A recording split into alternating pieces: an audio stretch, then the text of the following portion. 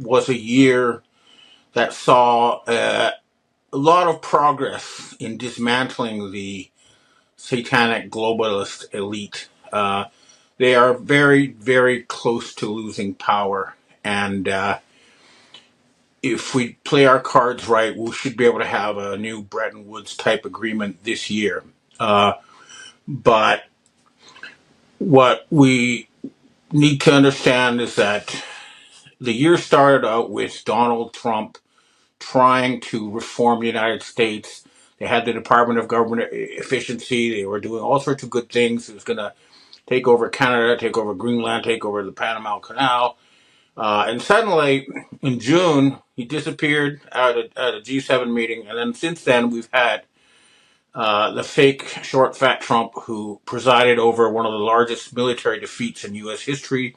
The United States lost 3 aircraft carriers and ran out of missiles. And basically, Israel was militarily finished. And now they're sending me a bunch of fake videos, probably filmed in India, saying that the Iranian regime is going to be overthrown.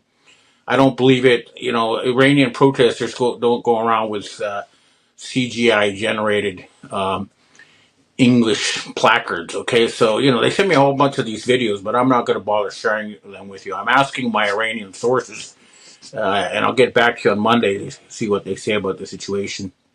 But just so you understand why you can't trust anything that you see on your screens, and you should always verify. For example, I appear live in front of real people so they can confirm I'm real. I'm not just CGI. But in any case, take a look at this video showing you what sort of stuff they can do now, and they are doing it.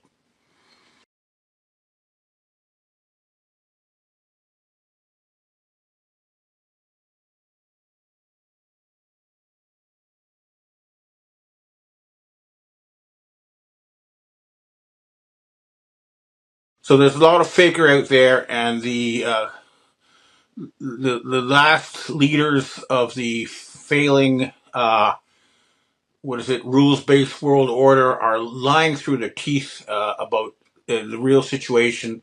They're faking their economic statistics, and that is going to lead to their downfall.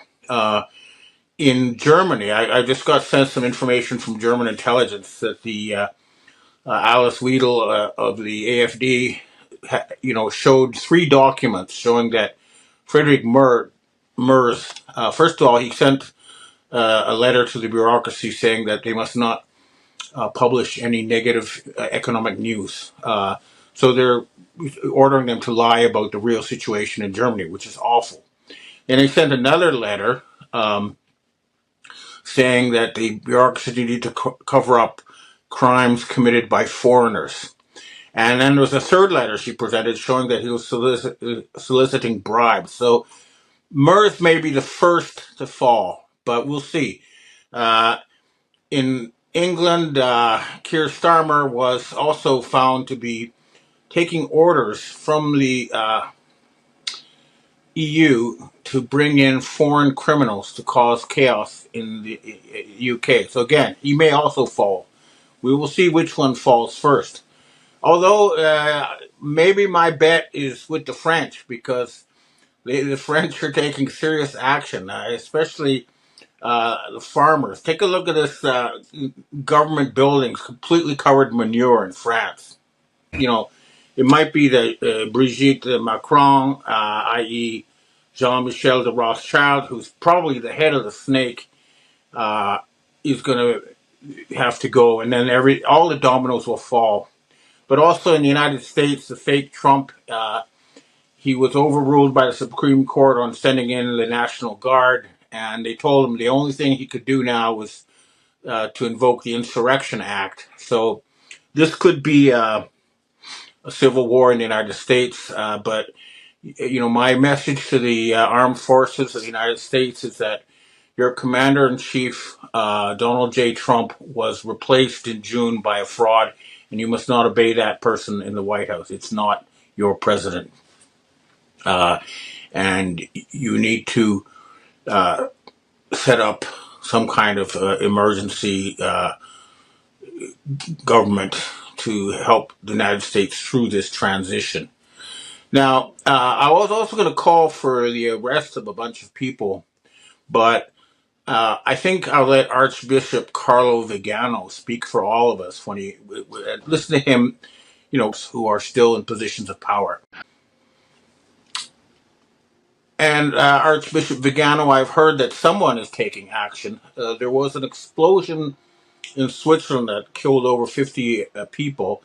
And I was told that a very senior member of the globalist elite was killed in that explosion. We don't know who it is yet, but I'm willing to bet it's Larry Fink. But I don't know. I don't have any inside information. All I know is from the CIA that a senior globalist was blown up. And we know that a lot of the globalists are all gathering in Switzerland right now because their financial system is falling apart. They are facing bankruptcy. The entire private central bank cartel.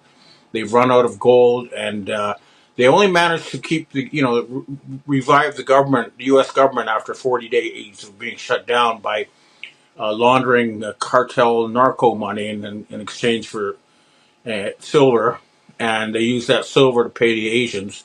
Now the Chinese have cut off silver, and I don't see how they're going to get past the end of January. We'll see.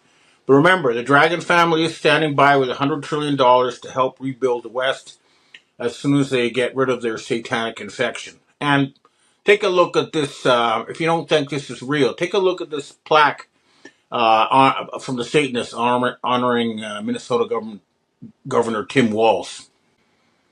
So you see, the West is satanically infected, and it has to be cured, and that's what we're going to do this year. And there are many ways we can do it, but what each of you can personally do who's watching this is to take your money out of the stock market, get cash, buy real things, try to use this cash as much as possible, but get your money out of their fake financial system. That's very important. That's what you can do. But at a higher level, action is being taken, and a lot of people are going to be removed. We're sure of it. And then we can start, we're hoping that Nigel Farage will be the first leader of the White Hats to take over a major G7 country. And then we're asking him to help convene a new Bretton Woods conference so that we can fundamentally rebuild the post-war international architecture to reflect current realities. We are also calling for a jubilee, a one-off cancellation of debt, a redistribution of assets that were stolen from the people through central bank fraud. That means each of you should get the equivalent of a house, as payment for what they've done to you. And we're also, saying we need to set up a future planning agency so that we are not outcompeted by the Chinese who have such a system. We need to improve our system of economic governance. Right now, it's run by Satan-worshipping pedophile elites who are blackmailed and who only wish to enrich themselves at the expense of others. They are not trying to, build a better world. They're just trying to enrich themselves at the expense of us. That's no way to run an economic system. We need to hire the smartest people who work for you to make your life better the way you want it to be. That's what we're fighting for. So let's try to do it this year. This has gone on long enough. Okay, well, that's what I have to say for myself today. Now I'd like to answer questions from readers and viewers. Hi, Ben. We have our first question for today. What are your thoughts on the silver export ban from China starting at the beginning of the new year? Is this the final nail in the coffin for the fiat dollar when Western bullion banks are cut off from accessing physical silver? It could well be. As I said in my talk, the idea is to remove the Khazarian mafia from control of the world's financial system, because that's what decides what we as a species do in the future. And the key to breaking their control is to insist on physical assets and not their paper or their digits on computers. And this is what the Chinese seem to be doing. cutting them off for anything that's real, and then their whole fake thing will just evaporate. We'll see. But you personally should invest in real things. Get your money out of the bank and buy a car, a house, a stereo, whatever, anything that really exists. That's my advice. Next question. Hi, Ben. You kind of answered this question already. It looks like a large amount of billionaire investors are pulling out of stocks, citing overvaluation. It seems like you agree with this. If not stocks, what, in your opinion, is the best thing to buy? Is it gold? Is it silver? You did mention property. Are there anything else that you would suggest people invest in? Well, I think land and housing is the number one. And farmland, so you have a supply of food, because at the end of the day you can't eat gold and you can't eat silver, and there have been times in the past where no matter how much gold you had, just things that are long lasting. If you don't have a lot of money, maybe just buy a brand new state of the art washing machine or whatever you can afford, but just get something that's real, that will personally improve your own life. That's what I suggest. Next question. Hi, Ben. You mentioned that the explosion at the bar. How do you think this was done? People are describing it as an instant inferno. Was this a bombing, or does it look like more of an advanced weaponry? I don't know. I'm still making inquiries, but my suspicion was that this was aimed at a specific individual. And then when I asked my CIA connections, they said a very senior member of the globalist elite was eliminated, and I guess Larry Fink, because either Larry Fink or Bill Gates are prime targets, because they were recorded saying they have a strong interest in going after these individuals. But I really don't know. I'll try to find out. And I don't know how it was bombed either. Again, it's too early, but there's many different ways you can do that. Next question. Hey, Ben. It looks like China has started to make military moves to invade Taiwan. Do you see this occurring in the near future? And if it does, what does that look like? Who comes to Taiwan's aid? Who backs China? And who wins? Uh, I don't think it's going to come to that. What's going to happen, I believe, the head of the Three-Legged Crow Society in Japan died, and they've now selected a new individual.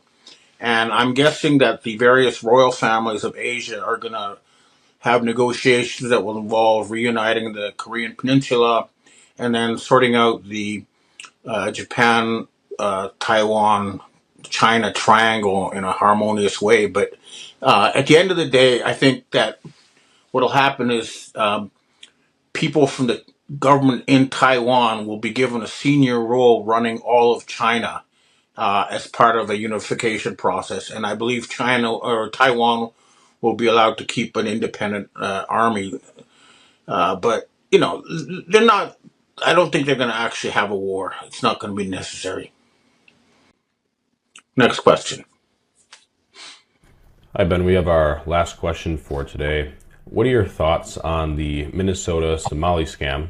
What is actually going on there? Somalia has one of the world's lowest IQs, so I don't buy that they have figured out how to scam the government by themselves. What sort of inside things are occurring inside of our government to allow them to get away with this? I saw one video of a supposed Somali scammer, and I'm telling you, the guy didn't look Somali. He looked Jewish, okay? Dark skinned, but definitely not. The Somalis have a very distinct appearance. I mean, the differences genetically within Africa are much bigger than anywhere else in the world. So different Africans are more different from each other than the Chinese are from the Europeans, for example. And the Somalis have a very tall, distinct features. And I don't think this has really to do with Somalis, although they may be used as a front. I think this is some kind of scam, and I'll try to look more into it. But I agree with you. I don't think it's actual Somalis, but they may be used as fronts. Okay, well, that's what I have to say for myself this week, and I hope to see you next week. President Trump reminds me of a friend who has a sister who is a drug addict, and she borrowed money from all her relatives and friends and everybody until the well went dry, and they wouldn't lend her anymore. And now she says that she won the lottery, and she's going to pay back everyone with interest. The problem is, she didn't win the lottery. It's delusional. The same thing is happening with the fake President Trump. This has been going on for a while now. He says he's got $18 trillion in investment promises from around the world. This is just not true. It's not happening. Nobody's investing anything. Then he says he's got $18 trillion in revenue from tariffs, when in fact his revenue is $238 billion, which is not even enough to cover a month's deficit, trade deficit, or budget deficit for that matter. And now we're seeing some similar delusional behavior as far as Greenland is concerned. He thinks that somehow by grabbing Greenland, which is part of a NATO allied state, that it's going to solve all his monetary problems because they've got all these rare earths. Again, the problem is, even if they do, it'll take 7 to 8 years to develop, and he's got bills coming due on January 31st, so it's not going to be on time. The same with Venezuela. He says, oh, we got all this Venezuelan oil. Yeah, all right, they've been stealing oil tankers, but guess what? U.S. has also had oil tankers stolen from them in the Middle East, so that's not working. And the big attempt to grab Iran's gold, has failed. The real reason for this failed color revolution in Iran was, as I wrote in my weekly report, to grab the Persian gold hoard, which is apparently huge. It's more than the official reserves of the entire world. And remember, the official reserves are only gold that was recognized by the Western financial system and has their stamp on it. It's not the real amount of gold in the world. In any case, the rest of the world is not accepting any more IOUs from the United States. They want payment in physical silver or physical gold, and the fact that they failed to grab the gold in Iran means they're desperate. I don't see any way out of it except one, which is to accept the Dragon family offer of $100 trillion. This would be used to finance the Jubilee, to cancel all debt, public and private, in the West, to finance a huge rebuild of U.S. infrastructure, for example, a high-speed train network connecting the whole country, all sorts of things. And also, we would promise that we would cancel all debt, public and private, and everybody would become the owner of their current residence. And landlords would be compensated with the equivalent in rent. And as you know, it's been pointed out, people who actually own their own houses and paid for them will be given an extra reward in the form of ownership of corporations that will be confiscated from the satanic oligarchs who stole it through central bank fraud. So all that is going to happen, but in the meantime, we still have this delusional megalomaniac who thinks he's Donald Trump. He's trying to invoke the Insurrection Act, and here you can watch the head of the Israeli Homeland Security. Remember, Homeland Security's headquarters is in Israel, and we have Christine Noem in this clip. You can watch her talk about the Insurrection Act. What this means is they want to use the military to shoot American civilians in order to impose a dictatorship ruled by their fake Trump. That's what it means.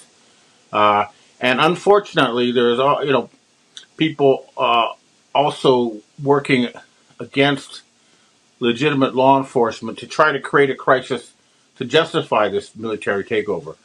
I do believe we need a military takeover, but not one controlled by the satanic Zionists. And you can spot them because they're the ones who are covering up all the Jeffrey Epstein files because they're in them.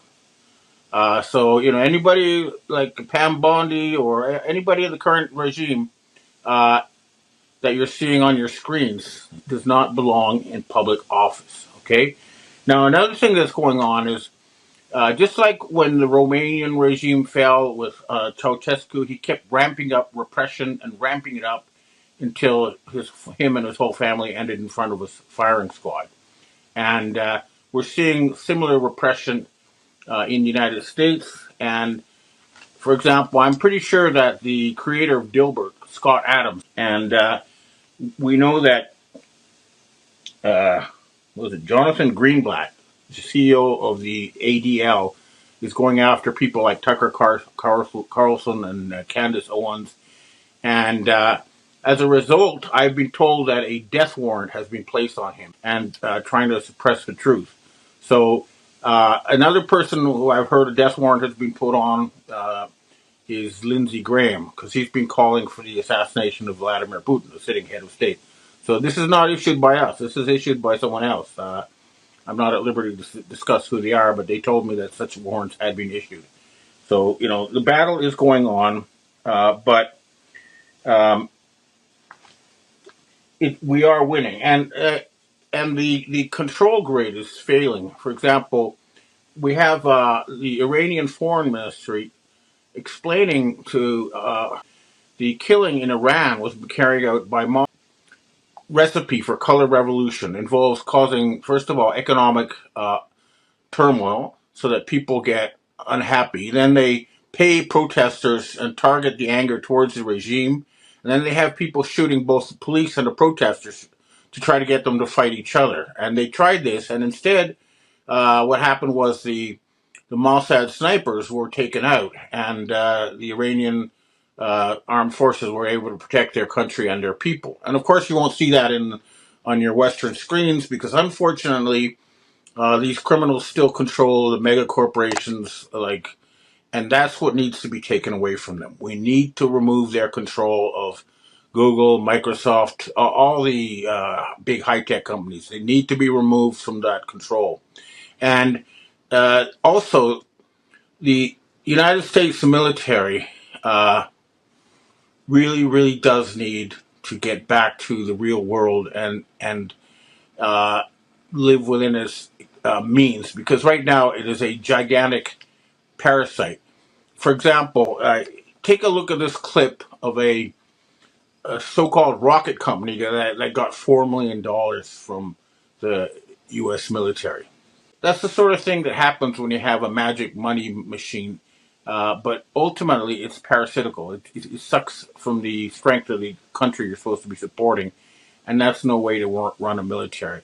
If the military was run by sane people, one of the first things they would do is get rid of all those aircraft carriers because, as the Chinese have pointed out, the Russians can sink them all within half an hour if they want to. They've got the missiles to do that. So militarily, they're expensive white elephants, and they need to be removed.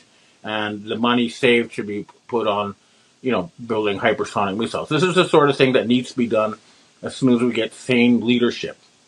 And again, the last time we offered this $100 trillion from the Dragon family, the forensic trail led to Barack Hussein, Thunder of Satan Obama, who blocked this money from being used to help rebuild America. And this time, the money is being blocked by the Rothschild family, who are using the fake Trump who's been around since June of last year. And that's what's blocking it now. So, we have Jean-Michel de Rothschild posing as Brigitte Macron. We have Nathaniel Rothschild. We have the Edmund de Rothschild Bank. We have Barclays Bank. And we have the Vatican Bank. These are the people who are preventing the rebuilding of the West and refusing the generous offer from the Dragon family to help rebuild Western industry and rebuild Western civilization. Uh, but it will happen anyway. We're going to have to let things collapse a bit more. It looks like Israel is being abandoned. Ehud Barak has been spotted fleeing the country. Benjamin Netanyahu has left. Uh, and I was told by the Iranians that the satanic, racist state of Israel is going to be replaced by the nation state of Judea, which will be a multi-ethnic, multi-religious state, and that the temple will be rebuilt once Judea is established, and the Jewish people will be freed from thousands of years of satanic slavery. This is, to the U.S. military and to the law enforcement agencies. Take a look at this clip about baby formula. From next question. Hi, Ben. We'd like to get your thoughts on the current mayor of Minnesota. You know what? I'm gonna skip on that one because I don't have enough knowledge to give you an informed comment. But I will try to do some research on that and talk about it in my next weekly report. Next question. Hi, Ben. Weekly, you tell that the Chabad death cult is going to be removed, but could you list a name? Could you list the names of the individuals running this cult and where their operations are conducted from, if you are aware? I believe that you could actually look it up online.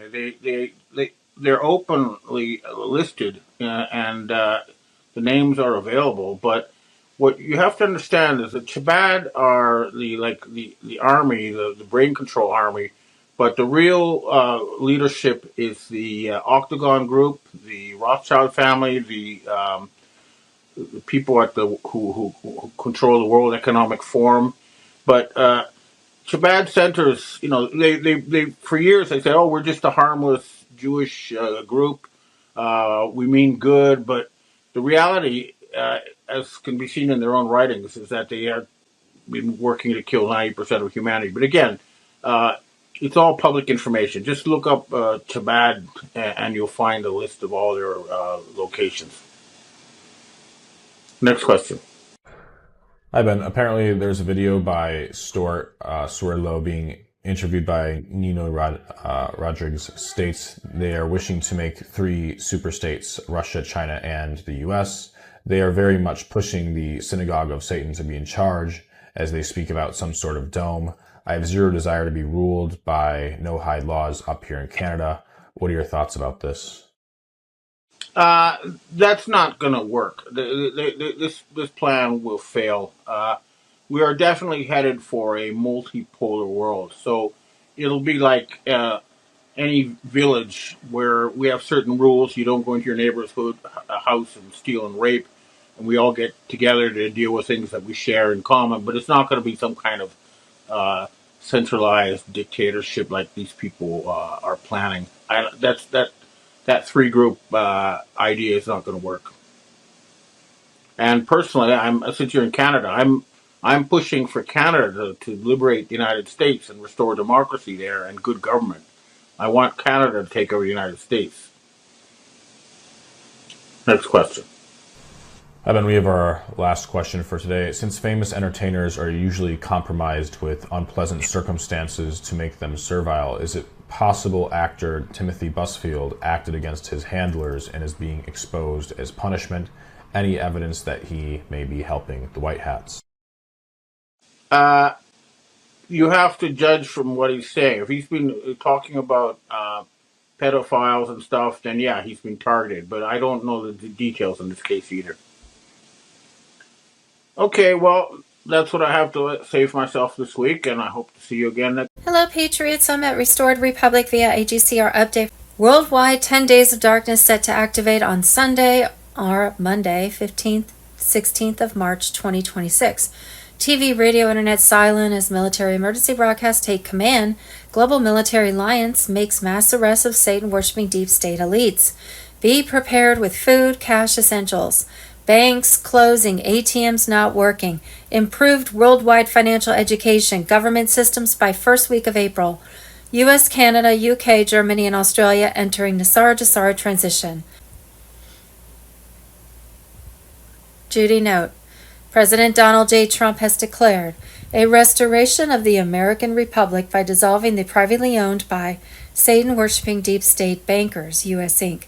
Trump simply took away the cabal private bankers' confiscation of U.S. taxpayer dollars by invoking Article 2 of the Constitution, activating the gold asset-backed global currency reset, and thereby returning taxpayer monies of all 209 participating BRICS alliance nations back to the people. Trump declared the United States fully sovereign under common law. No more admiralty law oppression. No more globalist chains dragging us into debt and war. The deep state grip has been broken. The true constitutional republic rises. On Friday, Bill and Hillary Clinton were arrested by Trump's global military alliance, flown to Gitmo, underwent separate tribunals, where both were convicted of treason, child trafficking, and crimes against humanity, and sentenced to hang within 72 hours.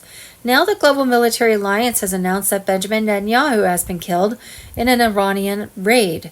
Netanyahu was said to house in Israeli underground tunnels, plus promoted continual war against Israelis through the Zionism movement. Like the Clintons and Netanyahu, should not be a surprise to anyone following President Trump's global military alliance.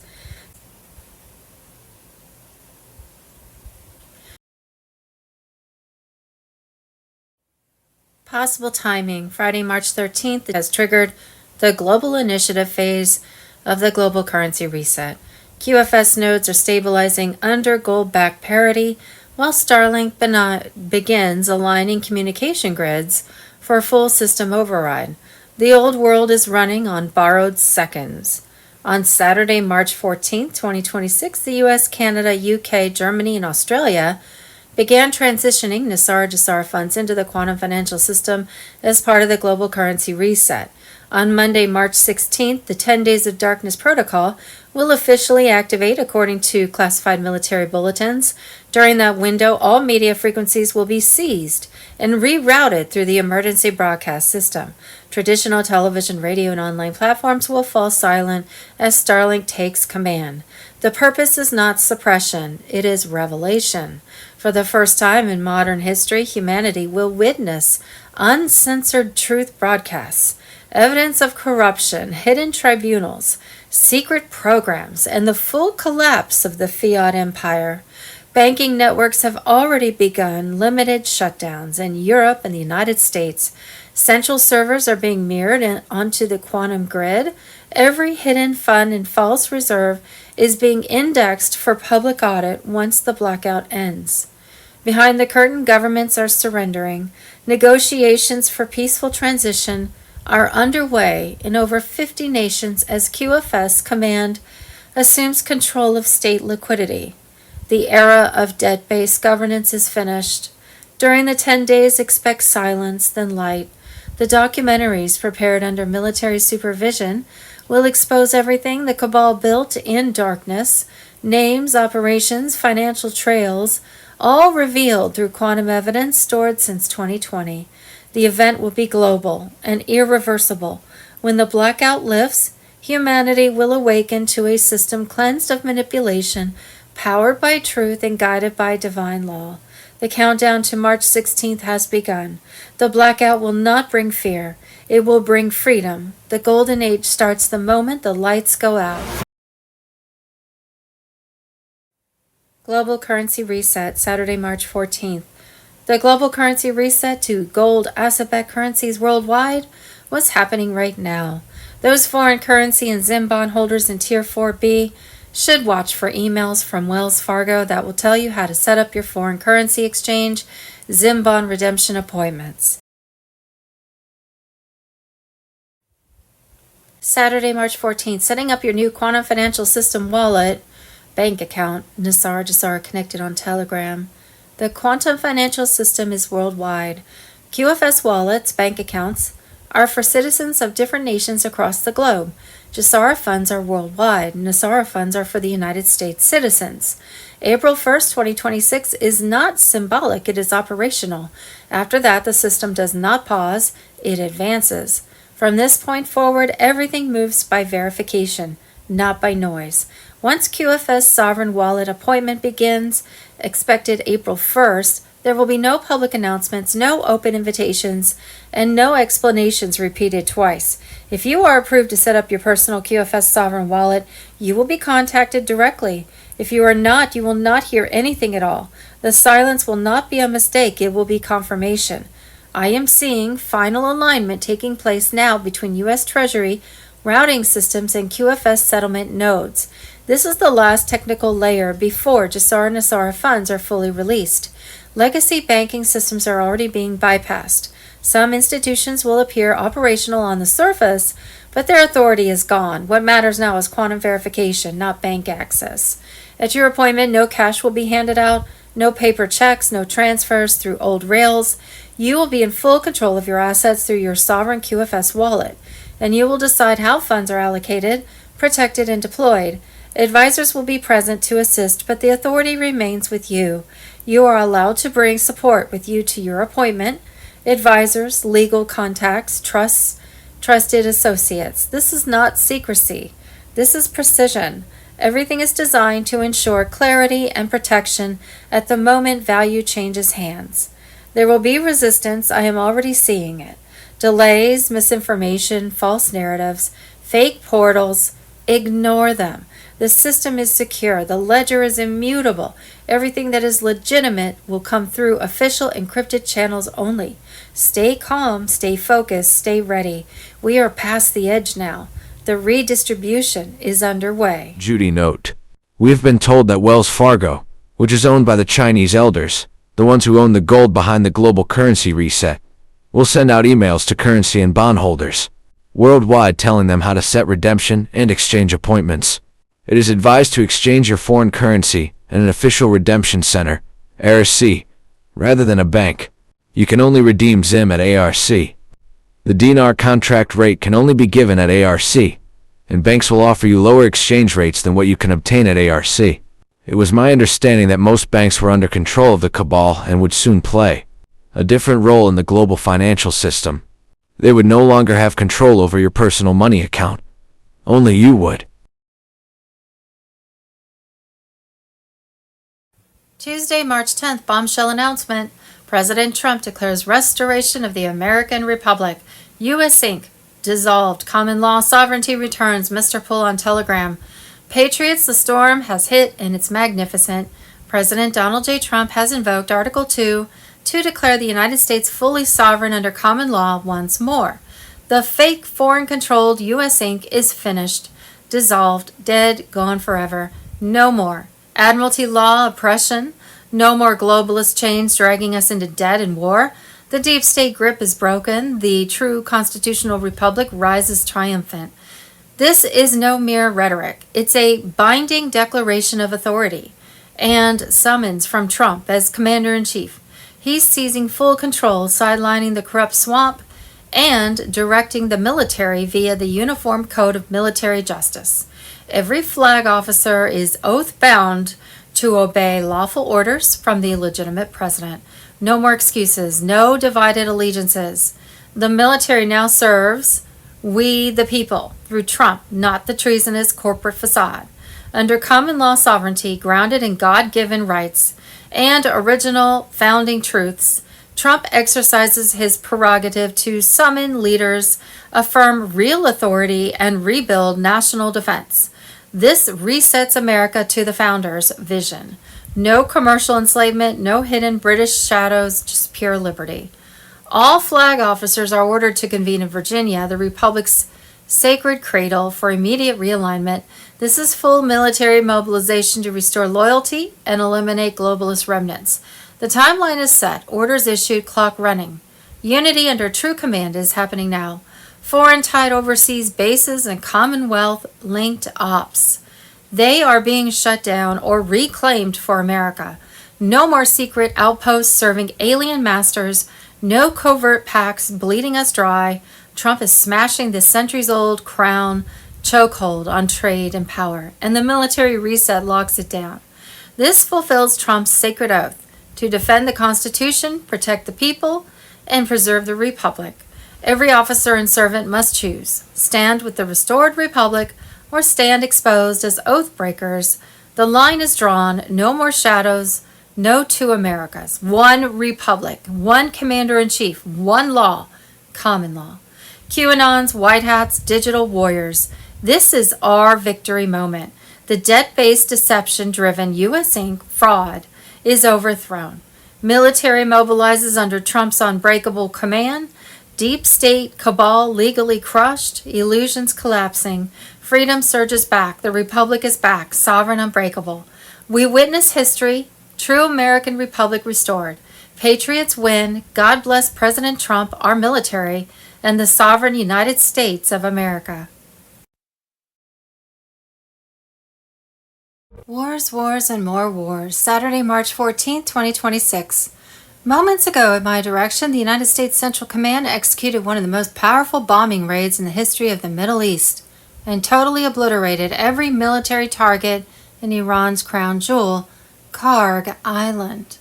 Iran has no ability to defend anything that we want to attack. There's nothing they can do about it. President Donald J. Trump. Saturday, March 14, 2026, Iran says it is now going to make sure no oil that benefits the United States or Israel passes through the Straits of Hormuz, warning that such shipments will be blown up immediately. Iran says the world should prepare for $200 per barrel oil as it goes on the offensive and will strike anything that benefits the United States or Israel. You will not be able to artificially lower the price of oil. Well, I know that we have a lot of reserves here that have been opened up, and I don't think there's an oil problem here. Saturday, March 14, 2026, on Piers Morgan, Professor Zhang Yang exposes the terrifying eschatological agenda driving the war. He details how secret societies are orchestrating the collapse of the American empire to build the Greater Israel Project, an AI surveillance state, and usher in the end times. Who would have thought we would ever see this? Guru Information and Intel, Saturday, March 14th. Boom. The Patriots are rising as Wano Savin, Michael Jaco, and Sheila Holm expose the shattering truth in their March 14th roundtable. Wano Savin on Telegram. Trump is dismantling Britain's iron grip on global affairs, severing their puppet strings from Iran to Israel. Since his bold moves in September 2025, Trump has declared the state of Israel free from foreign meddling, leaving Bibi Netanyahu aligned with true sovereignty. Britain's Prime Minister flounders, refusing aid in the Hormuz Straits only to be told, "We don't need you." Lloyd's of London, once the cabal's powerhouse controlling America, Canada, Australia, and beyond, crumbles under Trump's precision strikes. Greenland stands sovereign. Troops withdrawn under threat of total tariffs. The chains are breaking. Shocking, this is the second Revolutionary War, Patriots. Britain retains hidden rights to throne Jerusalem via the Balfour Declaration, but Trump's genius exposes the Zionist bankers' schemes. Zelensky's betrayal in 2025, fleeing to Britain after ditching Trump's ceasefire. Threats fade as Trump crushes the City of London's ties to China and Iran. No boots on the ground in Iran. B-2 bombers soar 36 hours nonstop, obliterating threats with surgical accuracy. The Revolutionary Guard's empire, built on secret UK properties worth billions, topples as Mojtaba Khomeini hides in fear. King Charles's alleged Islam conversion? Just more deep state desperation. Alert! Financial Armageddon looms. 85% of U.S. bond fraud ties to schools, dooming 600 banks by 2027. Post-2008 stress tests forced 60% cash in worthless bonds. Balloon payments unpayable even with county-wide taxes. Hyperinflation echoes Weimar, but Trump vows honest money. Gold and silver reset, ending the Fed's fiat scam from London's Roman walls. IRS abolished, external tariffs and the Republic. Property taxes skyrocket, 40% in Colorado. The hijack ends now. Schools indoctrination hubs run by non-citizen superintendents linked to Spanish intelligence face extinction. LAUSD and Ohio scandals reveal Mexico's remote control via Spain, all exposed. Patriots awake. Election fraud as weapon of mass destruction hits 71 nations. Puppeteering leaders via Venezuela, China, Serbia. Trump's 17-page executive order, ready by April 2026, declares national emergency. Military oversight, no machines, paper ballots, ID only. Tina Peters freed amid Colorado demos. Heard 2024 evidence seals fates. John Brennan's arrest imminent. Treason straight to Gitmo, earth-shattering. Grand juries indict on 2024 manipulations. Senators Biden votes in 2020. 93 face treason trials. Return to factory settings, 2-year terms. State-picked senators, no midterms. Yo, SES and IG, Carter's deep state tools dismantled. The storm is here.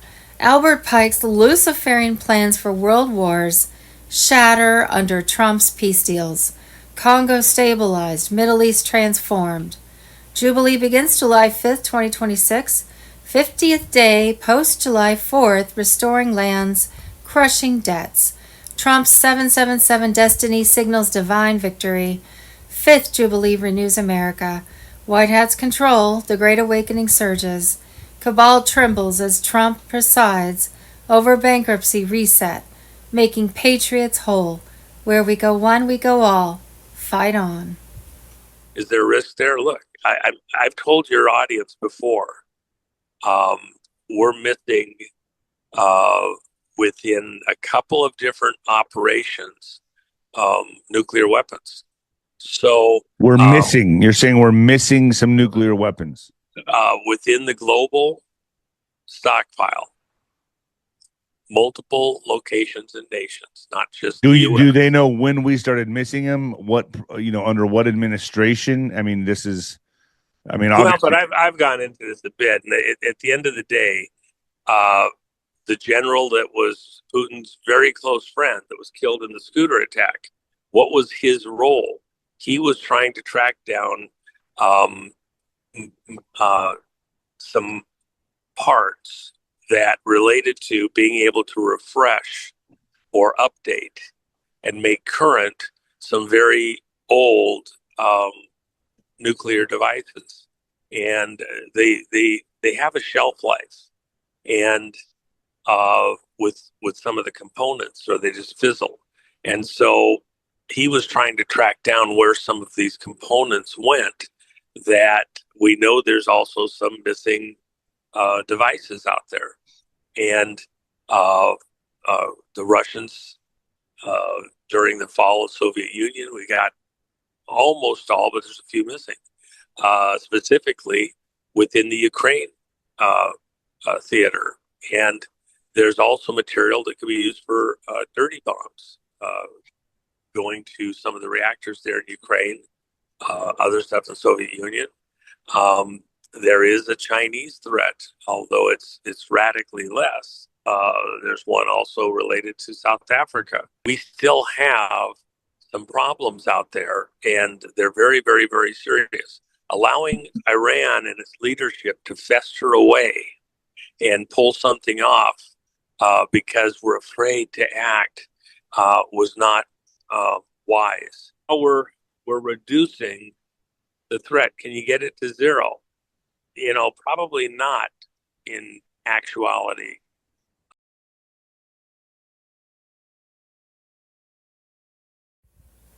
What we think we know as of Sunday, March 15th.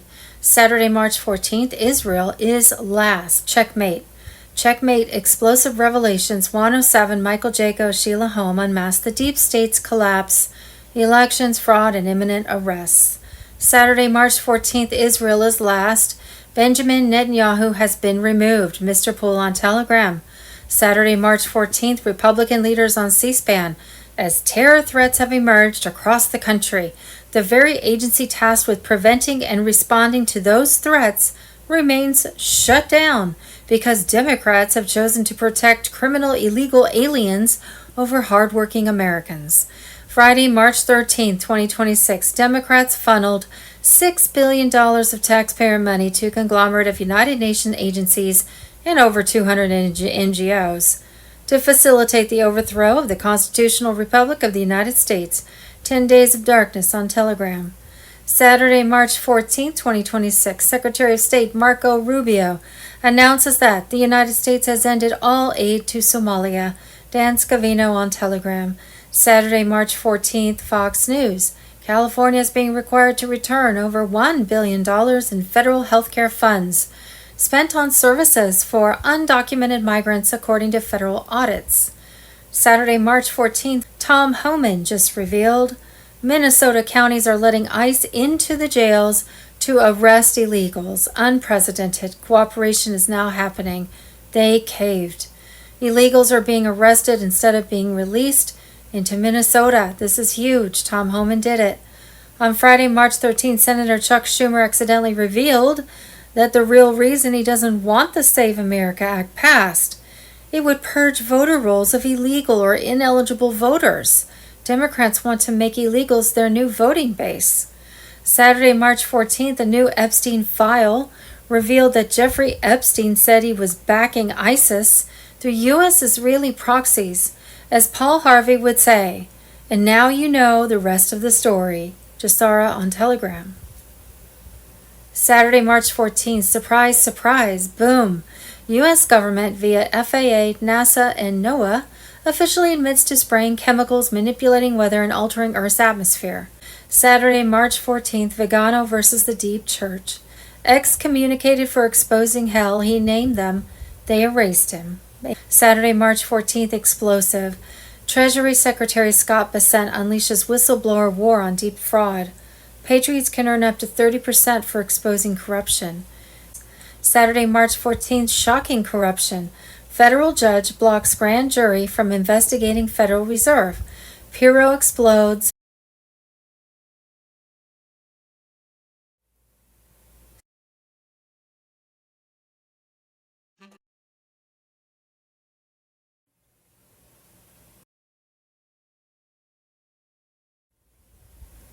Voter fraud. Saturday, March 14th. The global election fraud cartel started in Venezuela. The target was the United States, and the rest is history. President Chavez expressed that with their project, one day they would place a president in the United States as well.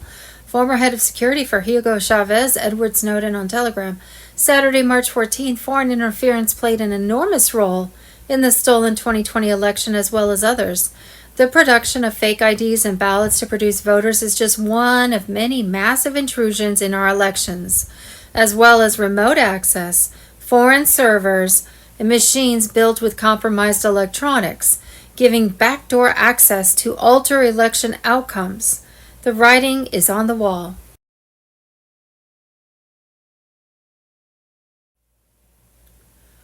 Government fraud. Friday, March 13th. Today, a federal judge blocked Trump from investigating the Federal Reserve. Mr. Poole, final chapter. Read that again. A judge just told the President of the United States he's not allowed to look inside the books of the institution that prints your money. Why? What's in those books that a federal judge would risk his entire career to protect? Here's what happened in the last 72 hours. Trump's DOJ issued subpoenas to Jerome Powell and the Federal Reserve Board, first time in history. They wanted transaction records from 2009 to 2024. Within hours, Judge James Boasberg stepped in and blocked everything. That's the skull and bones judge. Called it government overreach. The same Judge Boasberg who oversees the FISA court, same court that approved the illegal surveillance of Trump in 2016, same judge, same system protecting the same people. $9.7 trillion moved through the Fed's emergency lending programs between 2008 and 2023. No audit, no oversight, no names. Trump wanted the names. They said no. Now ask yourself, while the judge was protecting the Fed, what else happened? 2,200 Marines deployed to the Middle East. 9 drone attacks hit the UAE. 50,000 U.S. troops now in the region. The KC-135 shot down. The terror attacks on American soil. All in the same week, the president tried to open the Fed's books. Coincidence? The Fed isn't a government institution. It's a private bank owned by families whose names appear in the same files. Trump has been unsealing since January. Epstein's files, Soros's accounts, Obama's transfers, they all lead to the same building on Constitution Avenue. Trump told the Joint Chiefs on March 11th, "The war isn't overseas, the war is on Constitution Avenue. The bombs falling on Tehran are destroying the offshore accounts. The subpoenas are targeting the onshore accounts. They blocked one, they can't block both. Falling crown. Phase 5 is the Federal Reserve. The judge bought them days, not weeks, not months, days. They blocked the subpoenas. They activated sleeper cells. They hit a tanker. They attacked a synagogue. All to protect one building. It won't be enough."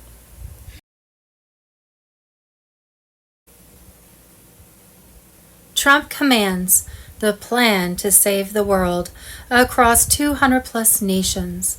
Rolling worldwide EBS set to begin midnight Friday, March 13th, 2026.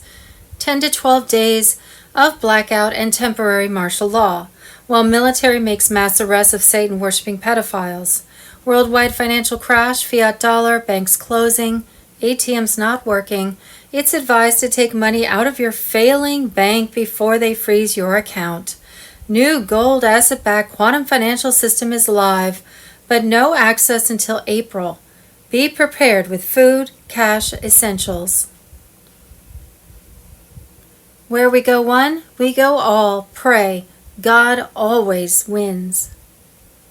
Judy note, people may wonder why they were closing down the world for 10 or so days while the global military alliance headed by President Trump made mass arrests of Satan-worshipping pedophile deep state elites.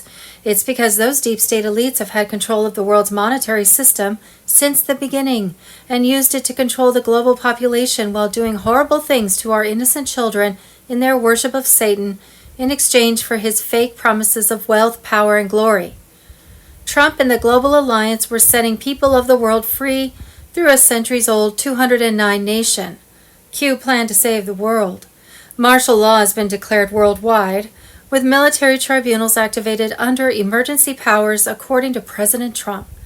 The U.S. constitutional republic has been restored, with the new U.S. Treasury located in Temple, Texas. Washington, D.C. was now the Washington Military District. The deep state cabal's crime syndicate government has been dismantled. Last night, Thursday, March 12th, a Special Forces military unit raided the Clintons at their Chappaqua estate. They were arrested and taken to Gitmo. Bill Clinton underwent a military tribunal and was sentenced to hang for Epstein crimes. Hillary also went before a military court and was sentenced to death by hanging for treason, child trafficking, and crimes against humanity. Executions were scheduled to happen within 72 hours. That was the beginning of the end for the deep state cabal.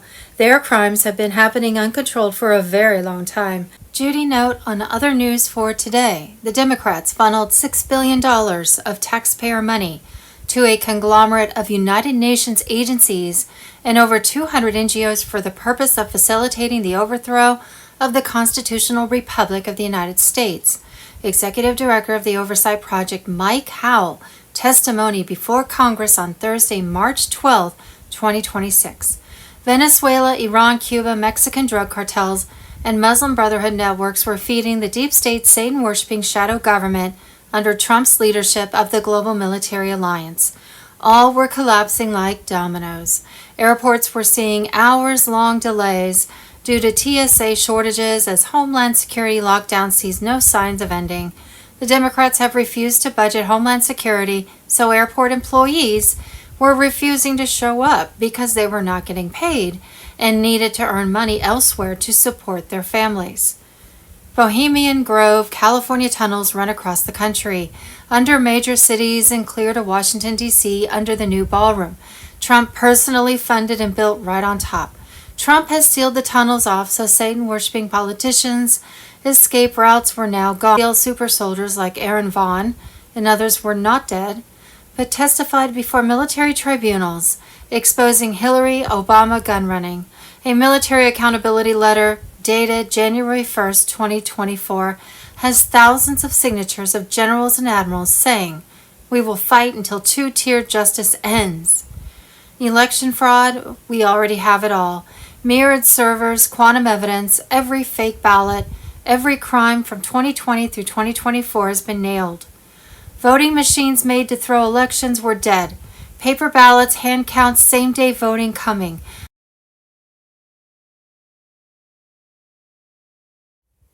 Global currency reset. Wednesday, March 11, 2026. Breaking. We're getting close to the moment we've been waiting for. The final activation steps are anticipated to take place over the course of the next 24 to 48 hours. The start of the new financial era, which has been quietly developing behind the scenes, could be announced by official notifications at any time. The first week in April was when the general public would be notified to set up their QFS money accounts. Tuesday, March 10th, bombshell announcement. President Trump declares restoration of the American Republic. U.S. Inc. dissolved. Common law sovereignty returns. Mr. Pull on Telegram.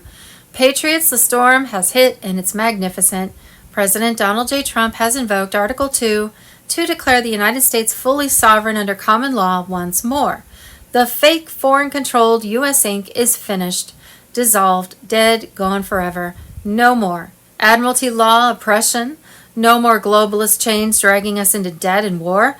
The deep state grip is broken. The true constitutional republic rises triumphant. This is no mere rhetoric. It's a binding declaration of authority and summons from Trump as commander-in-chief. He's seizing full control, sidelining the corrupt swamp, and directing the military via the Uniform Code of Military Justice. Every flag officer is oath-bound to obey lawful orders from the legitimate president. No more excuses, no divided allegiances. The military now serves we the people through Trump, not the treasonous corporate facade. Under common law sovereignty grounded in God-given rights and original founding truths, Trump exercises his prerogative to summon leaders, affirm real authority, and rebuild national defense. This resets America to the founders' vision. No commercial enslavement, no hidden British shadows, just pure liberty. All flag officers are ordered to convene in Virginia, the Republic's sacred cradle, for immediate realignment. This is full military mobilization to restore loyalty and eliminate globalist remnants. The timeline is set, orders issued, clock running. Unity under true command is happening now. Foreign tied overseas bases and Commonwealth-linked ops. They are being shut down or reclaimed for America. No more secret outposts serving alien masters. No covert pacts bleeding us dry. Trump is smashing the centuries-old crown chokehold on trade and power, and the military reset locks it down. This fulfills Trump's sacred oath to defend the Constitution, protect the people, and preserve the Republic. Every officer and servant must choose, stand with the restored Republic or stand exposed as oath breakers.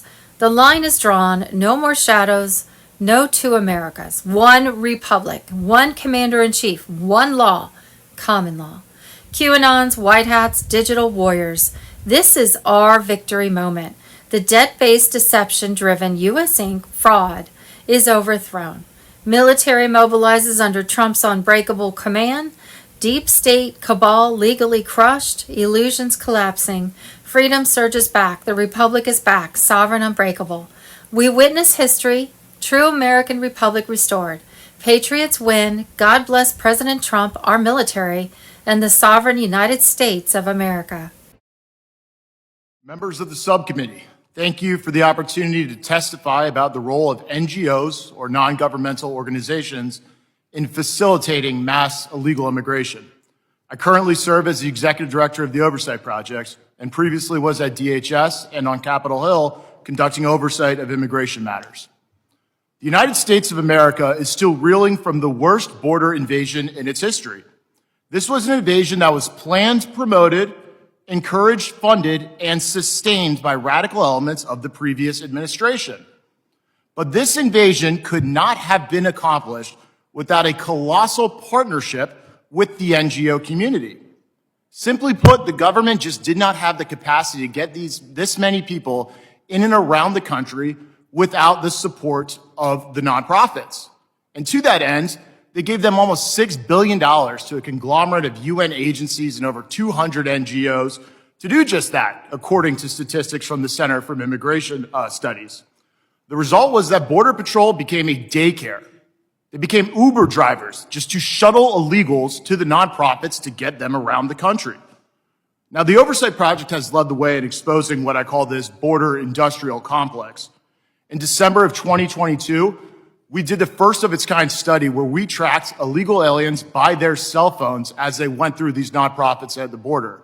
In just a 1 month period, in tracking 30,000 devices, so a very small subset of the 10 million that Biden had crossed the border, we found out that the illegals went to nearly every single congressional district in the United States. We proved that every town was indeed a border town. That work informed the House of Representatives to pass H.R. 2, which notably contained a provision defunding the entirety of these NGOs. Now, this was a landmark event. It was controversial even amongst politicians here in D.C. because the dirty secret is a lot of politicians have a very cozy relationship with these organizations. In fact, one member went as far to say that that provision in H.R. 2 was unchristian. Well, that's now a common sense principle for immigration policy today, that we do not fund our own invasion. And to that end, DHS pausing all money to these organizations is simply common sense. Now, really quickly on H.R. 2, because there's been a lot of confusion on this point. Some of your colleagues last Congress over in the Senate introduced a bill to undercut H.R. 2 that would have mandated a new normal of illegal boarding crossings at over 5,000 a day. Now, I'm going to quote President Trump here from his State of the Union last week. People kept saying we needed new legislation to secure the border, but it turned out all we needed is a new president. He was right. He is right. In addition, the Oversight Project continues to lead the way in uncovering seedy behavior after behavior at NGOs. In New York, we found illegal aliens getting false residence documents. In Mexico, we found flyers at an illegal alien staging camp encouraging illegals to vote for Biden. In Arizona, we found a former Mexican consulate official at the Southside Worker Center in Tucson advising illegals how to lie to law enforcement and invade ICE. That's against the law. Additionally, we produced documentary evidence of non-citizens admitting on camera to being registered to vote in Georgia, North Carolina, Minnesota, Arizona. So where are all the government investigations? I am begging for someone to please join us. What about the DHS OIG? I see investigation after investigation into the conditions at ICE facilities. Where are the investigations of these nonprofits and the $6 billion that flowed through them? It's time that we start treating the Biden border crisis like the crime scene that it is.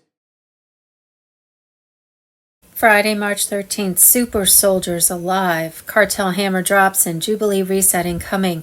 Sheila Holm, the researcher whose books armed President Trump with the real truth, unleashes fire. Epstein files are detonating worldwide.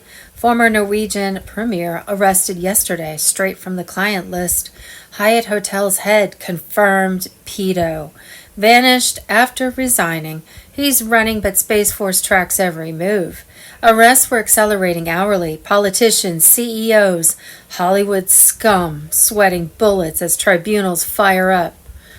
Trump's immovable trap was genius. He let the left scream for files while military held the kill switch. Q's misinformation necessary played out perfectly. Biggest sting ever. Epstein likely flipped, cooperating with white hats, spotted alive, long hair and beard. Ghislaine fronted for Mossad puppet master dad Robert Maxwell, fake name, running global blackmail with kids, adrenochrome, satanic torture, all taped. Politicians owned, now flipped. Briggs overflowing, military justice, no pensions, just ropes for traitors. Explosive reveal, 83 SEAL Team 6 dead in staged crash. Post Bin Laden, alive. Super soldiers, memory wiped since 2014. Witnesses to Hillary, Obama, Benghazi, gun running, treason. Fake death letters to families, no bodies. When they testify, the entire syndicate implodes overnight. Cartels crushed. U.S. forces seized 134 acres inside Texas. All equipment gone. Mexico, green lights, ops on their soil. Cartel bosses Trump hosted last year sang. CIA ran drugs since Bush Sr.'s fake war. No mercy. Boats bombed, lands taken. Venezuela, Cuba puppets wiped. Warriors drop fortified compounds 100 to 1 outnumbered with tech cabal can't fathom. McAfee alive. Lit cigarette painting troll. Backdoored systems. Saved every destroyed email. Epstein Island pool pic with Clinton. Epstein snapped it. Proof he flipped early. 2026 Jubilee. 50th cycle since fake independence. May 17th, prayer gathering. 49 days before July 4th. 250th, return to creator and debt slavery. Republic restored. Treasury to Temple, Texas, D.C., now Washington Military District. Crime syndicate government dismantled. Divine feminine rises. Mama bears, widows marching. Christ consciousness awakens. No more Constantine fake religion. Truth simple. Quantum manifestation direct to source. Flood hits pre-midterms. Traitors in Gitmo force election delay. Pray hard through May 17th. Divine burn can end Sodom overnight. Greatest story ever told. Satan's empire falls. Humanity reclaims Eden. We win. They lose bigly. Wars, wars, and rumors of wars. Friday, March 13th, Secretary of War on Operation Epic Fury. Never before has a modern capable military, which Iran used to have, been so quickly destroyed and made combat ineffective, devastated. We said it would not be a fair fight, and it has not been.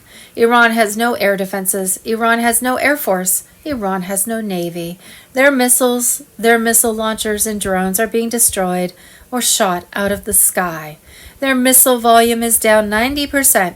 And as the world is seeing, they are exercising sheer desperation in the Straits of Hormuz. Friday, March 13th, Jesse Waters on Fox News. Seize Karg Island, and it's game over for Iran's terror regime.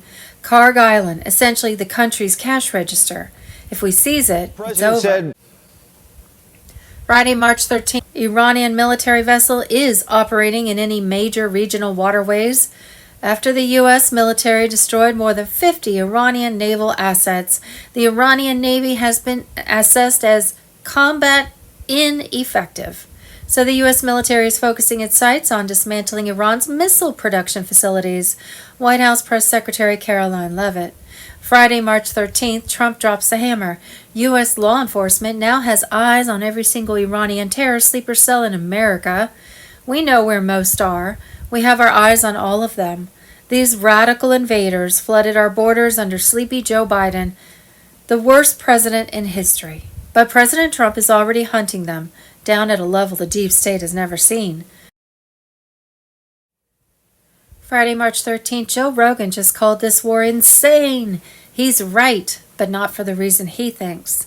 Rogan told 200 million listeners on Wednesday, Trump supporters feel betrayed. I don't feel betrayed if you know what's going on. This seems insane. He's not wrong. It does seem insane. Unless you know what's under Isfahan. What the media won't tell Rogan.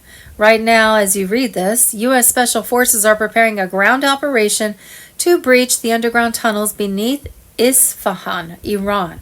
Not to destroy them, to seize what's inside.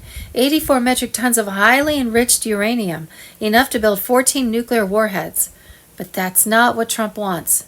Beneath the uranium, 3 levels deeper, is a vault built in 2014 with $2.3 billion from the Obama administration. Inside that vault, $127 billion in gold bars, stolen from Libya in 2011, routed through Qatar, hidden by the same network that moved Epstein's money. Financial records connecting the Clinton Foundation, the Federal Reserve, and 14 sitting members of Congress to a money laundering operation that ran from 2009 to 2023.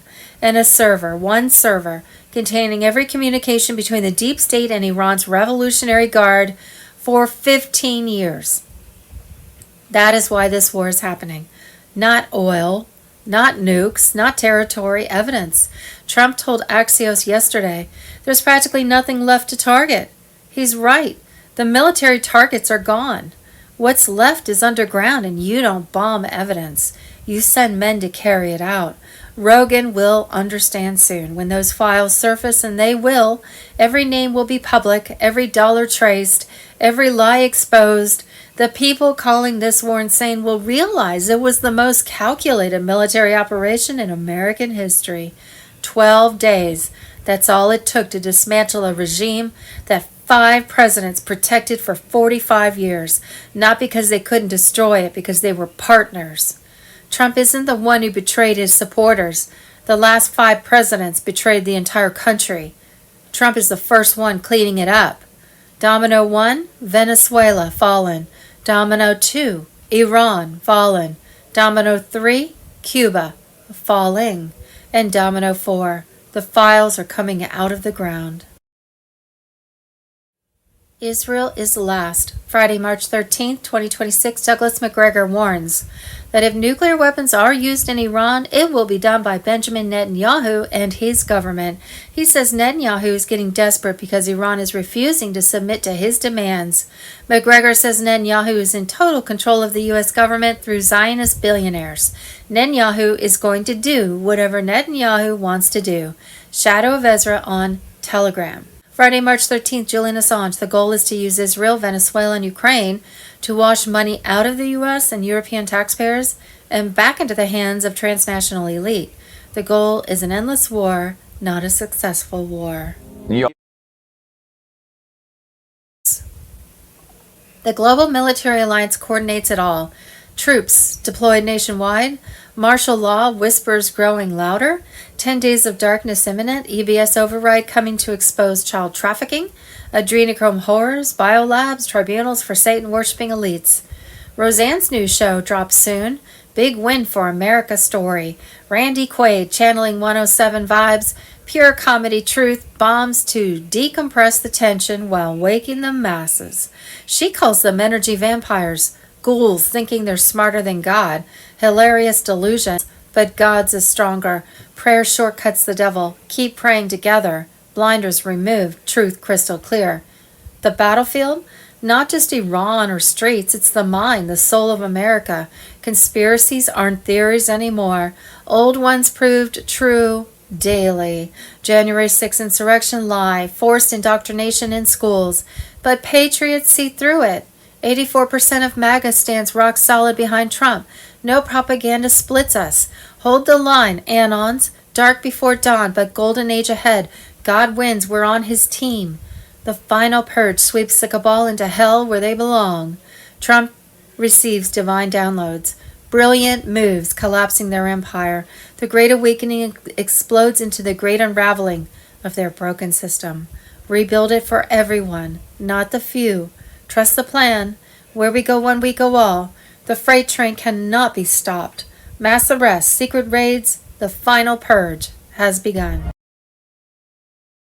Juan O'Savin unleashes Trump bombshell, March 13, 2026. Sheila Home confirms military tribunals incoming. For satanic deep state cabal as white hats execute the plan and the children are finally saved. Juan O'Savin, JFK Jr. on Telegram. Patriots, the storm has broken wide open on March 13, 2026. When Juan O'Savin dropped explosive Trump breaking news alongside Sheila Home on Patriots across the pond, revealing that military tribunals are incoming right now.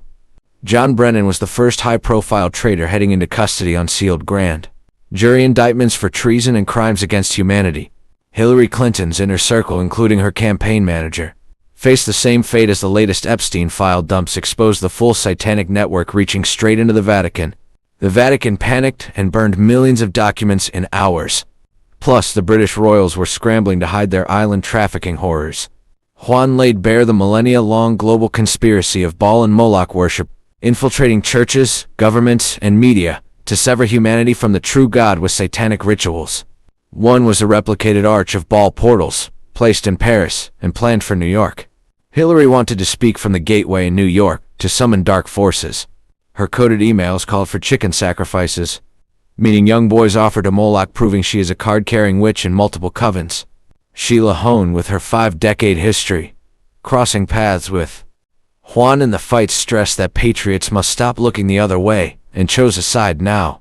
Patriots should engage locally against stolen elections, school board frauds, and bond scams that drain family wealth.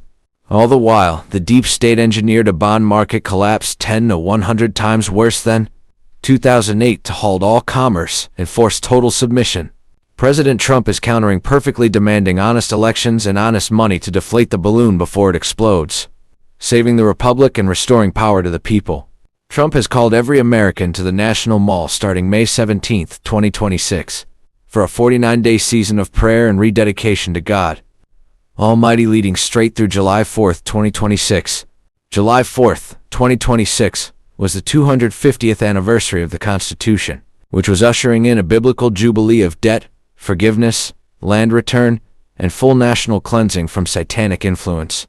The celebration would reclaim Washington, D.C. from occult symbols like the Osiris Phallus Monument and Pentagon Death Geometry.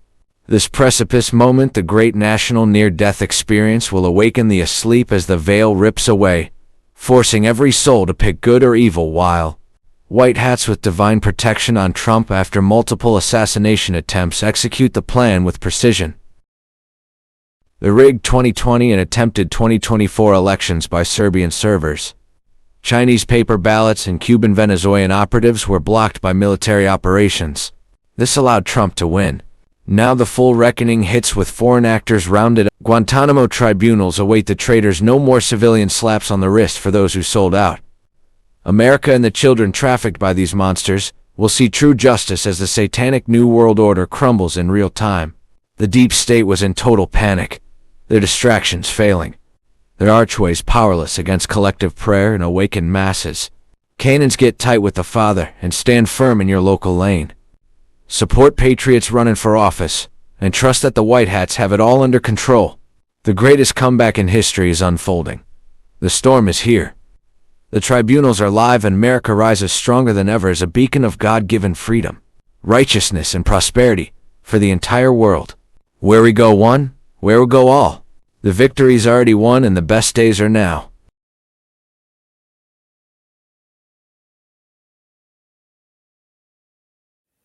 Election fraud, Thursday, March 12th. This is the fix in Arizona elections.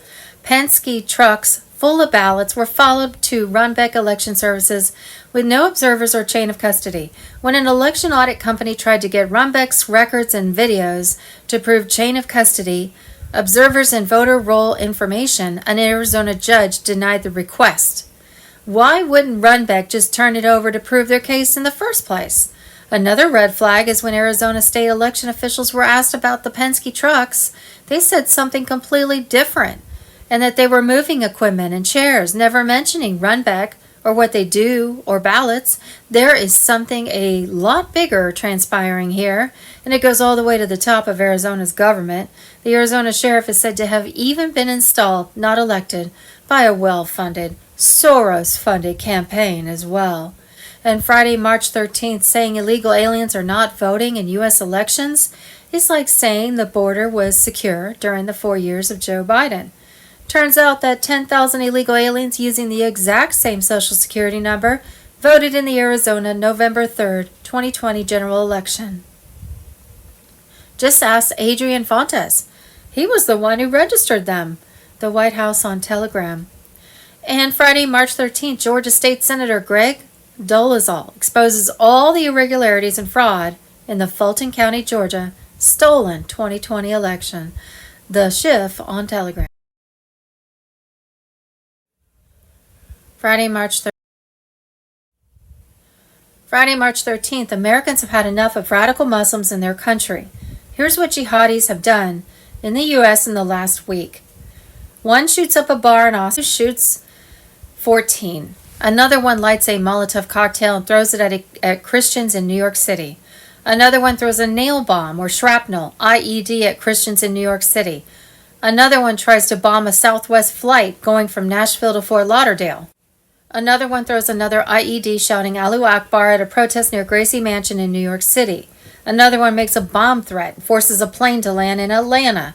Another one drops a bomb threat at Kansas City Airport. And the DHS is reporting that jihadi threats against churches across the U.S. right now are completely exploding. Radical Islam, for some reason, is the one religion that the left will fight for until their dying breath, for whatever reason. And Christianity is somehow always the problem. Funny how that works. 10 Days of Darkness on Telegram. This is something that involves liberating the American people. So first, let's take a look at this video about the Federal Reserve Board so you know actually who is going bankrupt, because it's not the American people.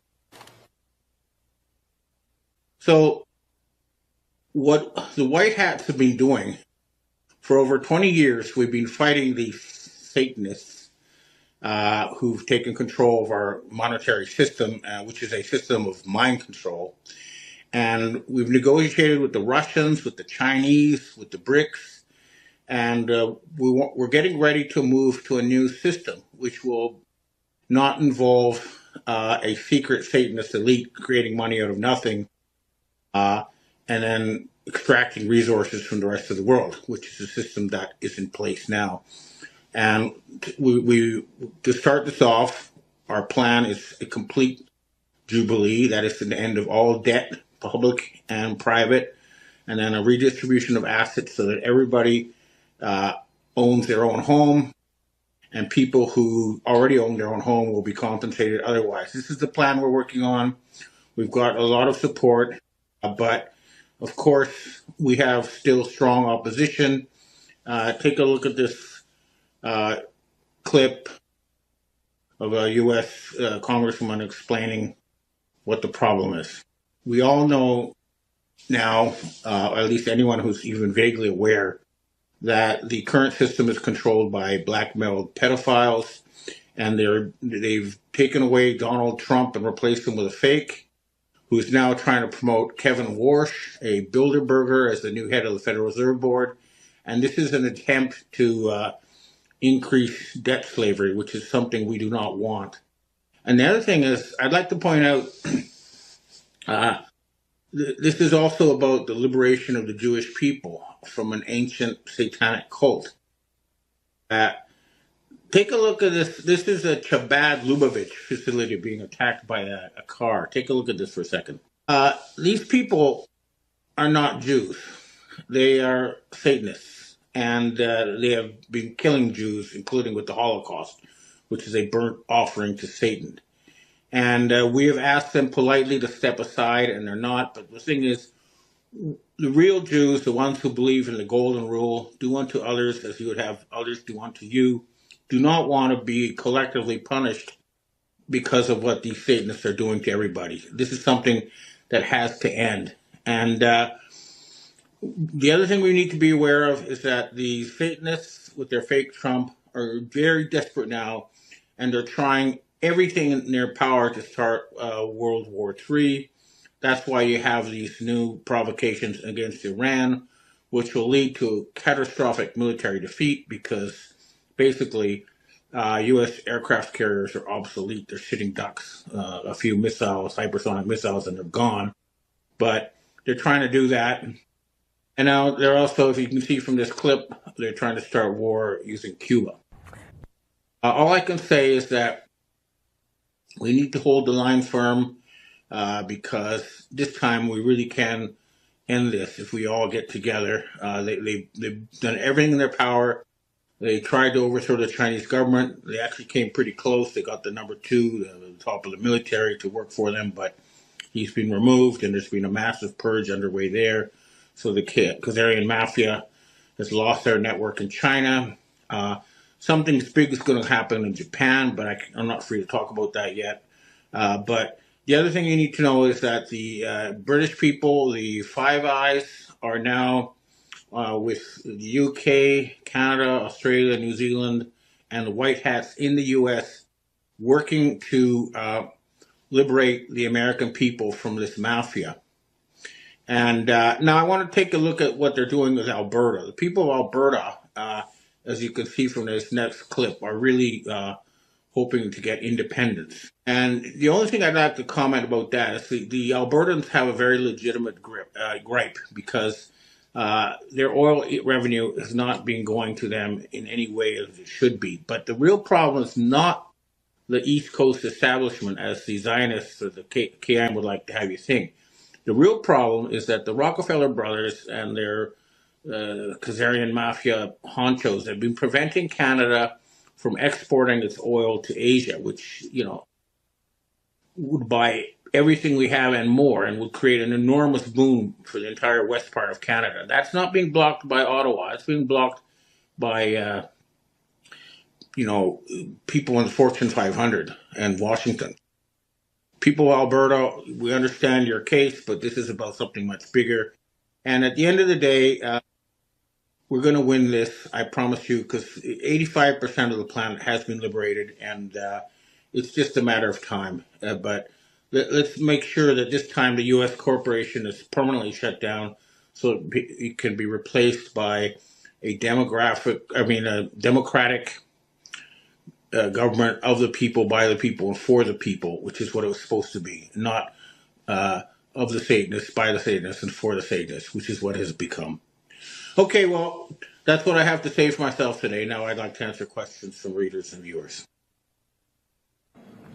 Hi, Ben. We have our first question for today. It seems things are starting to ramp up here in the United States, especially with the economy. When are we likely to see prices start coming down? It seems to be pretty unaffordable for the average person right now. Yeah, the problem is that the Khazarian mafia, who control your economy, have been trying to extract everything they can from the American people in order to keep their corporation afloat. And they do that by artificially jacking up food prices and other things. So the key to this is letting the government go bankrupt and replacing it with something new. Building a new capital elsewhere, then the average person will soon see their. I can promise this. I'm willing to bet my life on it that if we overthrow these people, we can double your living standards within a year by using a jubilee and putting the country under proper economic management. That way, we won't be outcompeted by the Chinese. And by the way, just an example of how much better their economic system is. In 2024, one single Chinese company built more ships than all the companies in the United States built in the 80 years since World War II. That's how different it will be when we have proper economic management, and we won't lose to the Chinese anymore. Next question. Hi, Ben. I'm not sure many here find it troubling that you are sort of standing behind Carney, even though we all know his history. We all know the level of murderous blackmail he had to go through before being allowed to head the Bank of England, and we all know the level of blackmail he must be under now to be the Prime Minister of Canada. This about turn is troubling indeed. Even you referencing he may be the head of a North American union is also troubling, so I have to ask, what's going on? Can you agree at least to say that during this time of great turmoil and major change, the powers that be will look to take full advantage of this position to position themselves again in power, either directly or indirectly, and that this is the time we the people should not trust anyone? What are your thoughts?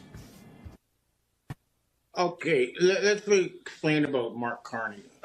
I report the world as it is, not as I want it to be. Okay, Mark Carney is also a blackmail pedophile, or he wouldn't have got into the job he had. What I was reporting, though, was what happened at Bilderberg. At the Davos summit, and the the reaction that took place there. So the people there really support him versus the fake Trump administration. But clearly, I reached out to Mark Carney when I was in Canada. He refused to talk to me or acknowledge me, and he's not going to be the head of the North America or anything else. He's just late in the game trying to change sides, but it's probably too little, too late. But what I did report was that there's a fundamental break within the Anglo-Saxon current power structure, but we don't want either side in charge. I'm no fan of Mark Carney, and I'm no fan of Howard Lutnick or either of these people. We want people completely different in charge, and that's what we're fighting for. So I know this was it made it look like I was in favor of Mark Carney, but no, I'm just reporting what happened at Davos, not what I think, because I think we want none of these bastards. We don't want any blackmailed pedophiles in power, period. Next question. Hi, Ben. There is currently an Asian meeting of leaders and diplomats in the Philippines. Is anything important actually being done here? Is Japan a part of it, or is this really not something that we should be paying attention to? There's a lot of behind the scenes maneuvering. The Asians are preparing to offer $100 trillion to the West. And this is not a loan. You don't have to pay it back. This is strings free to help you rebuild. These negotiations are about that as well as about eliminating the KM influence in East Asia.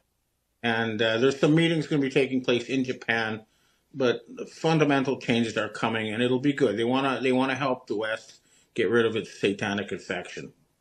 That's what I can say at present. Next question, please. Hi, Ben. We keep hearing about Myanmar and its military-run elections. Do you know what's going on there right now? Do you have anything to share? Well, the country has been de facto split. The Karen peoples have declared their own new country, and there is a proxy battle between the white hat Western military and the Russians against certain Chinese factions who want to take over Cambodia and Myanmar and colonize them. And the new Russian defense doctrine is one of we don't let anybody invade anybody else, period. So they'll fight with the Chinese if China is invaded, and they'll fight against the Chinese if the Chinese invade somewhere else. That's how this is working. So that's what I know about the situation in Myanmar. There's also a big battle over tin supplies and stuff. It's part of a sort of power struggle between the white hats and the Chinese to make sure the Chinese come on board with a new world paradigm that's not, a China-dominated world, but rather a multipolar world where East and West are equal partners, not one subjugating the other. Next question. Hi, Ben. We have our last question for today. What do you think of Elon Musk saying in a recent interview, stating that in about 4 to 5 years, AI will take over all of the jobs, money will be useless, and no one will need to work? Do you foresee this actually happening?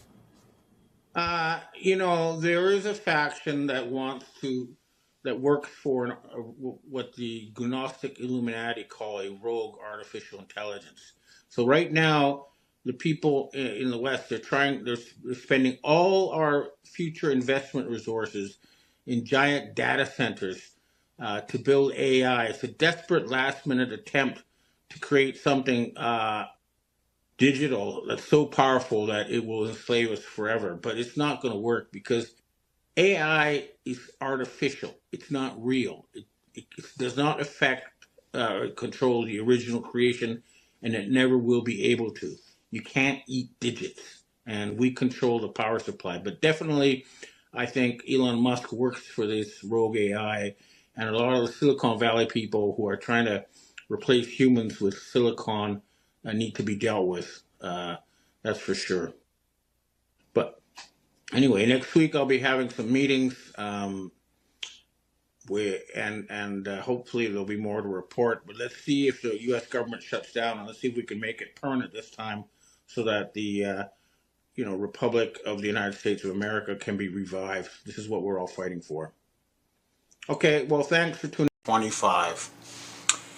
Last week, French intelligence warned us that a ship equipped with earthquake weapons was 300 miles to the south of Hokkaido. And this warning was passed on to the relevant authorities, and as a result, that ship was put out of commission.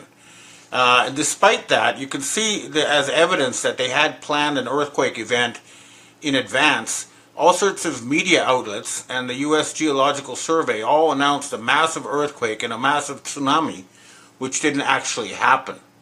But what it does mean is that the United States has now lost their ability to use earthquake weapons to terrorize people in order to, force them to hand over money. So they've lost their military cards. I would say now everything. For example, we're pretty sure they already lost 3 aircraft carriers. They can no longer send aircraft carriers to intimidate small countries. And with the war in Iran, they used all their missiles, and now they've used their earthquake weapons, which is, I think, Trump was referring to as a horrible thing that's going to happen to Russia. Well, they didn't, okay? So this is really the last card the Americans had in order to try to steal money from the rest of the world.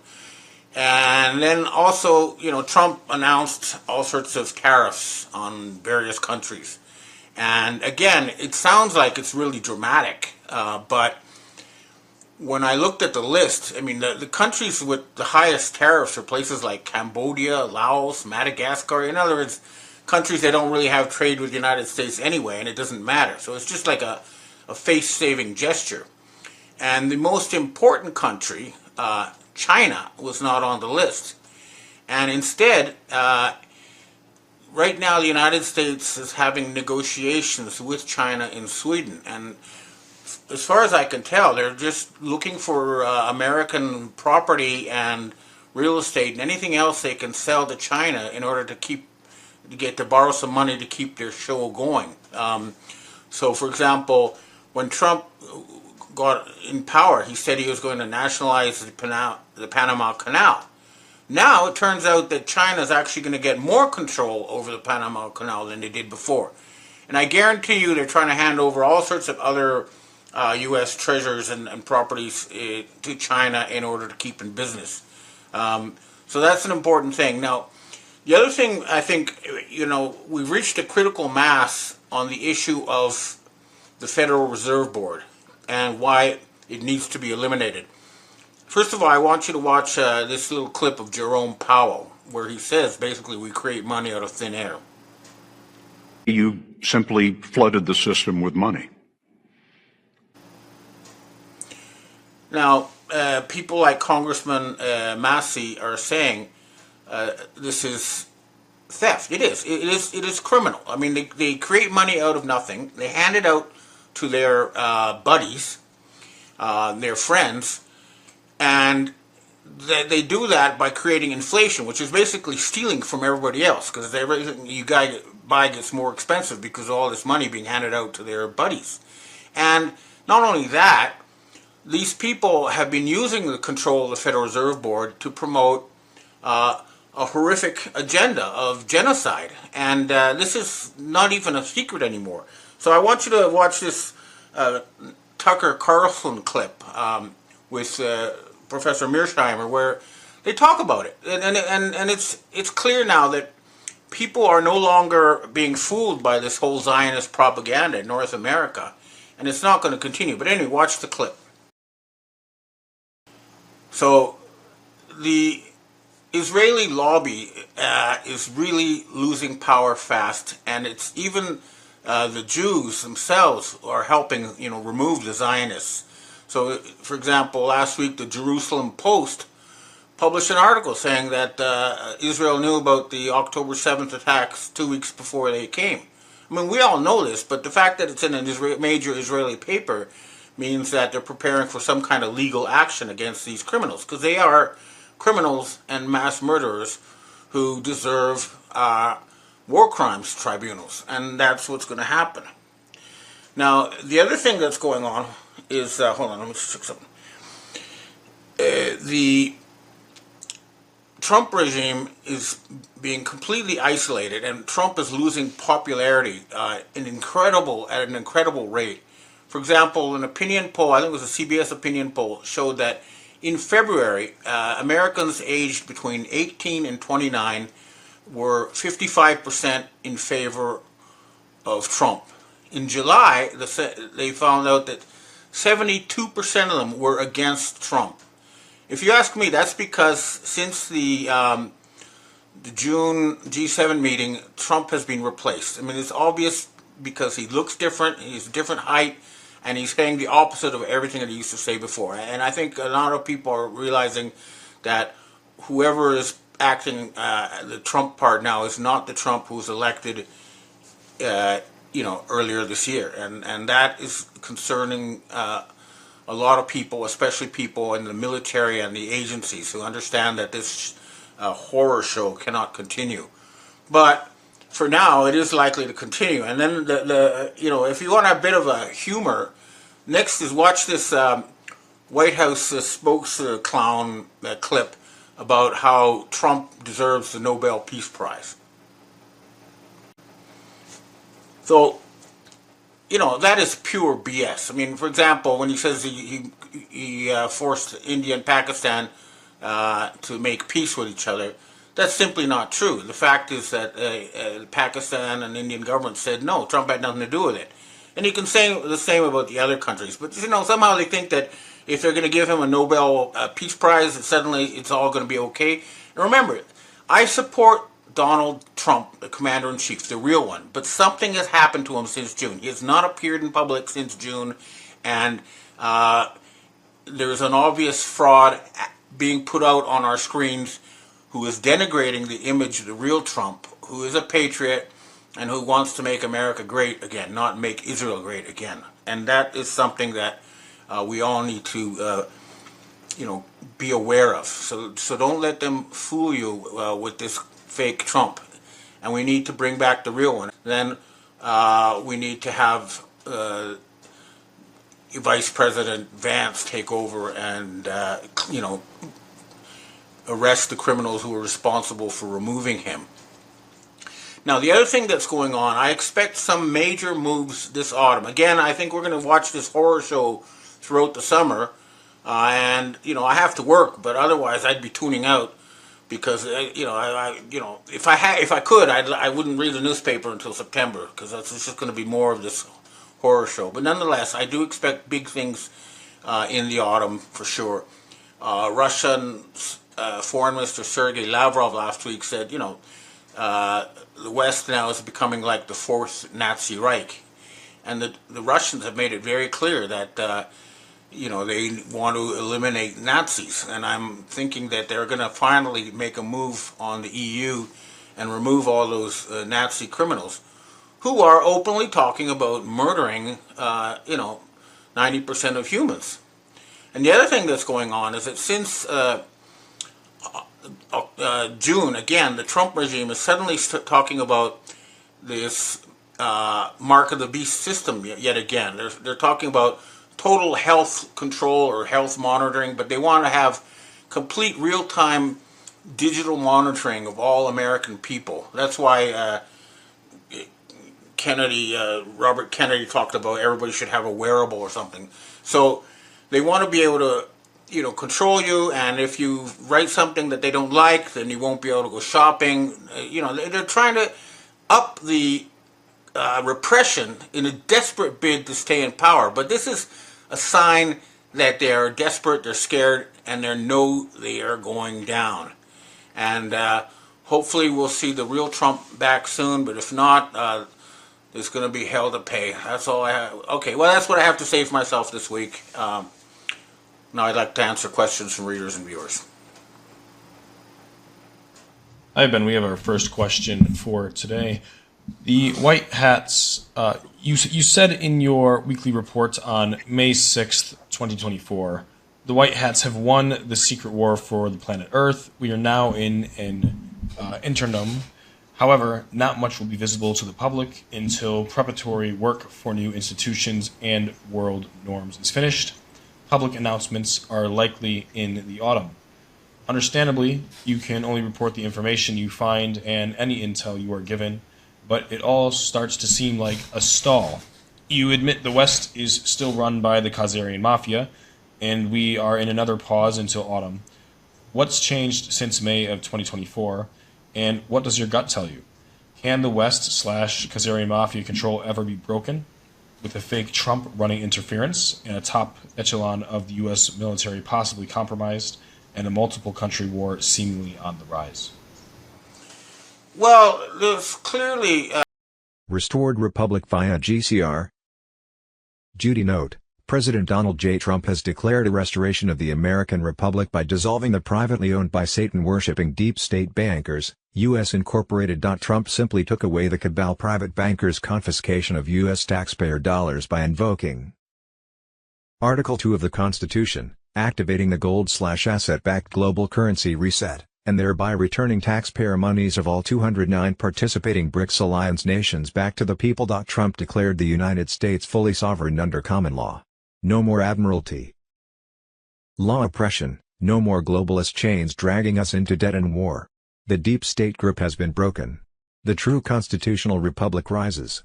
On Friday, Bill and Hillary Clinton were arrested by Trump's global military alliance, flown to Gitmo, underwent separate tribunals.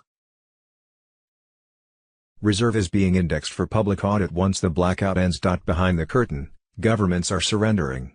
Negotiations for peaceful transition are underway in over 50 nations as QFS Command assumes control of state liquidity. The era of debt-based governance is finished. During the 10 days, expect silence, then light. The documentaries prepared under military supervision will expose everything the cabal built in darkness.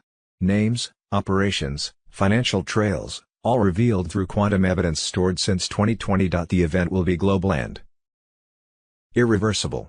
When the blackout lifts, humanity will awaken to a system cleansed of manipulation, powered by truth, and guided by divine law. The countdown to March 16 has begun. The blackout will not bring fear, it will bring freedom. The golden age starts the moment the lights go out. B Global Currency Reset Saturday, March 14, 2026. The global currency reset to gold/asset-backed currencies worldwide was happening right now.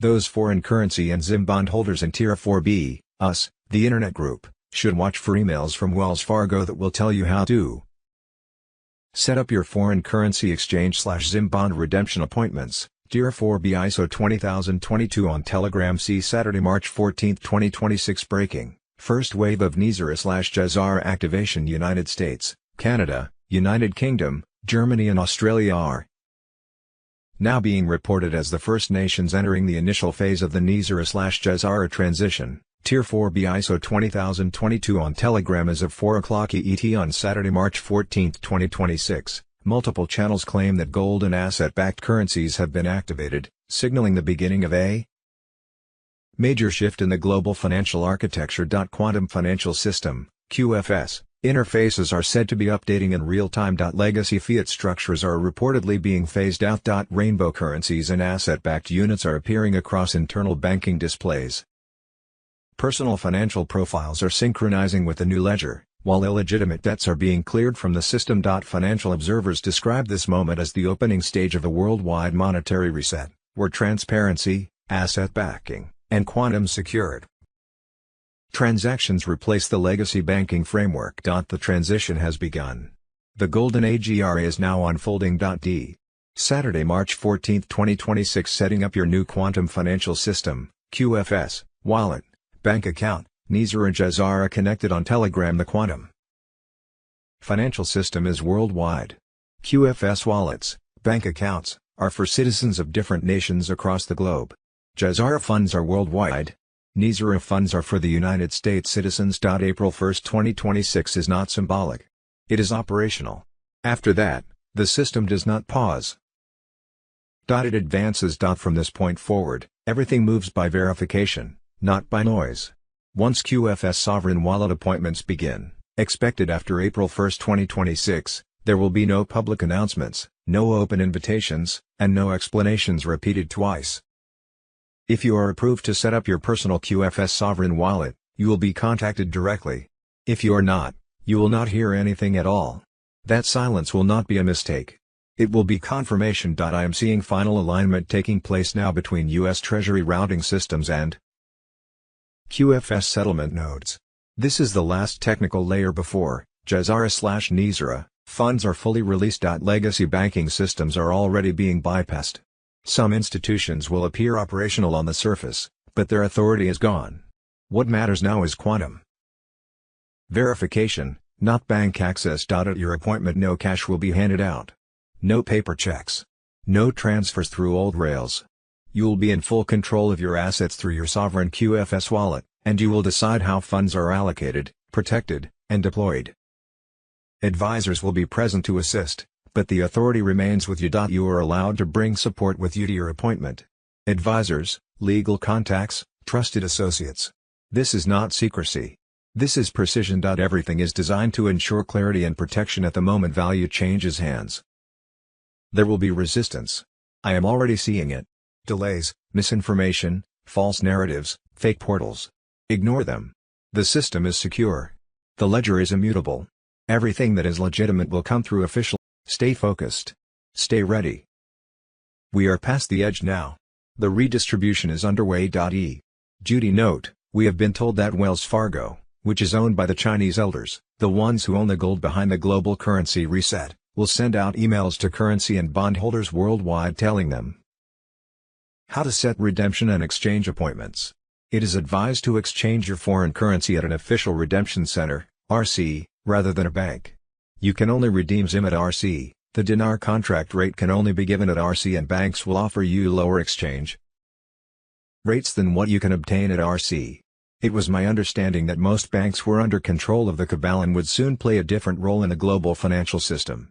They would no longer have control over your personal money account, only you would. G2s.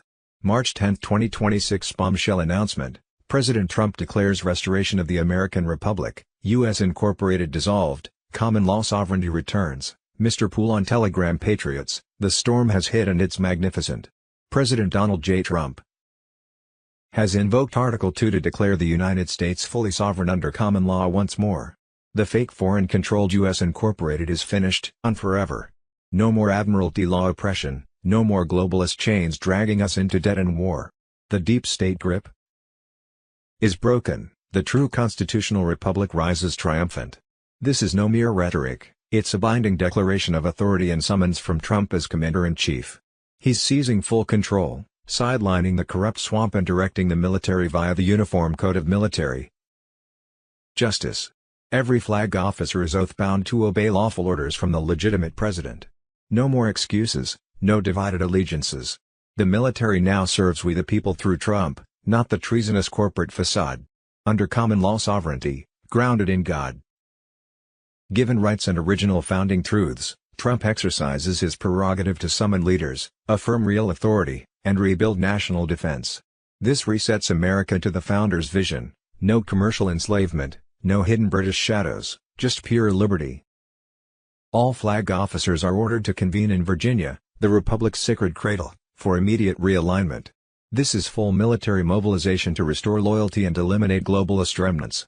The timeline is set, orders issued, clock running. Unity under true command is happening now. Foreign-tied overseas bases and Commonwealth-linked tops. They're being shut down or reclaimed for America. No more secret outposts serving alien masters, no covert pacts bleeding us dry. Trump is smashing the centuries-old crown chokehold on trade and power. And the military reset locks it down. This fulfills Trump's sacred oath to defend the Constitution, protect the people, and preserve the Republic. Every officer and servant must choose, stand with the restored Republic or stand exposed as oath breakers. The line is drawn, no more shadows, no two Americas. One Republic. One Commander-in-Chief.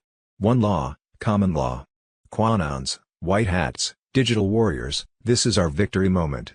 The debt-based, deception-driven U.S. Incorporated fraud is overthrown. Military mobilizes under Trump's unbreakable command. Deep state cabal legally crushed, illusions collapsing. Freedom surges back, the Republic is back, sovereign, unbreakable. We witness history, true American Republic restored. Patriots win. God bless President Trump, our military, and the sovereign United States of America. Wars, Wars and More Wars. Saturday, March 14, 2026. Moments ago, at my direction, the United States Central Command executed one of the most powerful bombing raids in the history of the Middle East, and totally obliterated every military target in Iran's crown jewel, Karg Island. Iran has no ability to defend anything that we want to attack. There is nothing they can do about it, President Donald J. Trump said.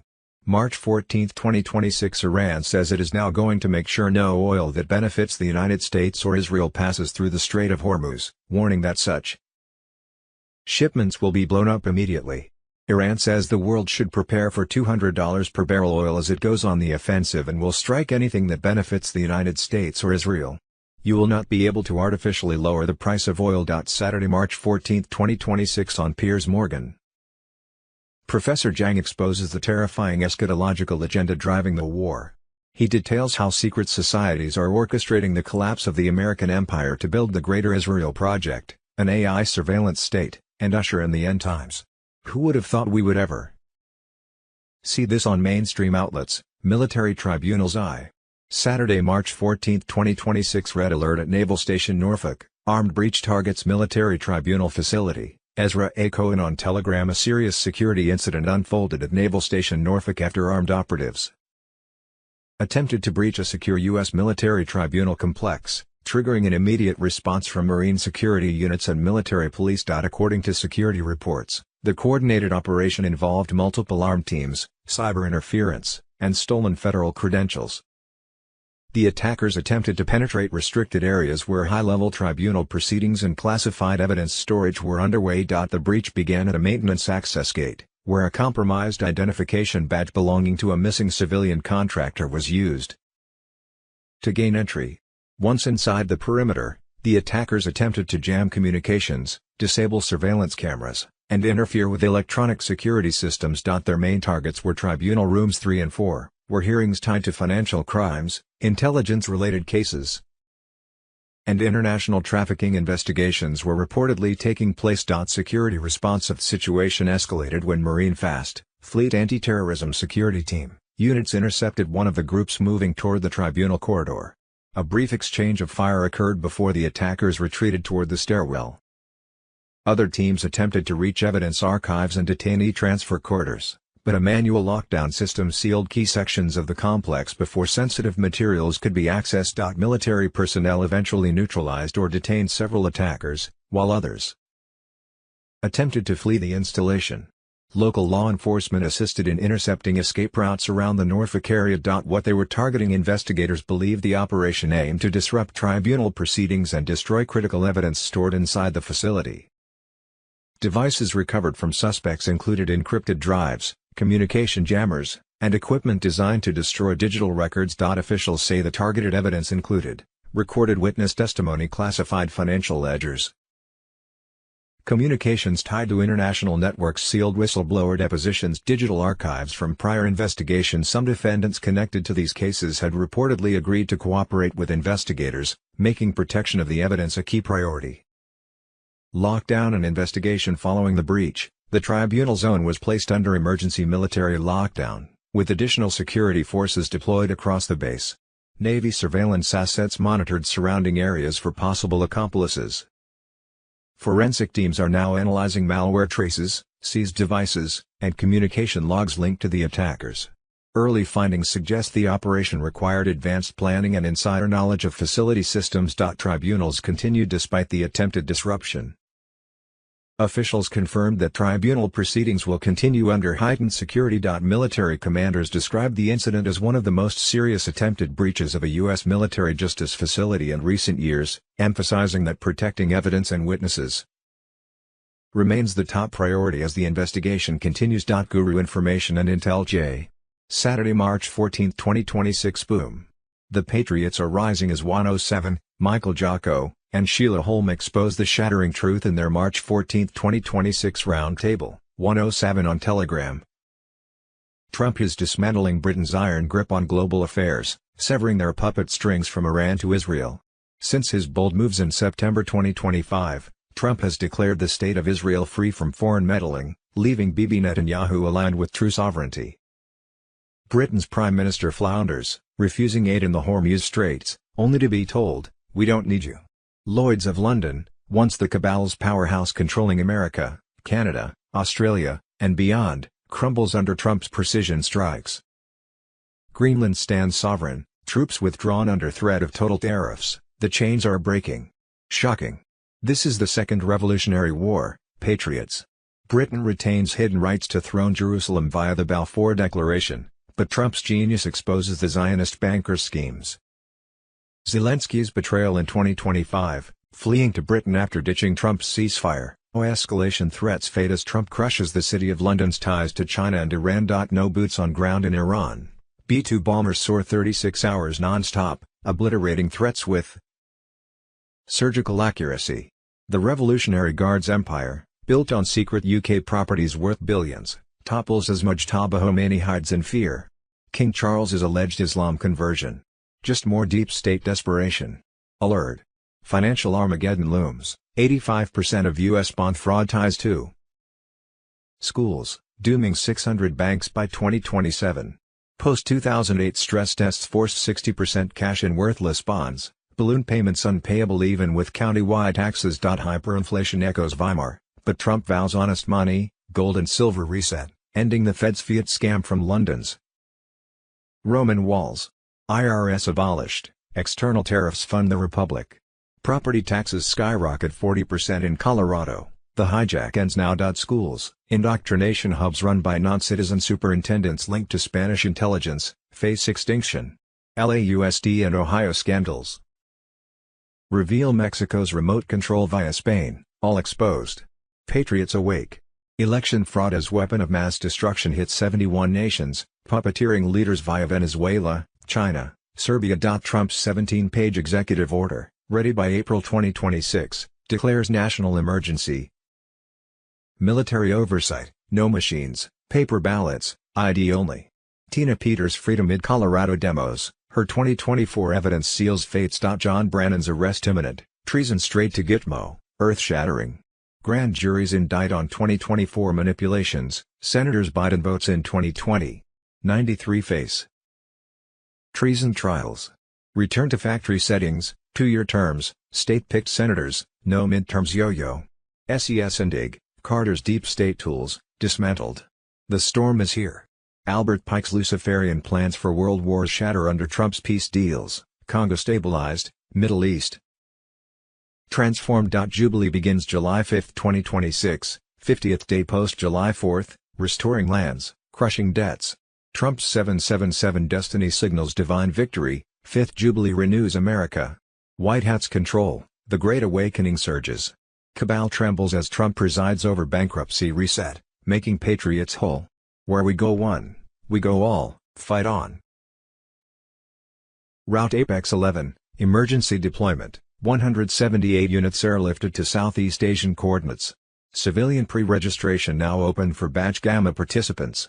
Route Sentinel 5, European grid expansion, 312 units distributed across Poland, Czech Republic, and Hungary overnight.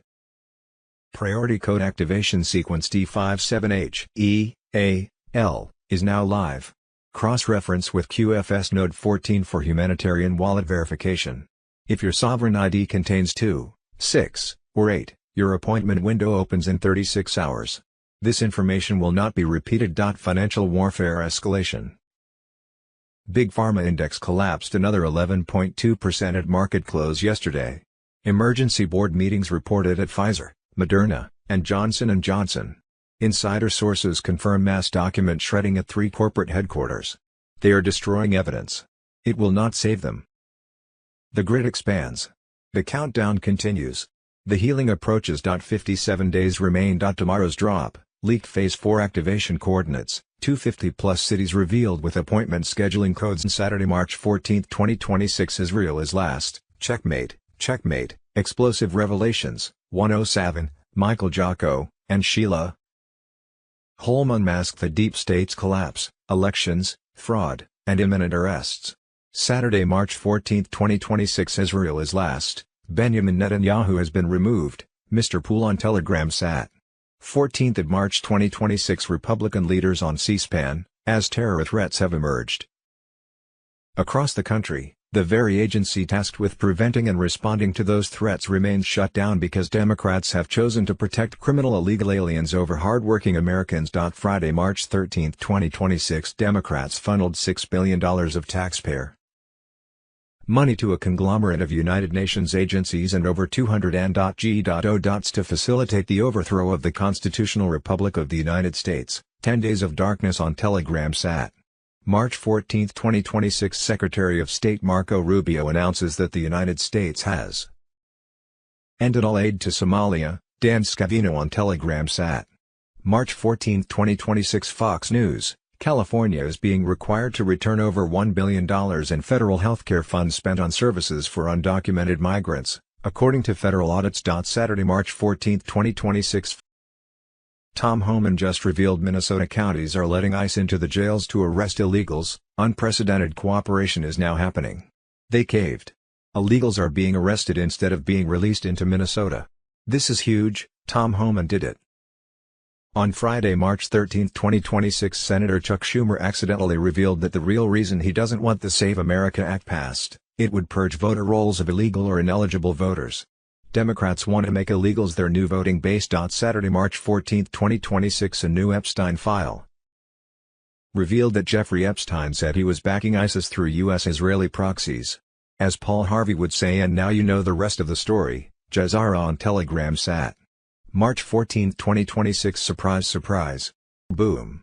U.S. government, via FAA, NASA and NOAA, officially admits to spraying chemicals, manipulating weather, and altering Earth's atmosphere. Sat. March 14, 2026. Vigano versus the Deep Church, excommunicated for exposing hell. He named them. They erased him. Saturday, March 14, 2026. Explosive, Treasury Secretary Scott Bessent unleashes whistleblower war on deep fraud. Patriots can earn up to 30% for exposing corruption.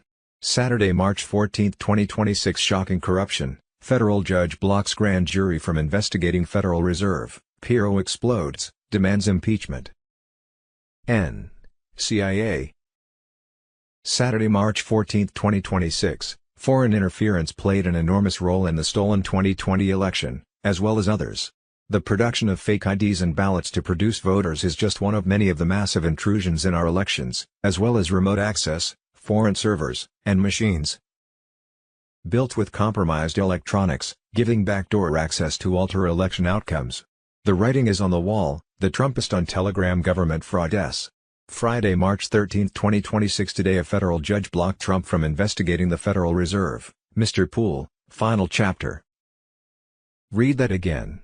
A judge just told the President of the United States he is not allowed to look inside the books of the institution that prints your money. Why? What's in those books that a federal judge would risk his entire career to protect? Here's what happened in the last 72 hours. Trump's DOJ issued subpoenas to Jerome Powell and the Federal Reserve Board. First time in history. They wanted transaction records from 2009 to 2024. Within hours, Judge James Boasberg stepped in and blocked everything. Called it government overreach. The same Judge Boasberg, who oversees the FISA court. The same court that approved the illegal surveillance of Trump in 2016. The same judge. The same system. Protecting the same people. $9.7 trillion moved through the Fed's emergency lending programs between 2008 and 2023. No audit. No oversight. No names. Trump wanted the names. They said no. Now ask yourself, while the judge was protecting the Fed, what else happened? 200 Marines deployed to the Middle East. 9 drone strikes hit the UAE.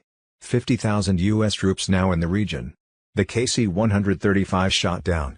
2 terror attacks on American soil.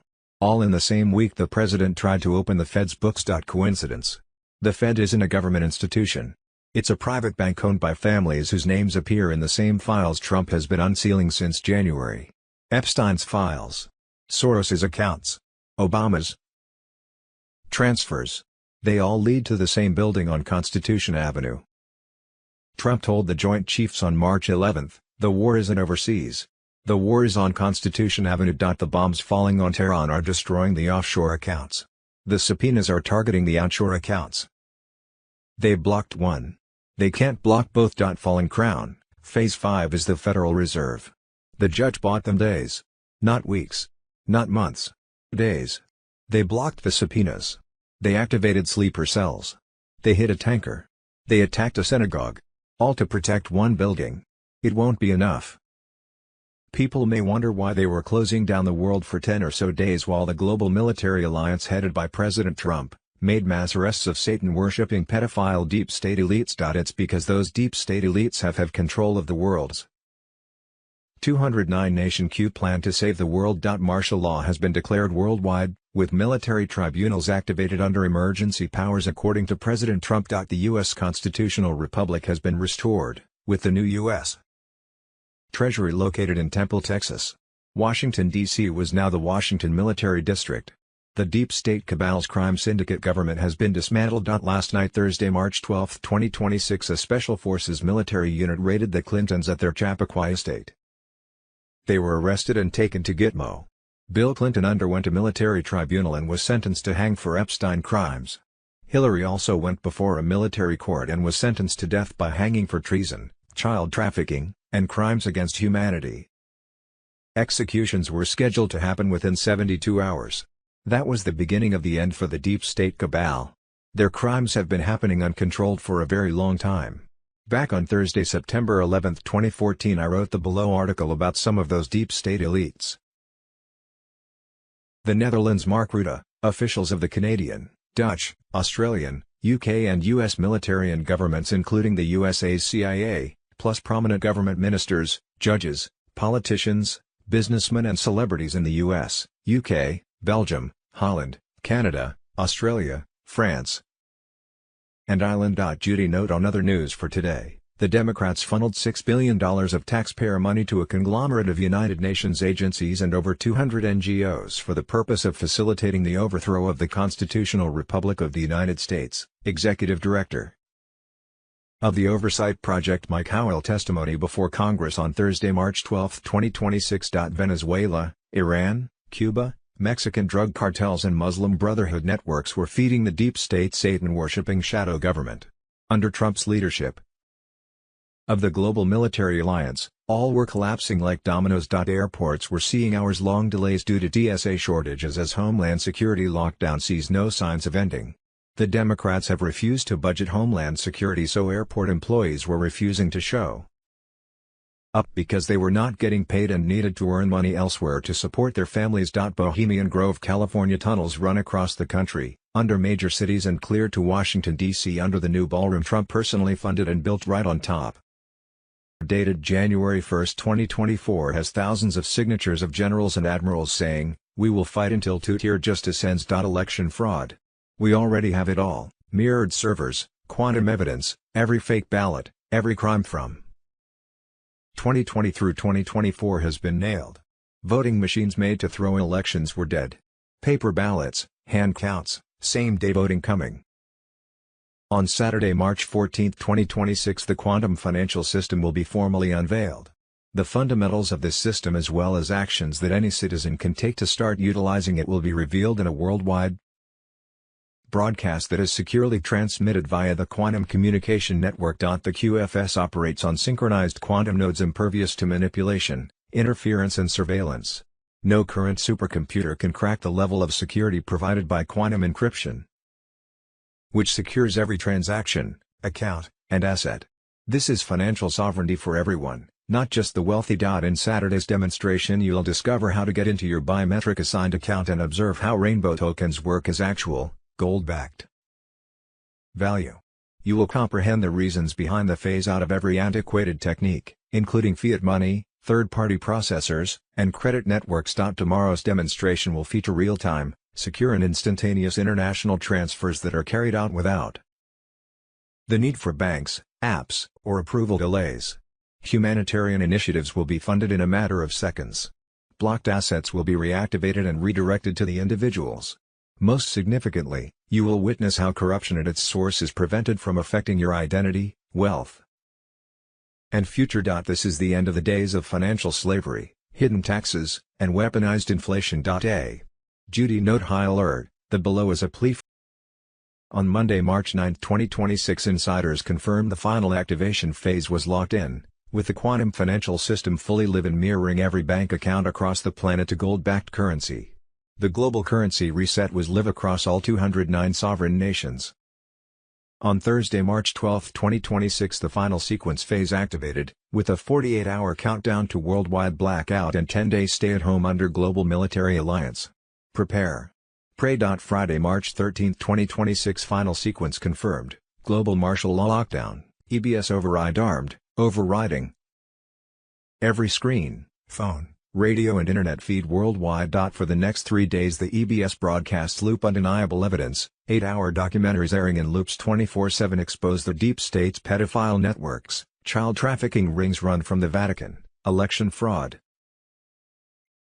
On Tuesday, March 17, 2026, Trump invites patriots to Washington, D.C. to unleash his epic Independence Day event, National Rededication to God, 49 Days of Prayer to July 4, 250th.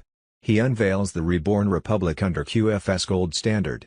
Freedom dawns brighter than ever, the Democratic Party lies in ruins, exposed as the cabal's puppet arm, never to rise again. Early April 2026, NESR launch, plus global emergency broadcast and global lockdown lasting 10 to 12 days, asking everyone to stay home during a specific 5-hour window where comprehensive documentaries would be shown across all stations that enlighten the masses on recent events. Charlie Ward on Telegram. Early April 2026, Jezar exchanges. Sources linked to U.S. Treasury offices report that the first Jezar exchanges are scheduled for early April 2026. Authorized Tier 4B. Participants are already receiving preparation alerts. At the redemption centers, biometric verification confirms identity before asset-backed exchanges for ZIM, dinar, and dong. Participants will receive a quantum-linked card connected to their QFS wallet. Security is strict and every transaction is recorded on the quantum ledger. Wednesday, March 11, 2026. Breaking: we're getting close to the moment we've been waiting for. The final activation steps are anticipated to take place over the course of the next 24 to 48 hours. The start of the new financial era, which has been quietly developing behind the scenes, could be announced by official notifications at any time. The first week in April was when the general public would be notified to set up their QFS money accounts. Friday, March 13, 2026. U.S. debt clock. Breaking news: $5.5 trillion banking scam exposed. The Fed and 50 state credit union banks face off to free America from debt serfdom. Friday, March 13, 2026. Breaking alert: the United States just passed a bill to ban the Fed from creating a central bank digital currency straight after the privately owned by Satan-worshipping bankers Federal Reserve was caught in a $5.5 trillion banking scam. They lost again when Congress banned them from creating a central bank digital currency. A central bank digital currency might sound modern and convenient, but behind the sleek name hides a dangerous idea: full government control over your transactions. Unlike Bitcoin or other decentralized cryptocurrencies, a CBDC would be entirely controlled by the state.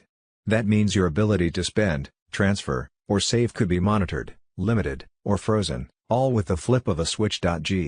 Judy note: we have been told that Wells Fargo, which is owned by the Chinese elders, the ones who own the gold behind the global currency reset, will send out emails to currency and bondholders worldwide telling them how to set redemption and exchange appointments. It is advised to exchange/redeem your foreign currency at an official redemption center, RC, rather than a bank.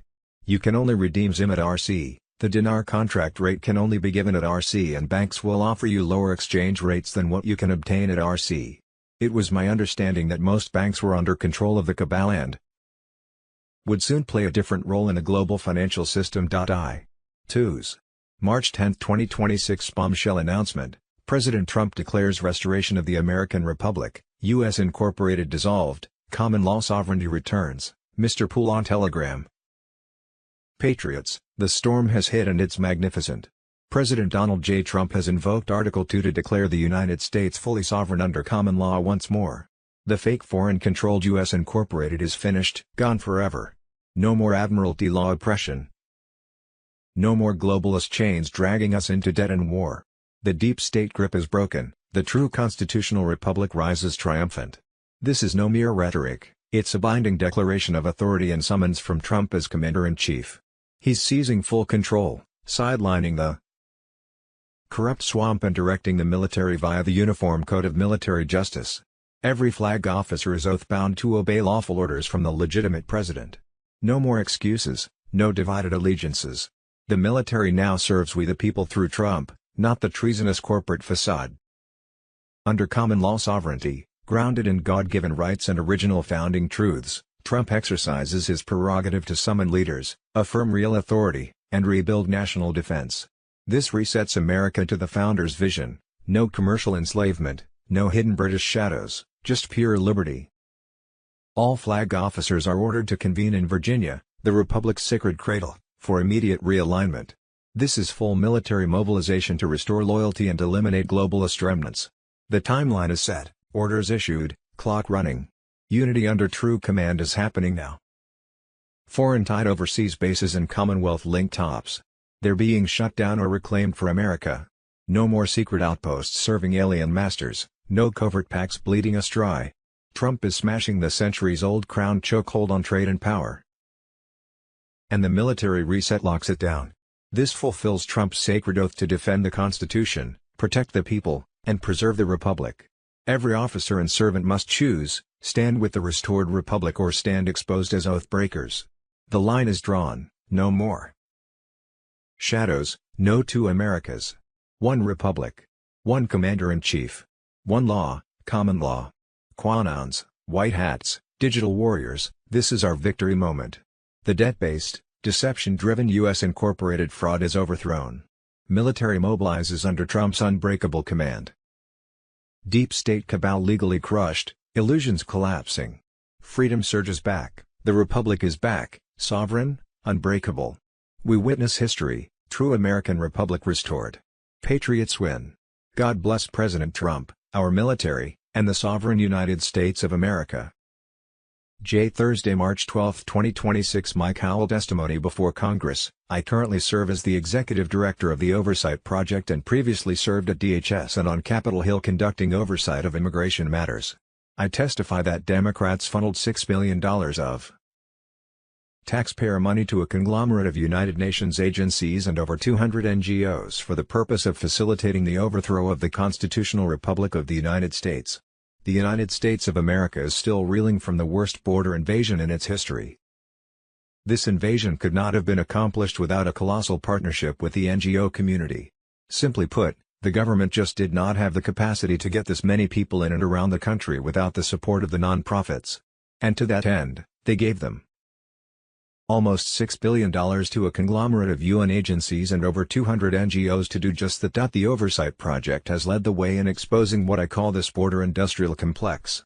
We did the first of its kind study where we tracked illegal aliens by their cell phones as they went through these nonprofits at the border. In just a 1-month period, tracking 30,000 devices, a very small subset of the 10 million that Biden has had cross the border. We found out that the illegals went to nearly every single congressional district in the United States. We proved that every town was indeed a border town. In other words, the United Nations' ultimate goal is to take down the United States government along with its proxy, the Democrat Party. A constitutional Republic of Canada, the only way to Canadian sovereignty. No referendum required. Canada and the 1932 Westminster Statute. Government of Canada, Canada. The Illusion. Clip 5, Statute of Westminster, 1931 leaders. Friday, March 13, 2026. Super soldiers alive, cartel hammer drops and Jubilee reset incoming. Sheila Holm, the researcher whose books armed President Trump with the real truth, unleashes fire. Epstein files are detonating worldwide. Former Norwegian premier arrested yesterday straight from the client list. Hyatt Hotel's head, confirmed pedo, vanished after resigning. He's running but Space Force tracks every move. Arrests were accelerating hourly. Politicians, CEOs, Hollywood scum sweating bullets as tribunals fire up. Trump's immovable trap was genius.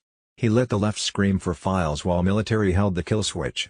Q's misinformation necessary played out perfectly. Biggest sting ever. Epstein likely flipped, cooperating with white hats. Spotted alive, long hair and beard. Ghislaine fronted for Mossad puppet master dad Robert Maxwell, fake name, running global blackmail with kids, adrenochrome, satanic torture, all taped. Politicians owned. Now flipped. Briggs overflowing. Military justice, no pensions, just ropes for traitors. Explosive reveal, 83 SEAL Team 6 dead in staged crash post Bin Laden. Alive. Super soldiers. Memory wiped since 2014, witnesses to Hillary Obama Benghazi gunrunning. Texas. D.C. now Washington Military District. Crime syndicate government dismantled. Divine feminine rises, mama bears, widows marching. Christ consciousness awakens. No more Constantine fake religion. Truth simple. Quantum manifestation direct to source. Flood hits pre-midterms, traders in Gitmo force election delay. Pray hard through May 17th. Divine burn can end Sodom overnight. Greatest story ever told, Satan's empire falls, humanity reclaims Eden. We win. They'll lose. Bigly. Wars and rumors of wars. Friday, March 13, 2026. Secretary of War on Operation Epic Fury. Never before has a modern, capable military, which Iran used to have, been so quickly destroyed and made combat ineffective, devastated. We said it would not be a fair fight, and it has not been. Iran has no air defenses. Iran has no air force. Iran has no navy. Their missiles, their missile launchers and drones are being destroyed or shot out of the sky. Their missile volume is down 90%, and as the world is seeing, they are exercising sheer desperation in the Straits of Hormuz. Friday, March 13, 2026. Jesse Waters on Fox News, sees Karg Island, and it's game over for Iran's terror regime. Karg Island, essentially the country's cash register. If we seize it, it's over. Friday, March 13, 2026, not a single Iranian military vessel is operating in any major regional waterways after the U.S. military destroyed more than 50 Iranian naval assets. The Iranian Navy has been assessed as combat ineffective, so the U.S. military is focusing its sights on dismantling Iran's missile production facilities, White House Press Secretary Caroline Leavitt. Friday, March 13, 2026. Trump drops the hammer. U.S. law enforcement now has eyes on every single Iranian terror sleeper cell in America. We know where most are. We have our eyes on all of them. These radical invaders flooded our borders under Sleepy Joe Biden, the worst president in history, but President Trump is already hunting them down at a level the deep state has never seen. Freedom Media on Telegram. Friday, March 13, 2026. Joe Rogan just called this war insane. He's right. But not for the reason he thinks. Rogan told 200 million listeners on WED, Trump supporters feel betrayed. This seems insane. He's not wrong. It does seem insane. Unless you know what's under Isfahan. What the media won't tell Rogan. Right now, as you read this, U.S. Special Forces are preparing a ground operation to breach the underground tunnels beneath Isfahan, Iran. Not to destroy them. To seize what's inside. 84 metric tons of highly enriched uranium. Enough to build 14 nuclear warheads. But that's not what Trump wants. Beneath the uranium, 3 levels deeper, is a vault built in 2014. With $2.3 billion from the Obama administration. Inside that vault, $127 billion in gold bars. Stolen from Libya in 2011. Routed through Qatar. Hidden by the same network that moved Epstein's money. Financial records connecting the Clinton Foundation, the Federal Reserve, and 14 sitting members of Congress to a money laundering operation that ran from 2009 to 2023. In a server. One server. Containing every communication between the deep state and Iran's Revolutionary Guard for 15 years. That is why this war is happening. Not oil. Not nukes. Not territory. Evidence. Trump told Axios yesterday, there's practically nothing left to target. He's right. The military targets are gone. What's left is underground. And you don't bomb evidence. You send men to carry it out. Rogan will understand soon. When those files surface, and they will. Every name will be public. Every dollar traced. Every lie exposed. The people calling this war insane will realize it was the most calculated military operation in American history. 12 days. That's all it took to dismantle a regime that 5 presidents protected for 45 years. Not because they couldn't destroy it. Because they were partners. Trump isn't the one who betrayed his supporters. The last 5 presidents betrayed the entire country. Trump is the first one cleaning it up. Red circle emoji, domino 1, Venezuela. Fallen, red circle emoji, domino 2, Iran. Fallen. Red circle emoji, domino 3, Cuba. Falling, black circle emoji, domino 4, the files are coming out of the ground. Israel is last Friday, March 13, 2026. Douglas McGregor warns that if nuclear weapons are used in Iran, it will be done by Benjamin Netanyahu and his government. He says Netanyahu is getting desperate because Iran is refusing to submit to his demands. McGregor says Netanyahu is in total control of the U.S. government through Zionist billionaires. Netanyahu is going to do whatever Netanyahu wants to do. Shadow of Ezra on Telegram. Friday, March 13, 2026. Julian Assange. The goal is to use Israel, Venezuela and Ukraine to wash money out of the US and European taxpayers and back into the hands of transnational elite. The goal is an endless war, not a successful war. Guru Information and Intel. Friday, March 13, 2026. 107. Mass arrests, secret raids and the final purge has begun. 107. JFK Jr., on Telegram. Patriots, the storm isn't coming, it's here, raging full force across the shadows where the deep state once hid. 107. The legendary Voice of Truth dropped absolute firebombs in his latest explosive discussion alongside Roseanne Barr in 107. The veil is ripping apart, and what's emerging is pure victory for we the people. Roseanne Barr, America's awakened mom, laid it bare, both parties are compromised. Owned by foreign entities that despise our Constitution. The PSYOP is massive, MK Ultra mind control straight from Operation Paperclip Nazis, turning the public into hypnotized prey. They've targeted the youth, erasing love of liberty, brainwashing them with endless digital distractions. Pyramid Ponzi scheme. Lloyds of London tried to choke shipping through the Straits, thinking they'd crash energy markets and punish America. Trump flipped the script, warships escorting tankers, US as the insurer. Oil spiked to 115 then cratered back down. Their plan obliterated. Iran's tyrant fell, generals wiped out on Purim, divine timing. Hezbollah's 300,000 missiles aimed at Israel dismantled. Iran held hostage by vampire elites, but the people are rising, fastest growing Christian population exploding there. Trump put boots on the ground, not for endless war like Nam, but to clean house fast, free the people, and get out. Global distractions, North Korea, Ukraine, Central Africa, checked off so the real focus hits home, election fraud, treason, the great unraveling. Mass arrests are live. Elite troops vanishing high-value targets.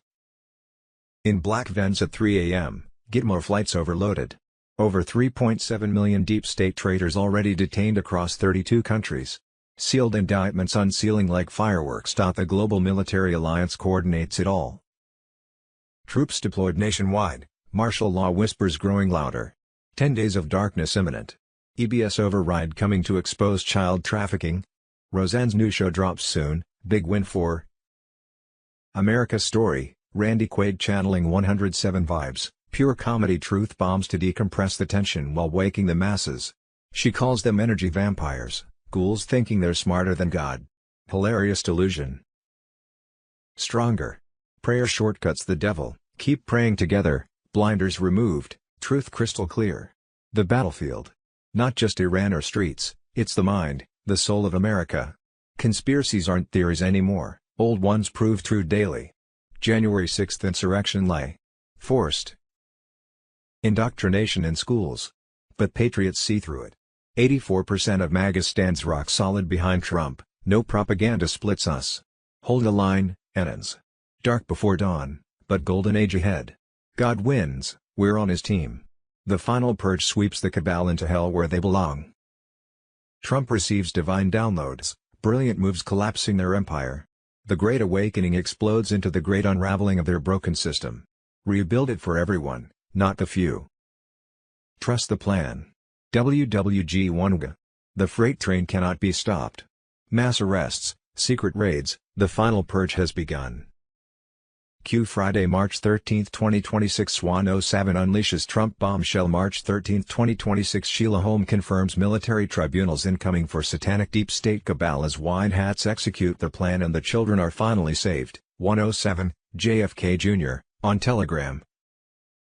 Patriots. The storm has broken wide open on March 13, 2026 when 107 dropped explosive Trump breaking news alongside Sheila Holm on Patriots across the pond revealing that military tribunals are incoming right now. John Brennan was the first high-profile traitor heading into custody on sealed grand jury indictments for treason and crimes against humanity. Hillary Clinton's inner circle including her campaign manager face the same fate as the latest Epstein file dumps expose the full satanic network reaching straight into the Vatican. The Vatican panicked and burned millions of documents in hours, plus the British royals were scrambling to hide their island trafficking horrors. The rigged 2020 and attempted 2024 elections by Serbian servers, Chinese paper ballots and Cuban Venezuelan operatives were blocked by military operations. This allowed Trump to win. Now the full reckoning hits with foreign actors rounded up. Guantanamo tribunals await the traitors. No more civilian slaps on the wrist for those who sold out America, and the children trafficked by these monsters will see true justice as the satanic New World Order crumbles in real time. The deep state was in total panic, their distractions failing, their archways powerless against collective prayer and awakened masses. Quanons, get tight with the Father and stand firm in your local lane. Support patriots running for office and trust that the White Hats have it all under control. The greatest comeback in history is unfolding. The storm is here. The tribunals or live in America rises stronger than ever as a beacon of God-given freedom, righteousness and prosperity for the entire world. Where we go one, we go all. The victory is already won and the best days are now. Are Friday, March 13, 2026. 10 Days of Darkness on Telegram, Gitmo, tribunals and prepare for hell to be unleashed. Patriots, the storm has broken wide open and the deep state is in full panic mode right now in March 2026. Gitmo is massively expanding underground bunkers, filling up fast as military tribunals gear up to deliver swift, fiery justice to the cabal traitors who betrayed America for decades. White Hat forces are strategically dismantling the globalist empire. Venezuela, Iran, Cuba all crumbling under pressure. The cartels, the Muslim Brotherhood networks feeding the shadow government, everything collapsing like dominoes. This is surgical precision, not endless war. Israel struck key Iranian leadership with full U.S. support. Quick, clean, devastating. Strait of Hormuz secured. America first. No more bowing to Lloyd's of London globalist insurance. Britain humiliated, back down fast. Trump told them handle your own messes. Patriots are roaring. Dan Scavino releases our Pure Fire Super Hornet jets from the elite war party squadron, the Golden Warriors, honoring Native American spirit fighters. Patches show the Indian hatchet slicing the snake head clean off, symbolic destruction of the deep state serpent. Owls hunted down. Military Accountability Letter, January 1, 2024. Thousands of signatures, generals, admirals included. We will fight until two-tier justice ends. 1 year 9 months later, tribunals accelerating at Quantica. No pensions, no mercy for traitors. Georgia Guidestones obliterated at 4:03 and 33 seconds. Lightning from heaven first, then military precision. Their depopulation. Shrine 500 million slaves agenda crushed forever. Hopi elders warned they build manufacturing then destroy it. All part of the satanic plan now reversed. The Father directs every step. Warriors, keep eyes open and pray without ceasing. Surrender fully, miracles unfold. Dark to light, God wins big. The Republic returns purified under divine fire. Hold the line, the best is yet to come. WWG1GS. What we think we know as of Saturday, March 14, 2026 : Thursday, March 12, 2026. The largest takedown of medical fraudsters just happened. They arrested 324 doctors, nurses, and medical professionals that are responsible for $14.6 billion in scams. Gitmo TV on Telegram free. March 13, 2026. Breaking military intel: Pentagon deploys 2,500 U.S. Marines to Middle East in direct response to Iranian threats. March 13, 2026. Friday, March 13, 2026. Bombshell report: 31 states defy the skies. America, LED by RFK Jr., moves to ban geoengineering. 31 U.S. states have introduced legislation to ban geoengineering and toxic weather modification programs, backed by the Trump administration. And a newly vocal HHS under Robert F. Kennedy Jr. This is not just a political shift, it's an environmental reckoning. This long-form investigative piece exposes the science, the cover-up, the public health fallout, and the constitutional violations behind decades of atmospheric experimentation. America is reclaiming its skies. Scott Besson on Telegram free.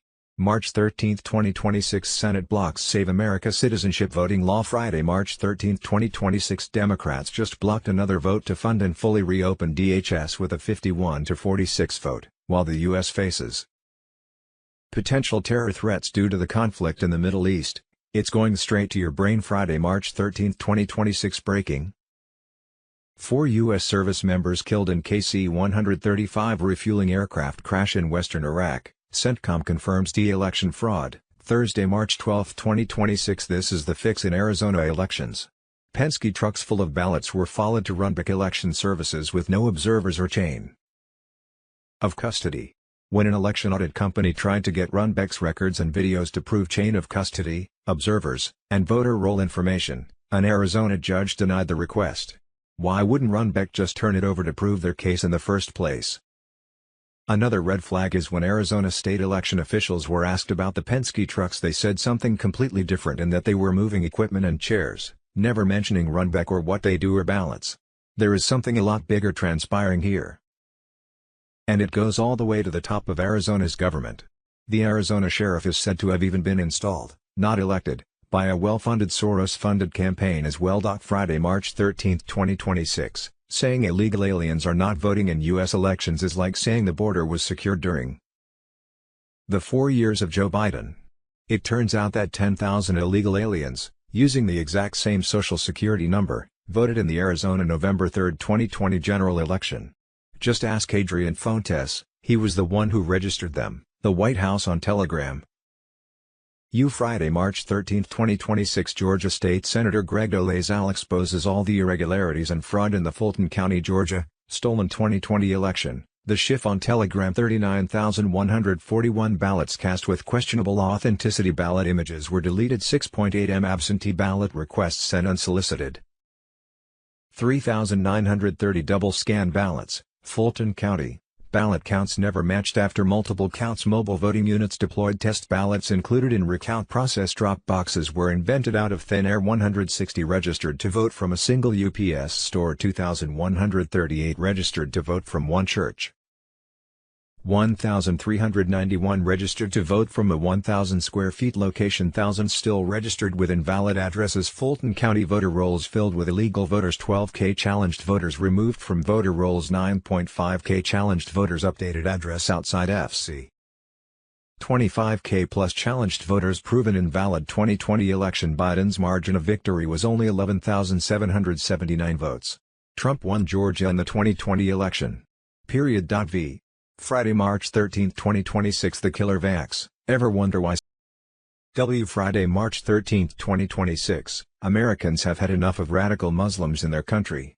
Here's what jihadis have done in the U.S. in the last week. One shoots up a bar in Austin, shoots 14. Another one lights a Molotov cocktail and throws it at Christians in New York City. Another one throws a nail bomb or shrapnelite at Christians in New York City. Another one tries to bomb a Southwest flight going from Nashville to Fort Lauderdale. Another one throws another Eid shouting Allahu Akbar at a protest near Gracie Mansion in New York City.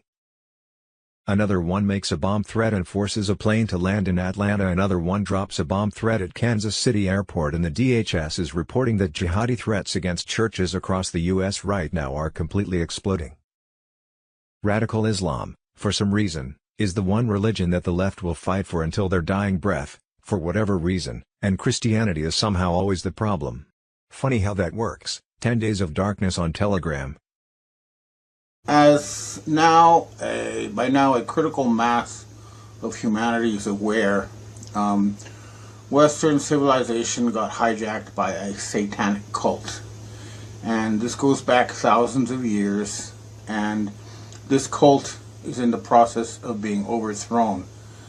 Take a look at this event in Iran where they're burning an effigy of Baal to see what I'm talking about. Now, it's not just Iran. I mean, the whole world at this point is aware of this, the nature of this cult. And there is an international movement. I mean, the Chinese are fully aware of what they're dealing with now. So are the Russians, the Russian Orthodox Church, and a critical mass within the Western military-industrial complex, the intelligence agencies, understands that their top ranks have been compromised by this cult. Now, this, as the next step, let's see what the Alexander Dugin, speaking for Russia, has to say about the situation. There can be no doubt that the current paradigm is collapsing, but the question is, what do we do about it? And the answer is not going to be easy. Last week, I was offered a huge amount of money by the Chinese to help rebuild the Western system, but I did not accept it because, first of all, who am I? Why should I be me? So instead, what we're going to have to do, and this is what has been negotiated behind the scenes, and we're hoping to make it happen, is we'll replace the blackmailed pedophile Keir Starmer as the Chancellor of the Prime Minister of the UK, and replace him with Nigel Farage, who's a genuine, talented individual. And at that point, we will call for a new Bretton Woods agreement. And so, in full public scrutiny, under full public scrutiny, we will work on replacing the current system. It's not going to be another secret thing where a document is passed and no, it's got to be done in public, and this is going to be a big process. But what I think the conclusion is, and I remember when I first appeared to talk about this stuff on Jeff Rentz about 20 years ago, I said that if Jesus Christ was alive today, the first thing he would do would be to unplug the mainframes at the Federal Reserve Board. And I still think that is the truth. We don't want a system based on numbers put into computers that then control us through mathematical formulas. That's not how we want to manage our civilization. But that's what's happening. And I'll show you let's take a look now at the Pam Bondi hearings to show you what I mean. First, listen to California Representative Ted Lieu confront Bondi. I love this. So that again is the fake Trump, because there is a real Trump who's a very different individual who worked with the White Hats and who's not with, you have to understand that. It's like you have two different studios, each with their own Batman. We have two different studios, each with their own Trump. If you can't wrap your head around this, you're not going to figure out what's going on. Okay, in any case, the Epstein hearings in the U.S. government was mostly kabuki, in the sense that you didn't see names like Rockefeller or Rothschild appear. They didn't talk about because they're trying to limit it, and they're most of them are involved on both sides. So that's why they're pulling their punches. Nonetheless, I think Representative Massey is not one of these individuals. Take a look at what he has to say. Chairman, behind me I have 3 documents from the DOJ production that are emblematic of the massive failure of the DOJ to comply with the Epstein Files Transparency Act. To my right is an email that was sent by the victims' lawyers to the DOJ. It was a list of names not to redact, a list of names not to release. What did the DOJ do with this email? They released this email in the document production. Literally the worst thing you could do to the survivors, you did. And they're getting phone calls. A lot of these people didn't want to be known. And we know you touched the document because you redacted one name and you redacted the lawyer's name, but you left the survivor's name there. The next document I want to show you, that was in the title, the victims' survivors' names, all right? So there you have the Department of Justice deliberately releasing the list of people who risk their lives to testify against these criminals while hiding the names of these criminals. And this shows you that they're all in cahoots. But more important is listen to Bondi's answer. She basically says, well, the Dow Jones is at $50,000. They're saying, hey, look, we've got this magic money machine, and we're gonna, pump up your 401ks with all this magic money. So why do you have to worry about? The thing is, though, their money machine is no longer affecting the real economy. They publish nothing but lies. For example, they recently published a jobs report that was supposed to be better than expected, 130,000 new jobs added. When in fact, if you take away the mathematical seasonal adjustment magic, you find that 2.65 million people became newly unemployed. So it's all falling apart, and their lies about the system are not going to work. And the other thing is that In order to guard their magic monetary system, they have been systematically murdering talented people. I was just reading about how they now show that Kurt Cobain of the band Nirvana was murdered. Well, he's just one of many. Bob Marley was murdered because he was a non-Khazarian, non-European leader. The same with Bruce Lee. He was murdered because he was not part of their cult, and they don't like talented people who are not part of their cult. The same with President John F. Kennedy, who was a Catholic. Martin Luther King. They've been doing this systematically to try to stay in power, and that's why they really do need to face justice. And again, the alternative to this system is one that has been worked out through trial and error over hundreds of years. It started with Nazi Germany. Okay, never mind the Holocaust, which was a burnt offering to Satan of assimilated Jews by other, satanic Jews. Let's leave that part aside. Everyone got a Volkswagen. They built the Autobahn highway system. They had television, phones, all sorts of stuff brought to you without debt or taxes by having the government issue money.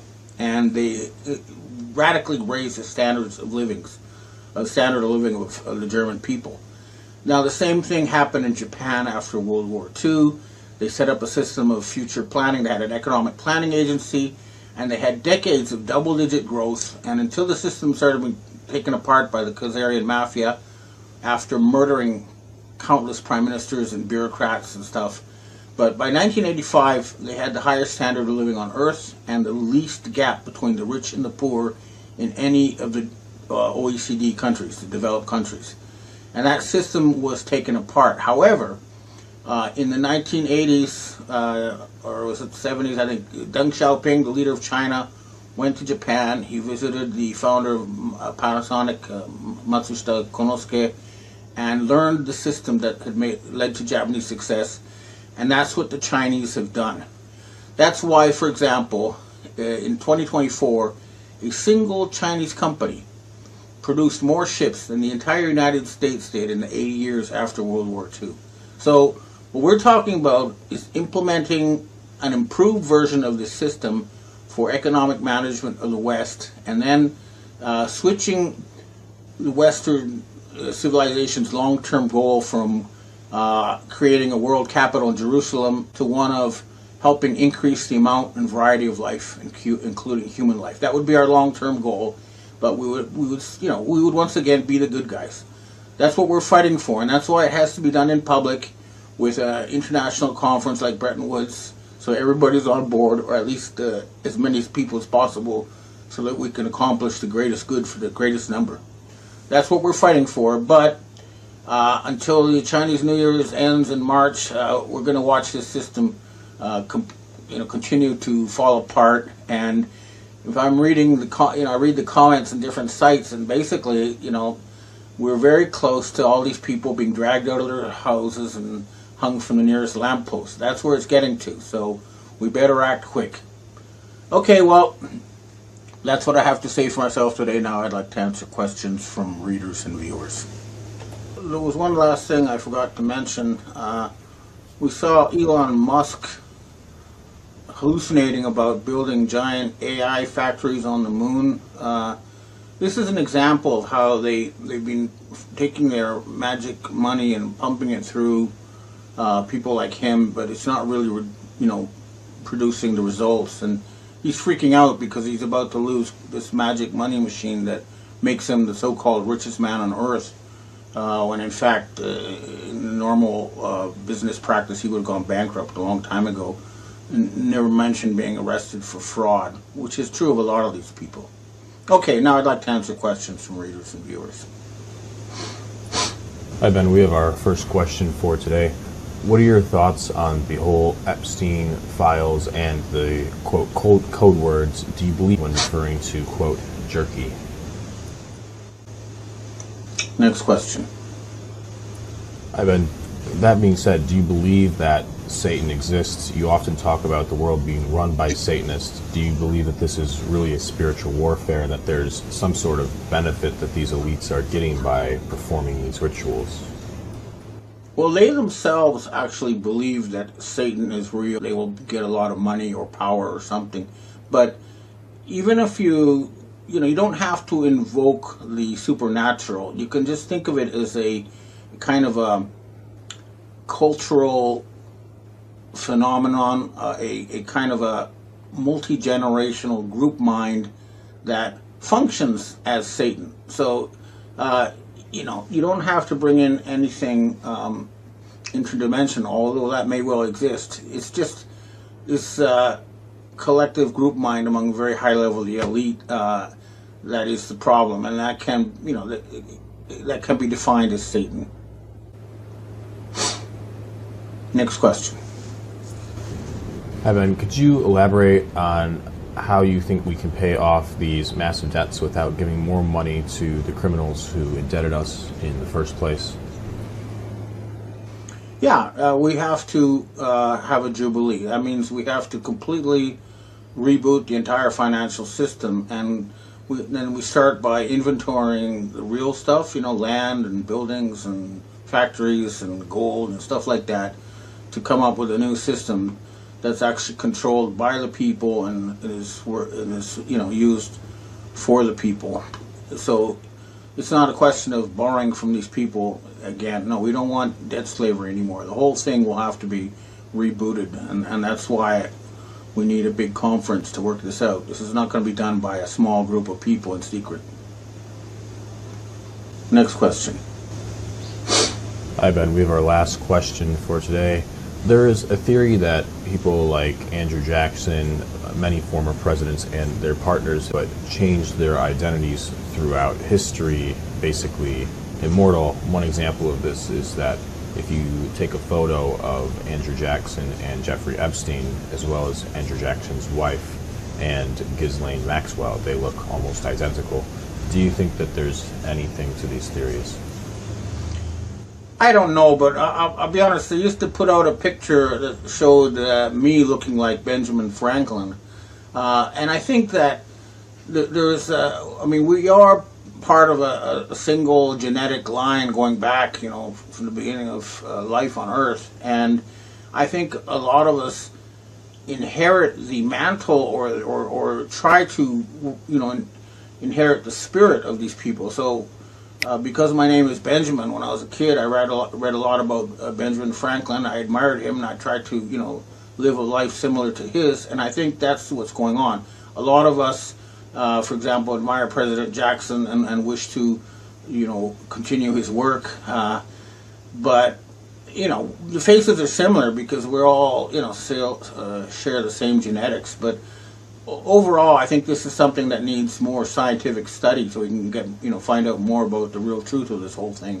But, it's us as a species fighting over how we navigate into the future, and that's the real battle, and that is being multi-generational, and it's also spiritual. But I think the forces of light have finally won. Okay, well, that's what I have to say for myself today, and I hope to see you again next 5. This week we will start with a scoop we have, which is that we find out that Justin Trudeau, or Justin Trudeau as we know it, has been kicked out of Costa Rica, where he fled after losing power in Canada, and he is now in Cuba, where he has been given a diplomatic passport. So maybe in this topsy-turvy world that we have, he's going to grow a beard and take over from his father as dictator for life of Cuba, since he failed to become dictator for life of Canada. But anyway, that's something that I think we're the first to get. But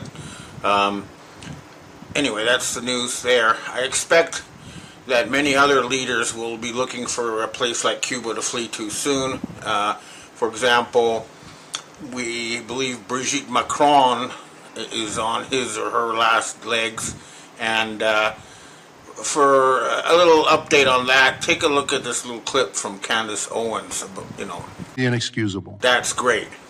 Now, in the meantime, but the only thing is, nothing. I keep being told nothing is going to happen until September. In the meantime, the two factions in the sort of political soap opera that we think is our government have been throwing mud at each other, and it's been very entertaining, but not that revealing. So, for example, the New York Times has written 50 articles between July 16th and July 23rd about Epstein Island.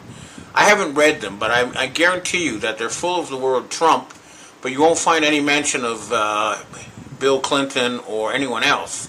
So it's not like they're suddenly, see the light and no, they're just infighting. And we noticed that President Donald Trump is now formally asking for the prosecution of Barack Hussein Obama and his cabinet for election stealing. Now, personally, we think Obama should have been arrested in 2020. But anyway, it would be good to see Barack Obama and all those people arrested. And, as people have said before, powerful men have powerful drives, and that's what the authorities are going after. They're not going after anything else. So, there are a lot of other things happening too, apart from the drama, which is kind of cycling in a repetitive pattern in the U.S. news. And there's a lot of things they are not reporting. So, for example, we got sent a letter that shows that Jerome Powell has resigned as head of the Federal Reserve Board. I don't see that in the news anywhere, but we have this letter, we have heard he has resigned. So why isn't that in the news? Another thing that's not in the news is that Prime Minister Shigeru Ishiba of Japan has resigned. Again, they're pretending it didn't happen, but without Japan and their money, the United States system as it now exists cannot continue, and it will not. It has to be rebooted. We need a jubilee. We need a complete overhaul. Now, another thing that's not in the news is the collapse of Europe that's ongoing.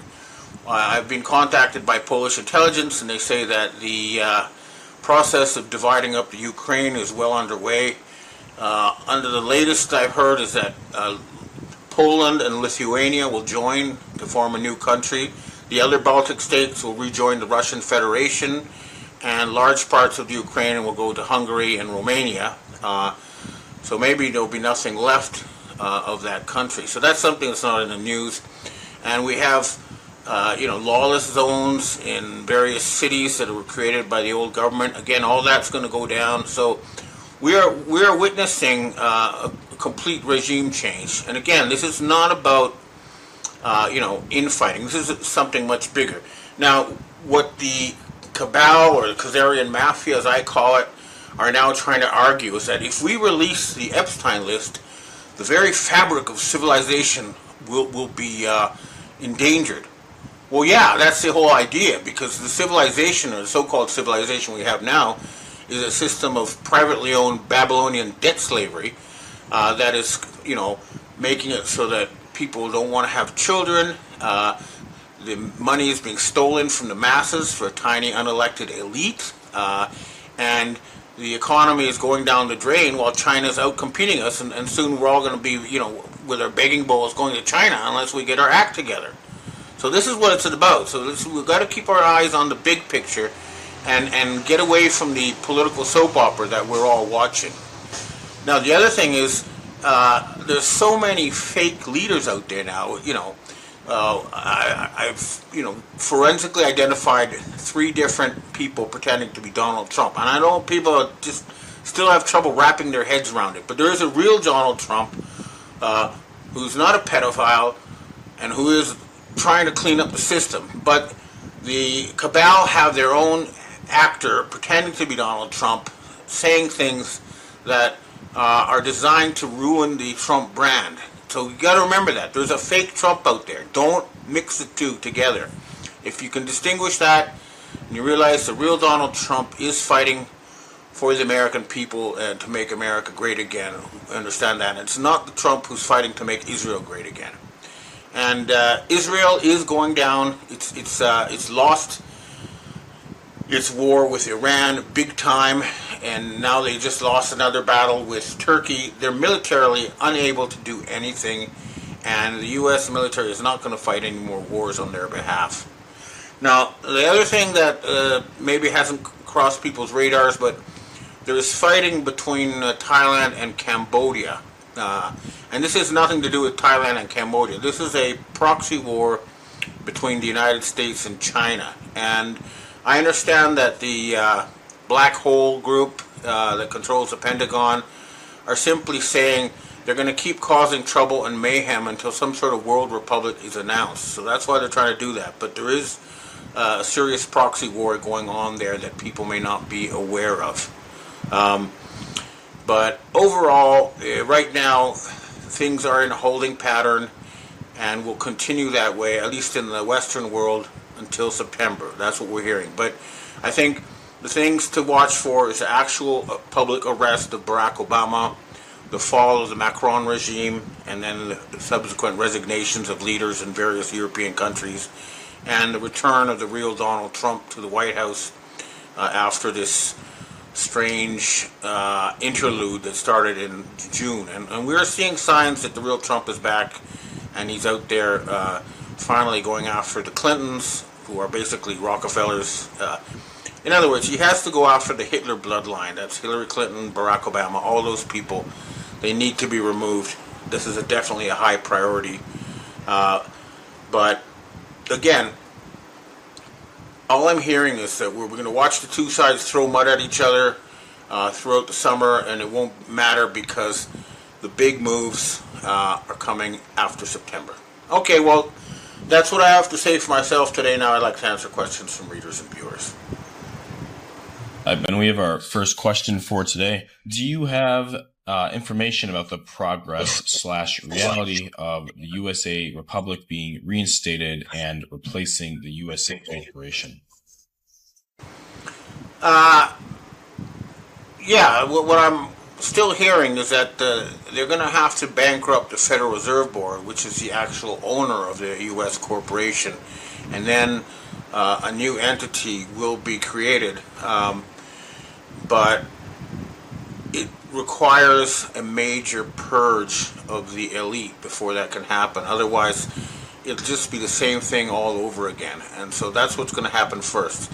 So again, we want to see people like Bill Clinton, Hillary Clinton, Barack Obama in handcuffs, and Keir Starmer of the UK, these people in handcuffs.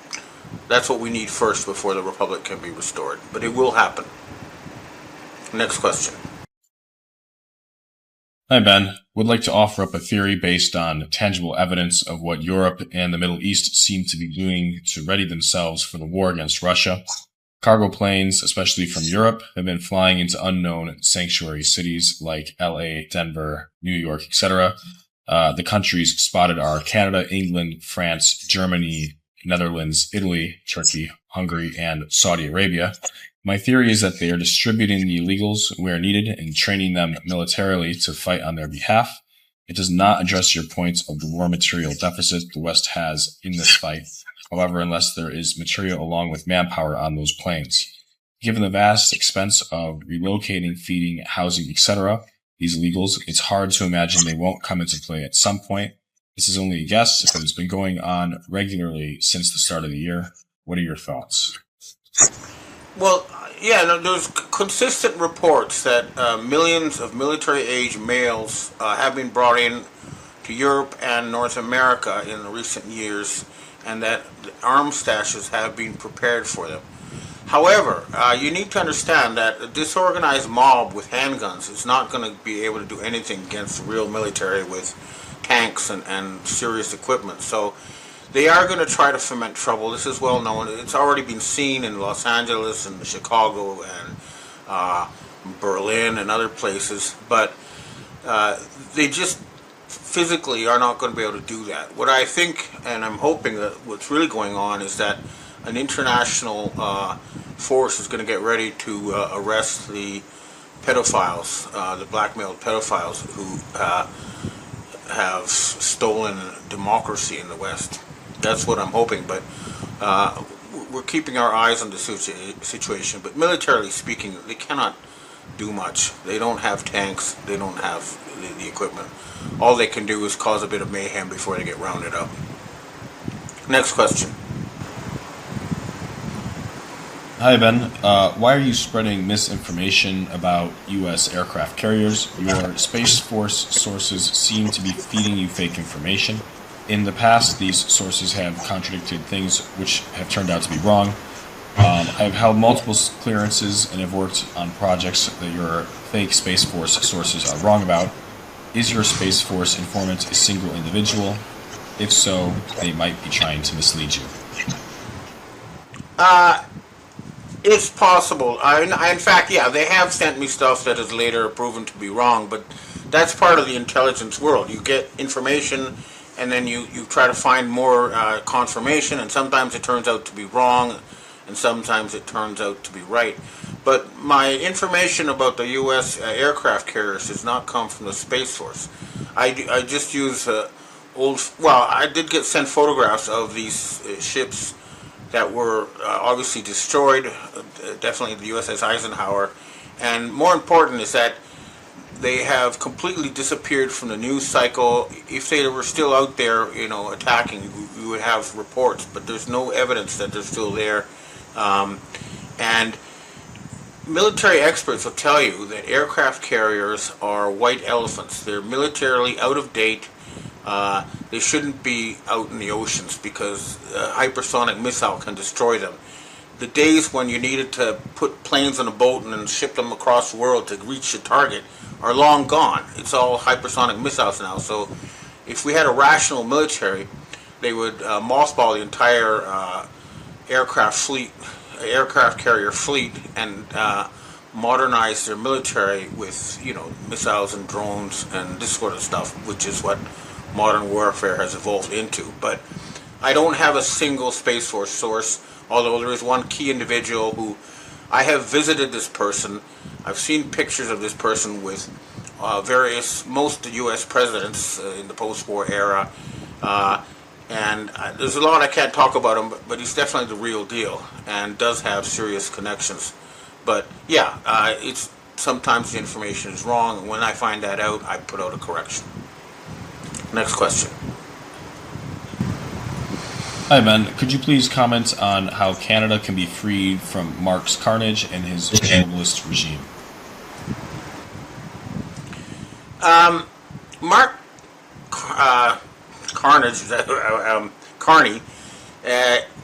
is an apparatchik. He's just a cog in the wheel, and when things at the top change, he'll follow the new orders. I don't think he's the problem. He's just a placekeeper for the old system, and he's gonna, follow the changes when they come in September. That's what I understand. Now, if he doesn't, I'm assuming he'll be removed. But yeah, Canada and the United States and the UK all need fundamental regime change, because what's happened is that slowly, our democracies were subverted, and that is not a way to run a country, because they're, causing our economies to implode and making China the world's only superpower. And we don't want that. We need competent government, and that's what this is really about. When we have competent government, then the government will be working for the people instead of trying to figure out how to take money from the people. Next question. Hi, Ben. We have our last question for today. Trump keeps teeter-tottering back and forth on whether or not to fire Powell. Can you give some insight into the relationship and why he might be backpedaling? Again, I know a lot of people have trouble understanding this, but there is one Trump out there who's been put in front of the media who takes orders from Jean-Michel de Rothschild. In other words, he works for the Federal Reserve Board and is never going to try to fire Powell. There's another Trump who's often at the air base in Greenland or in Colorado, and sometimes is in Washington, who wants to firepower and nationalize the Fed and return the right to create and distribute money to the people and away from the self-elected or self-selected satanic elite. So that's why you see flip-flops, and if you look, use your own eyes, you can see they look different, they talk different, they say contradictory things. Only one of them is the real Trump, and I fully support the real Trump. I'm only attacking the fake Trump. Please understand that they're using a fake to denigrate the image of the real Trump. Get your heads around that. And again, relax, charge your batteries, and I think we'll see some serious changes in September. In the meantime, this soap opera will continue. Okay, well, thanks for tuning in, and I hope to see you again next week. Over governments in the West is now desperately trying to start Armageddon. You actually have American commanders saying that we're trying to fight Iran in order to bring on Jesus. And that's not anywhere in the Bible. It's completely wrong. And this whole attempt to create a false Armageddon is satanic. It's not Jewish. And right now, Jews around the world, as you can see from these two following clips, are burning what is wrongly called the Star of David. That's not the Star of David. There's no such thing as the Star of David in the Bible. This is the Star of Ramphan, or it's satanic, and the Jews are rebelling against it. These are videos from Israel and the United States.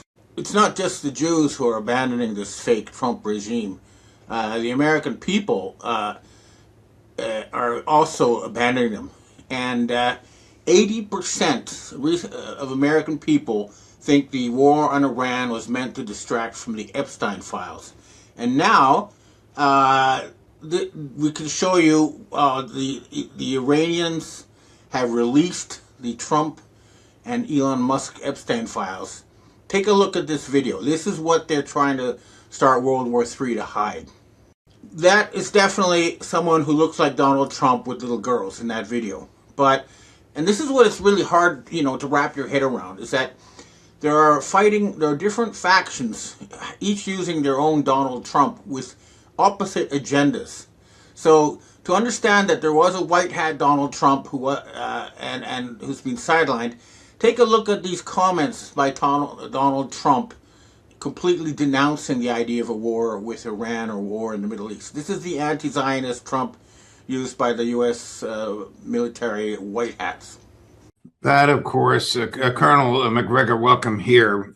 And thank you for sitting through all of that. That, of course, was President Trump at various points in various campaigns contradicting what we've all been observing. Has the Trump administration, in your view, offered a morally cohesive, legally grounded, constitutionally compliant basis for this war? Gosh, is that a trick question? No. Well, obviously not. There's no evidence for that. I don't see any strategy at work at all. We are basically trying to bomb a country that is the size of Western Europe with 93 million people into submission to Mr. Netanyahu's demands. There's no strategy. That's what we're trying to do. There is no end state other than the likely eventual disintegration or destruction of Iran, which is ultimately what we're trying to achieve at this point. Now, whether or not we achieve it, that's another matter, but I think that's the desired end state, barring any sudden capitulation by Iran. And the sad part is the world is suffering. This is a global economic catastrophe. You've stopped virtually everything from flowing in and out of the Gulf at this point. And I don't think you can put the United States Navy into the Gulf with the goal of protecting shipping. I think we'd simply offer up our ships for destruction. So we're not dealing with reality at the moment. The Iranians have struck 27 military bases. Right now, Iranian missiles are striking all over Israel at roughly 4,000 miles per hour. A single Iranian drone flew more than 1,000 miles and destroyed a British air base in Cyprus. was never even identified or detected. So you can see we have one Trump in Florida saying we've got to destroy Iran and all sorts of other crazy stuff, and he's working for the Satanists. And right now, the attack on Iran is failing spectacularly. First of all, most of the U.S. military is refusing to cooperate. And both Russian and Chinese jets have been shooting down the rogue Air Force jets as well as the Israeli jets trying to attack Iran. And now a lot of planes have been shot down. And I've confirmed with the P3 Freemasons and that the Iranian announcement that they had destroyed the fourth U.S. aircraft carrier, the USS Abraham Lincoln, is correct. So that means that they joined the Truman and the Eisenhower and the Nimitz in the scrap heap. This is what's being done. And the sailors in the USS Gerald Ford staged a mutiny because they didn't also want to be blown up on behalf of Israel. And now take a look at this, brave American military officer breaking into the Senate, a Marine veteran, saying, that's what the U.S. military thinks. And it's not just the U.S. military. Former U.S. allies are all denouncing this attack on Iran. Take a look at, for example, Prime Minister Mark Carney of Canada. We support efforts to prevent Iran from obtaining a nuclear weapon and to prevent its regime from further threatening international peace and security. Because Canada is taking the world as it is, not passively waiting for a world we wish to be. We do, however, take this position with regret because the current conflict is another example of the failure of the international order. Despite decades of UN Security Council resolutions, the tireless work of the International Atomic Energy Agency, and the succession of sanctions and diplomatic frameworks, Iran's nuclear threat remains. And now, the United States and Israel have acted without engaging the United Nations or consulting allies, including Canada. So where to from here? With a rapidly spreading conflict and growing threats to civilian life. Canada reaffirms that international law binds all belligerents. We condemn the strikes carried out by Iran on civilians and civilian infrastructure across the Middle East.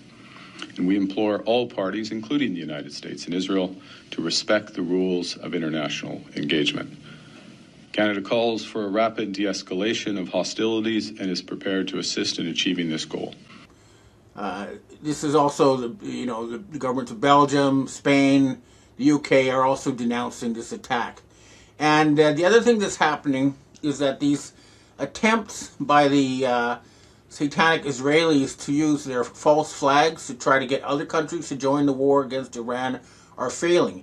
Here in this next clip, you can see the UK Defense Ministry has said that their air bases were being attacked by drones and that the drones did not come from Iran. This information that we're getting from the Ministry of Defence, and this is about UK military use around the Gulf. We're hearing overnight RAF Typhoon and F-35B jets continued defensive air operations across the Middle East with support from Voyager air-to-air refuelling in defence of British interests and allies. Important, I think, that the word defensive operations and defence is included in that from the Ministry of Defence, as Keir Starmer has made it very clear that is what UK troops are doing, defensive operations only.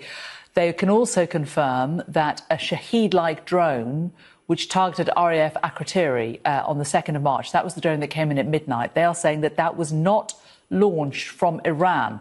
So that is interesting and significant. They are not giving us any information as yet as to where they think that was launched from. But a drone that hit RAF Akrotiri, that was the one I think that caused damage to the airstrip, did not come from Iran, was not launched from Iran, obviously may well have come via Iran. And in the last 24 hours, the UK has resupplied air defence systems to British and allied bases across the region, including UK-built air defence missiles, and that Royal Navy Wildcat helicopters armed with Martlet missiles capable of taking out aerial threats are arriving in Cyprus in the coming days. That is all we have in terms of an actual time frame. The coming days could be as long as a week, some would possibly argue.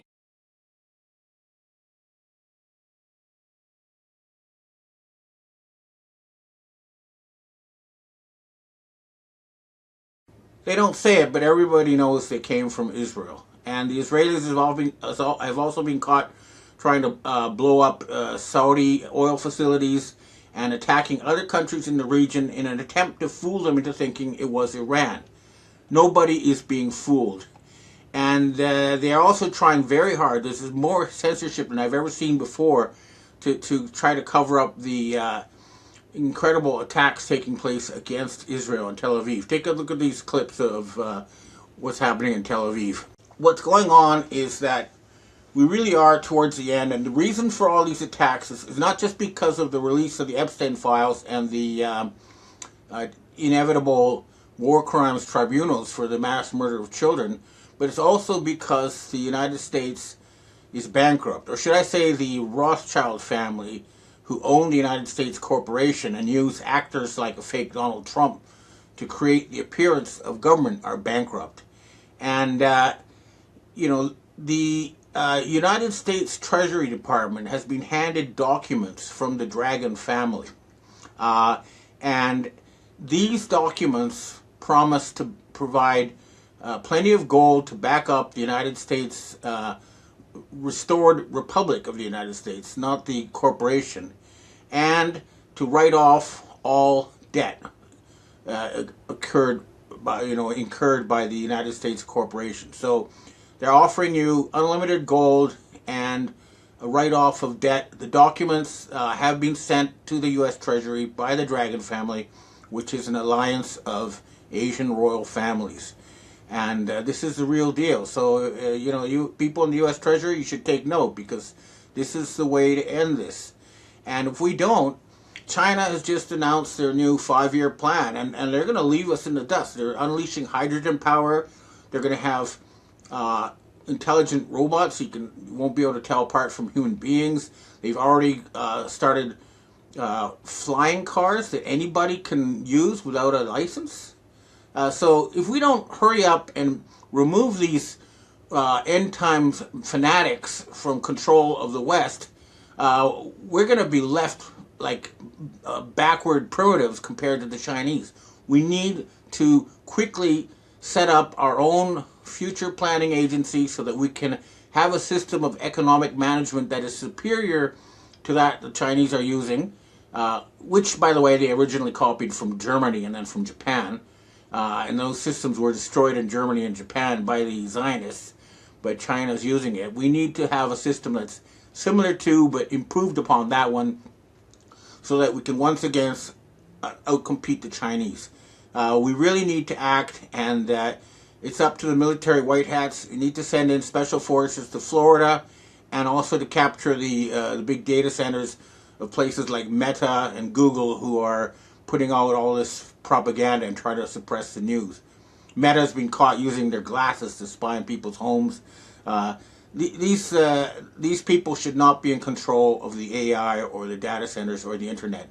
They are criminals and they belong in jail, not in control of mega corporations. So we have a fight ahead of us still, but it's clear that we are near the end game, and if these treasury documents given by the Dragon family are acted upon, then the white hats will have all the funding they need to clean up the West and set us back on a normal course of development, and have the people decide what kind of future they want, not religious fanatics. Okay, well, that's what I have to say for myself today. Now I'd like to answer questions from readers and viewers. Hi, Ben. We have our first question for today. If the KM Satanists lost their ability to print money on January 1st, 2026, how are they still in operation now? Well, I'm not sure. What's happened is that they are not able to use the money they create to buy things from the rest of the world, like oil or other products. But what they can do is they can use it to prop up the stock market, and they can also hand money to American citizens directly, but that's resulted in record inflation. So, in other words, they can use newly created dollars in very limited areas, and it's no longer working. So, for example, pumping up the stock market is no longer helping the real economy, and handing money created out of nothing to American citizens is not creating more goods, so there is inflation. So, they do have the ability to create money to use inside the United States and launder it through the stock market, but it's not working anymore. And the rest of the world has quarantined these dollars from the internationally traded dollars. That is to say, dollars owned outside of the United States have been quarantined from the new ones being created by the Zionists running the Trump show. Next question. Hi, Ben. What do you think that they're trying to hide right now with this war in Iran? Is this some sort of psyops, or is there some sort of end goal with Iran here? Well, as I mentioned in my talk, part of it is to kind of distract from the Epstein files, but the other was to hide the fact that they are bankrupt. And they're hoping that somehow if they can start a war and destroy the world, they won't have to pay for their crimes.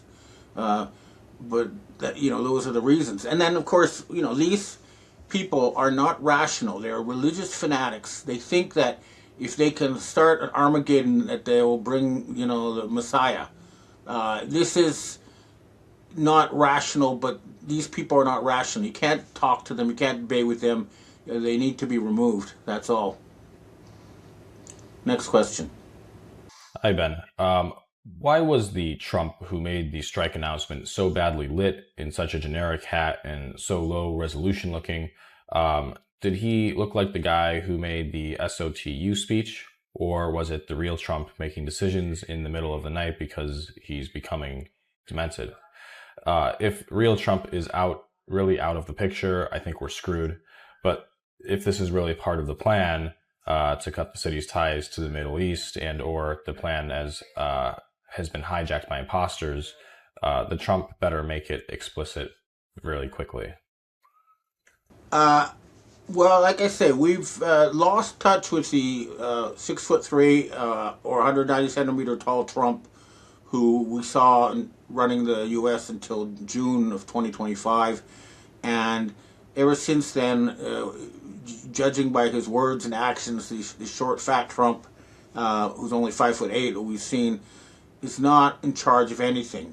He's just an actor reading scripts, and the people who are losing the control of the script, it's now been clear from the Epstein files, from testimony from people like Les Wexner, and from documents from the Epstein files, that is the French branch of the Rothschild family who are in charge, and that's why all sorts of Hollywood celebrities have fled to France. So. That's where the trail leads. So what's happening is that the French Rothschilds are using a fake Trump and a limited amount of bribed Air Force officials to try to start World War III, and they're failing. And we need to have the French military and the French police, as well as the other Western countries, remove these criminals once and for all and take away their control of what's left of the Western financial system. That's what has to be done. But we don't need Trump to be there to do this. We can do this without him. There are plenty of smart people in the military who can take action. My own view is you need to put Colonel Douglas McGregor in charge of the U.S. military to oversee a return to democracy in the United States. That's my own vote. But no matter what, we don't have to count on Trump to save us. We can save ourselves, and that's what we've got to do, and that's what we will do.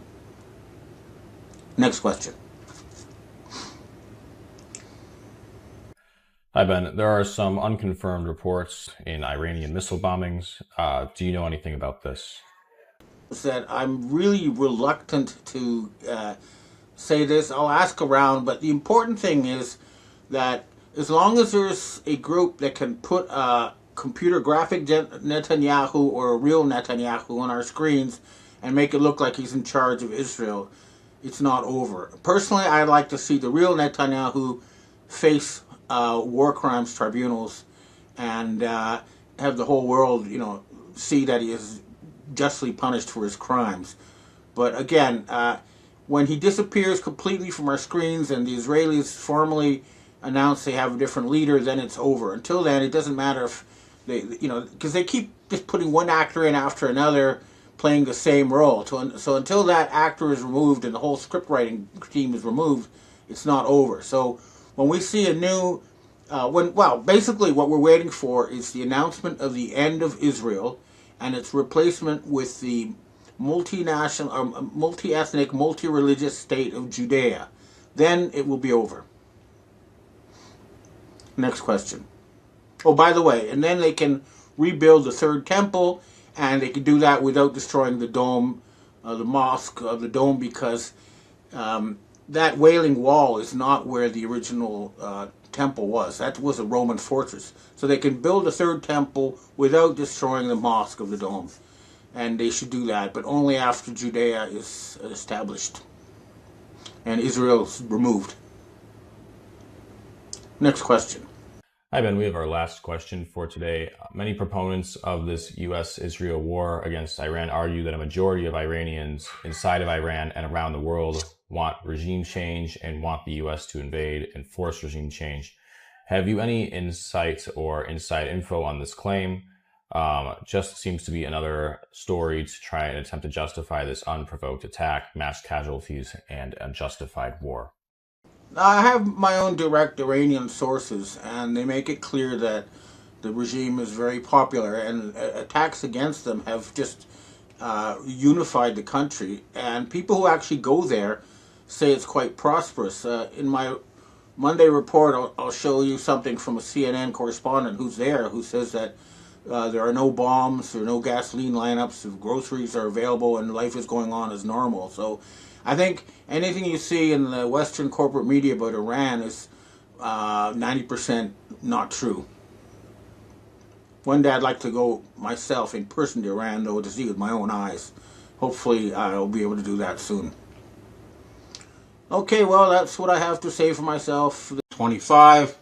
It's Halloween, which is really the Celtic New Year, and we are actually entering an age where it might become the actual New Year again, because we're dealing with the end of a project that's been going on for thousands of years, and it could, end up with even the calendars being changed. But getting to the news, of course, the big thing on my radar was U.S. President Donald Trump visiting Japan and then going to Korea to meet the Chinese President Xi Jinping. Now, the first, let's talk about his visit to Japan. Basically, a good analogy is like he went to a Japanese hostess bar. When you go to a Japanese hostess bar, you sit around on the table with beautiful women who pour you drinks and flatter you. But then at the end of the evening, when you want to go home, you can't take any of them with you, and you get a big bill. And they say, next time, please come again, and maybe you get lucky, but your credit's maxed out, so bring cash. That's the summary of what happened in Japan. The only thing he came out with was a promise to plant 250 cherry trees in Washington, D.C. Now, the meeting in China was in South Korea with Xi Jinping was a little bit more substantive. We actually had someone on the ground there, but basically all that happened was China agreed to postpone the cutoff of rare earth minerals and buy some soybeans and give the U.S. a year to make adjustments. So they use the metaphor of a big ship turning around. You can't just, eliminate $1 trillion trade deficit instantly with tariffs. It requires structural changes. But the structural changes that are required cannot be done with the U.S. government as it currently exists. And people need to understand that the collapse of the U.S. government means the end of a project that has been going on at least for several hundred years. The people who were in charge of the West basically had a long-term plan which involved destroying Russia and turning into several, maybe 10 or so vassal states, then going and attacking China and dividing China into 5 warring states. And after that, they were going to set up a world government with its capital in Jerusalem, ruled by members of a single tribe who wanted to enslave the rest of humanity. And this project is grinding to a halt. They failed to destroy Russia. In fact, they lost in Ukraine. As you can see from this clip, where the Russian flag is now flying, where Vladimir Zelensky was bragging it would never fall. That war is basically over.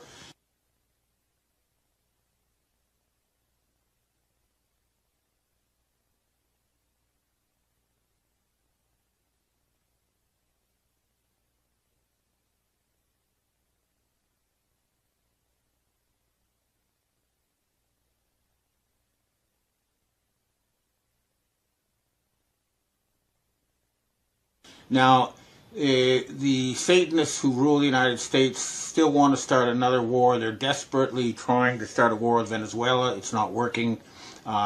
They are being wound down, but clearly a civil war is still happening in the United States. Tulsi Gabbard, Director of National Intelligence, wanted to find out if a foreign government, and of course everyone knows that's Israel, and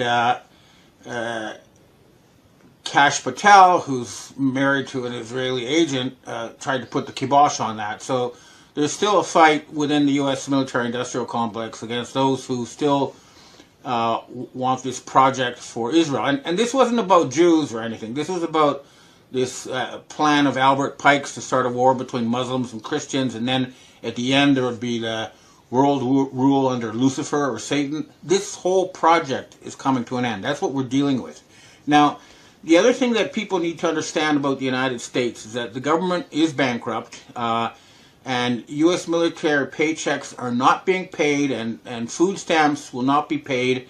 And this is actually a good thing, because we don't want the current U.S. military to continue the way it is. It's not functional.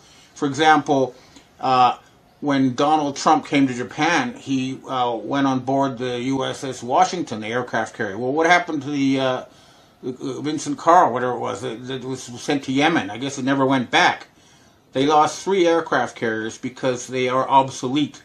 They are expensive white elephants with no military value, and a real military would instantly scrap them and turn them into drones and stuff. But so, we need much more fundamental change than business as usual. And our group is proposing an Anglo-Saxon takeover of Canada and the United States to build a new capital somewhere in the central North America, which would no longer be a Zionist slave state, but actually working on behalf of the people. And if we don't do that, no matter what we try, China's going to keep out-competing us. They just announced their 5-year plan, and if you read the details, their government is trying to make things better for the people, the average people. That's what the most intelligent people in that country do. They figure, where do we all want to be 5 years from now, 10 years from now, 15 years from now? How do we get there? And what do we have in the West? We have a bunch of Satanists control the major corporations who are impoverishing the people, and have been since the 1970s, to finance their project to turn Jerusalem into a world capital for Satanists. And this has nothing to do with the Jews, okay? These people aren't Jews, let's get that clear. But they are Satanists, and there's a battle still going on. There's about 1 million of them in the United States, and they're fighting tooth and nail for control. And we have to fight them. Listen to Candace Owens talk about Charlie Kirk here. That's the sentiment that is held by many people in the military and the agents. We have her back. We're not going to let them murder their way out of this one. We really do need a fundamental change. And people need to understand that when the Soviet Union fell, okay, this didn't mean the end of Russia. Okay, the Soviet Union was a plan to create a world communist empire, and it fell. But now the Russian people are back to their Christian roots. They're richer and stronger than ever before. the same thing is going to happen to the United States. They're going to be liberated from Babylonian debt slavery, and they're going to start, once again, to have a government that actually works for the people and represents the people, not a group of Satanists. This is what we're fighting for. This is why we need to keep this fight going. And there will be turbulence as the old system collapses, but it's going to be a very good thing because there will be a jubilee. Americans will be freed from debt slavery, and all the money that was stolen from them from central bank fraud will be returned. And once again, the West will be able to outcompete or at least rival China on an equal basis, which is the end game. So hang in there, folks. It's going to be a rough ride, but humanity will be liberated, and this Zionist nightmare is going to end. Okay, well, that's what I have to say for myself this week. Now I'd like to answer questions from readers and viewers. Oh, wait, one more thing. Take a look at this clip of Xi Jinping and Donald Trump. We've confirmed that Xi Jinping is about 5'9" by looking at a picture of him standing next to Boris Johnson. So what we have here is what I've been told by my CIA source who was at the meeting, that there was a white hat avatar of Donald Trump who probably met an avatar of Xi Jinping. But nonetheless, they both represent U.S. government power. But the point is that the white hats are on the case, and hang in there, folks, because we are going to win this. Okay, now I'd like to answer questions from readers and viewers. Evan, we have our first question for today. It says, I just heard that Anna von Reitz was summoned to the World Court to do a presentation at The Hague about the existence for the fake U.S. corporate government and how she has been the sole fiduciary of the lawful and solvent American government. What do you know about this, and is it real, and is it a true step to coming back to American governments? I've talked to Anna von Reitz before, and I agree with a lot of what she says. And I know that she has some powerful military backing, and I support her work. We do need to end the fraudulent slave system that we currently have.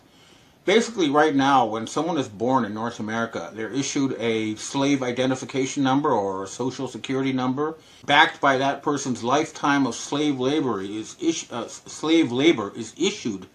And that's what's called a birth certificate. So this is, we are slaves, and her work will help liberate us from this slavery, and I wish her the best.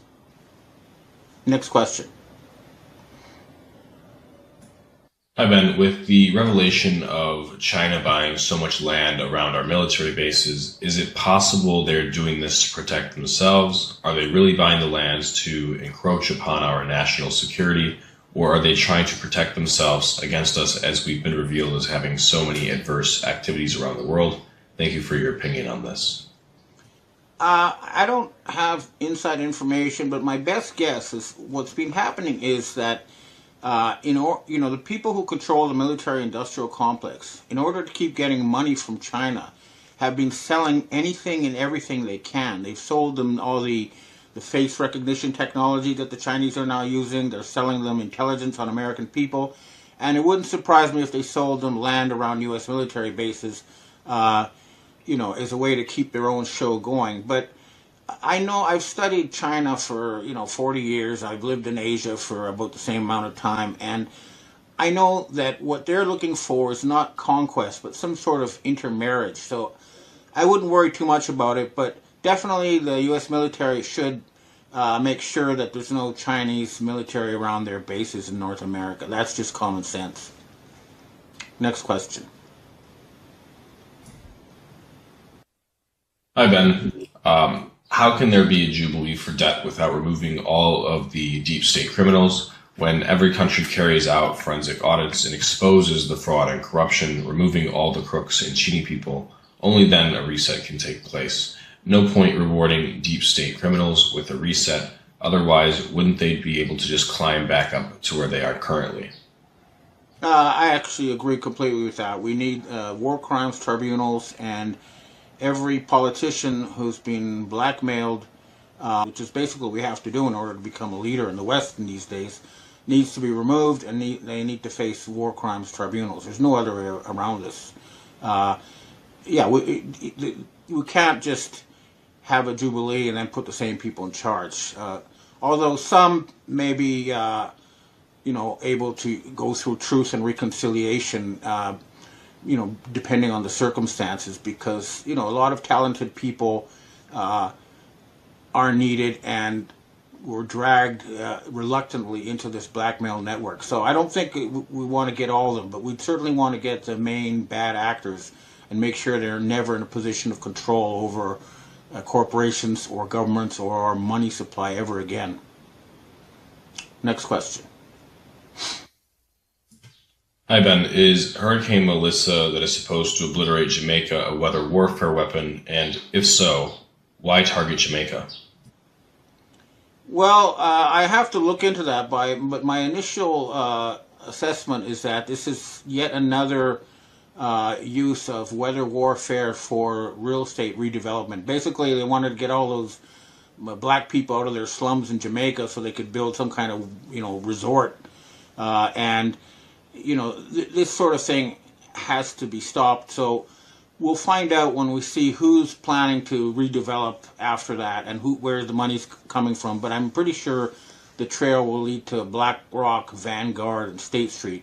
And the U.S. military needs to nationalize those ASAP and remove people like Larry Fink from control over our corporations and places like Google and Amazon and everything else. They need to be removed from control of corporations, and they need to have that weather warfare capability taken away from them. And that may mean we have to send troops to Antarctica. Next question.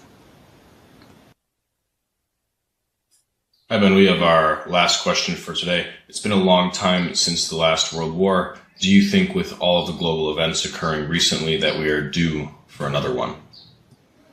Well, we're actually in the middle of a world war. I noticed that they just blew up a oil facility in Hungary because they're buying oil from Russia, and then they blew up a big oil facility in California.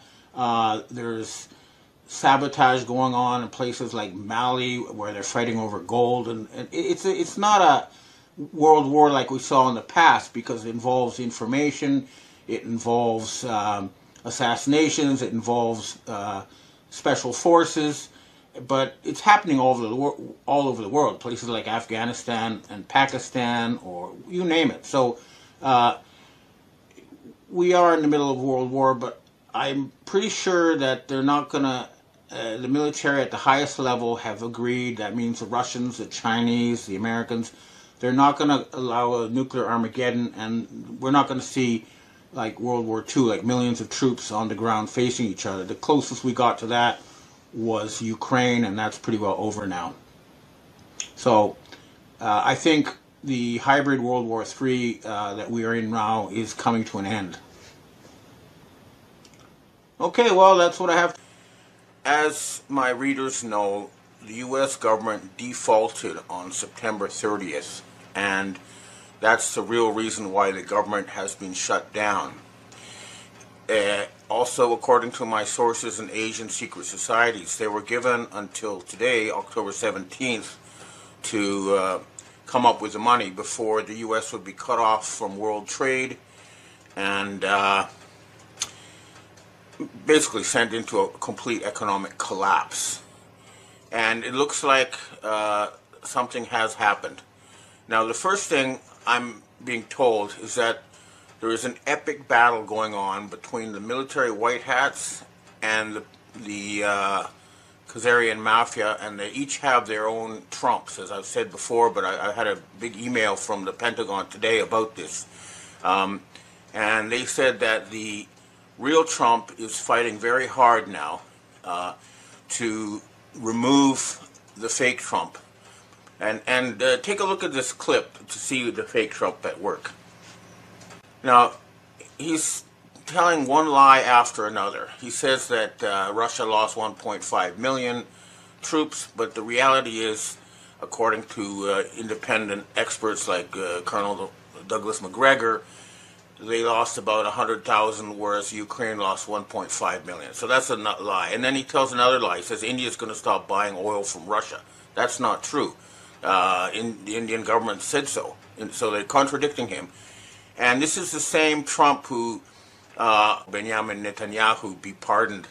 So this man has to go. But what I've been told is that the White Hats have a Trump, and they have one avatar for dangerous public occasions, and that the bad guys, the Khazarian Mafia, have two Trumps as well as computer graphics, and it's a very epic battle. But what I'm being told is that with this deadline coming up, and this can be confirmed in the news with China saying they're going to cut off rare earths from the U.S. Now, if they cut off rare earths and they control the supply, because they have the unique technology for refining it. Rare earths are actually not very rare. The problem is getting it refined to 99.99% purity. And without it, the U.S. Automobile industry, semiconductor industry, military industry will grind to a halt. This is why I've been told that the real Trump will be meeting with Russian President Vladimir Putin and with Chinese President Xi Jinping before the end of this month, because the November deadline is coming, and everybody agrees that this crazy Trump, the fake one, who's said he's going to send tomahawks to the Ukraine, has to go. If the U.S.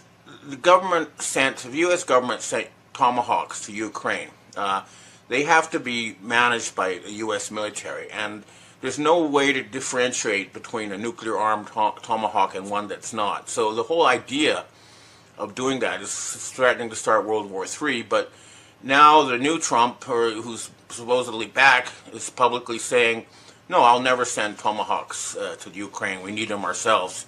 So there's something very, very serious happening here. But I've been told that special forces will go into Mar-a-Lago and they will arrest the fake Trump and his handlers. But believe it when you see it, because until that time, it's just not going to be possible.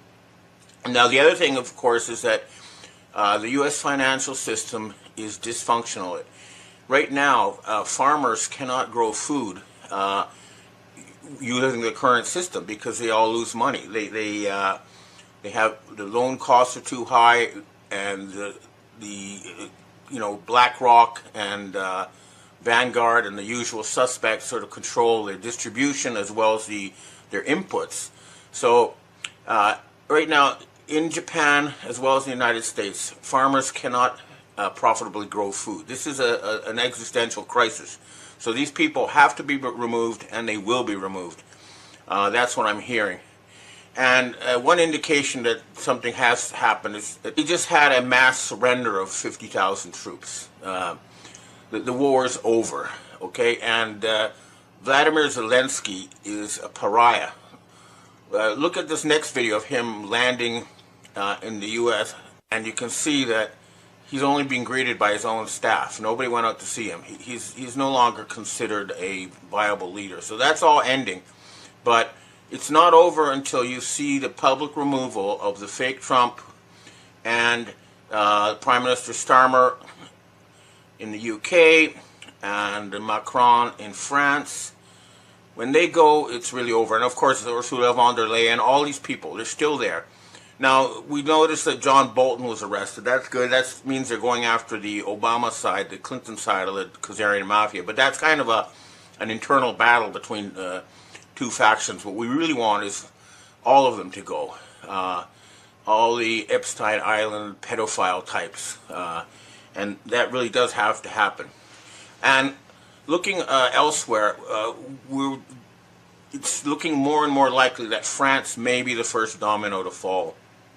There was a change of government in Madagascar last week, and that means that France lost yet another African country. And more important, they lost access to nickel, which is necessary for their industry. And the real big battle is happening now in Morocco. Morocco is also controlled by France, but the important thing about Morocco is they control 70 to 75% of the world's supply of phosphate. And without phosphate, modern agriculture cannot function. So, at the end of the day, what would happen if it was a real showdown with China? China would cut off rare earths and industry would grind to a halt. and then the White Hats would cut off phosphate, and agriculture would grind to a halt. And clearly, this is not an option for either side. So some kind of epic deal is going to be reached, but the ball has been kicked forward to November or so. But by then, some kind of deal will be reached, and we'll keep in touch with our various sources. But I know that high-level Russian FSB and MI6 people are talking through back channels to end the war in the Ukraine, and some sort of deal to have a bankruptcy of the United States is also being worked out, but it's going to have a jubilee. So it's all in a state of complete flux. But for now, the U.S. blinked because they knew their soldiers would not get their paychecks unless something happened, and so now they've been given an extension until the real Trump, at least that's what I'm being told, goes to the Korea to meet Xi Jinping of China, and they'll try to work out some sort of final deal. So that's the situation now. It's all in a state of chaos. Now, the other thing I'm hearing is the Khazarian Mafia, the Dark Hats, having gotten rid of Charlie Kirk in a public manner, they're planning some sort of public execution of people like Tucker Carlson and Candace Owens to try to demoralize the American people. But this will backfire, because if that happens, there will be lynch mobs, and they're not going to be able to, murder their way out of this. There are too many of us who are aware of what's going on, and something is going to break. There's a lot of things I cannot talk about, but back channels are being used, and people are being hunted down who are behind this fake Trump and that whole show. I cannot name the names now, but there are people we have not heard of. They're being in the background, but they're now being flushed out. So again, for now, the U.S. has bought time because the White Hats have, basically blinked, and they're no longer threatening a thermonuclear war. And now this whole fake Trump show hopefully will be shut down. But until it is, you see it visibly. And I personally would like to see that Trump arrested, handcuffed in front of the cameras for saying, among other things. So let's see if that happens. But, big things are happening, and they will continue to happen as we head towards November. Okay, well, that's what I have to say for myself. Now I'd like to answer questions from readers and viewers. Ben, we have our first question for today. I understand that you do not want to talk about Charlie Kirk and the Charlie Kirk assassination, but this event is still very much on the internet. Recently, text messages from Charlie Kirk a couple of days before he died have come to light. The messages say that Kirk shared that the second $1 million Jewish donor had stopped supporting his organization, Turning Point, and as a result, he began feeling that he was being intimidated and so decided to stop his support of Israel. Do you think these messages Charlie Kirk? No, I think that what's happened is that this whole Freemason assassination of Charlie Kirk backfired because people are blaming Israel instead of, starting some kind of civil war in the United States as was intended. So, yeah, this is blowing up in their faces big time. It's not what they planned. So they did have a public Freemason execution of him, but it blew up in their faces, and hopefully before the end of this month, the Nazi satanic state of Israel will cease to exist, and their control over the politicians in the U.S. will be ended, and hopefully that'll be done by arresting every single politician who's accepted money from Israel. Next question. Hi, Ben. Do you think that the U.S. government shutdown is related to the arrival of the 3-1/Atlas that has entered our solar system and will be at perihelion with Earth near the end of this month? NASA has refused to release any pictures of the Atlas when it came by Mars, even though NASA has rovers on Mars. When people ask NASA if NASA's rover near Jupiter could take pictures of the Atlas on its way back out of our solar system as it passes by Jupiter, NASA has said that its device will not take pictures of Atlas, even though it has been taking space photos for 11 years. Is NASA covering this up? The very first mention in the news of 3-1 Atlas came from two Harvard professors who cited a virtual telescope as their source. That's a dead giveaway. Virtual means it's not real. This 3-1 Atlas is yet another attempt to do some kind of alien invasion thing by these people. And I'm not paying attention to it because I know it's fake. They've said so themselves. I think we're stupid if we think it's coming from a virtual telescope, that somehow it's real. So I would tune out of all that 3-1 Atlas stuff. It's just some kind of psyops. Ignore it. That's my advice. It's just BS. Next question. Hi, Ben. My biggest concern about Japan is that the new Japanese Prime Minister Takaichi Senai opting to bring political corruption of the 1930s and early 1940s Japan into real life by normalizing slush funds, mostly for illegal personal purposes and political operations. She was the darling of the Abe faction of the LDP, after all. What are your thoughts on her?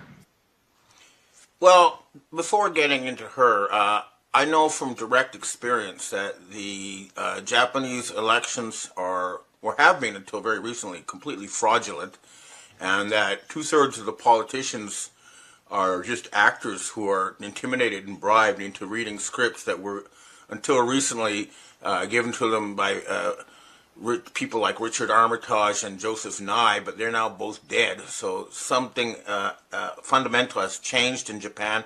There's always been slush funds. There's always been corruption. I've personally observed politicians receiving, $20,000 cash bribes right in front of my eyes. So this is a completely corrupt political system. And when I hear about Sanai Takaichi, and I've met her a few times. We used to be on TV shows together when I was before I was blacklisted. She's a smart woman, but the Abe faction is the Unification Church, and that Unification Church is connected to North Korea. And in case you don't know it, North Korea is basically the part of the Japanese military government that never surrendered after World War II. So they're fighting to take over control of Japan, and the Komeito, or Clean Government Party, just withdrew from their alliance with the ruling party, and the Komeito is right now under the control of China. So there's a China-North Korea proxy war over Japan. So that right now it's sort of there's no real government in Japan. It's in a state of flux. I'm probably going to go back there soon and try to help set up a new system and a jubilee there, just as we need for North America and the West. But right now, I'd say there is no real government in Japan. It's in a holding pattern. Next question. Hi, Ben. We have our last question for today. Several years ago, Charlie Ward recovered a huge amount of gold from the tunnels between the Vatican and Jerusalem. He supervised over 600 plane loads to Fort Knox. This is the money that had been stolen from the U.S., so in my opinion, it is far from bankrupt. What are your thoughts on this? Well, what I've been told by my own direct military sources is that the gold in Fort Knox is tungsten, gold-plated tungsten. It's worthless. The United States does not have gold. I do remember being sent a lot of pictures at the time when they did raid the Vatican, and there was all these popes were buried covered in jewels and gold and precious metals, and I know this was taken, but what has to be acknowledged is that the West no longer has gold, and when we do a reset of the financial system, it cannot be just gold-backed, or else that would mean a complete surrender to China. Instead, we need a basket of commodities. I mean, for example, the U.S. has corn, which is, at the end of the day, more valuable than gold because you can't eat gold. So a system is being worked out so that a basket of commodities, including gold, but also grains and other things, will be used. So even though the West does not have gold, it doesn't matter. Some deal will be reached. Okay, well, I hope to see you again next week, and we'll continue to see dramatic changes, but keep your eyes on that fake Trump, see if he vanishes or not. That's the key. Okay, well, hope to see you again next week. Hello, Patriots. I'm a Restored Republic via a GCR update compiled by Judy Byington. Trump issues national alert. Black Swan cyber attack event pending. Total paralysis of the continental United States. Power grids feeding California, Texas, and the Midwest industrial belt. Financial clearing systems. Anchored in New York and Chicago. Communications backbone. Servers clustered in Virginia and Colorado in coordinated waves to kill electricity, freeze banking transactions, sever internet and cellular networks simultaneously. Prepare for 48-hour worldwide blackout, 10 days of communication darkness, emergency lockdowns, while Global Military Alliance does mass arrests of Satan-worshipping traitors. Have food, water, cash, and essentials on hand. Sovereign United States now under common law. Where we go one, we go all. Trust the plan. On Monday, March 9th, 2026, the United States government issued an official national alert confirming that a massive cyber attack was pending. Internally, officials have classified the threat as an engineered black swan event. This alert originated directly from the White House under President Donald Trump, who has spent his second term systematically dismantling the networks now launching this strike. The global elites and their deep state operators embedded inside the CIA and NASA executed the authorization through secure command channels at Langley and Fort Meade. The target was total paralysis of the continental United States, power grids feeding California, Texas, and the Midwest industrial belt, financial clearing systems anchored in New York and Chicago, communications backbone servers clustered in Virginia and Colorado, zero-day exploits combined with pre-installed persistent backdoors will trigger in coordinated ways to kill electricity, freeze every banking transaction, and sever internet and cellular networks simultaneously. This is the operational reality of how the machine works when President Trump gets too close to exposing it all.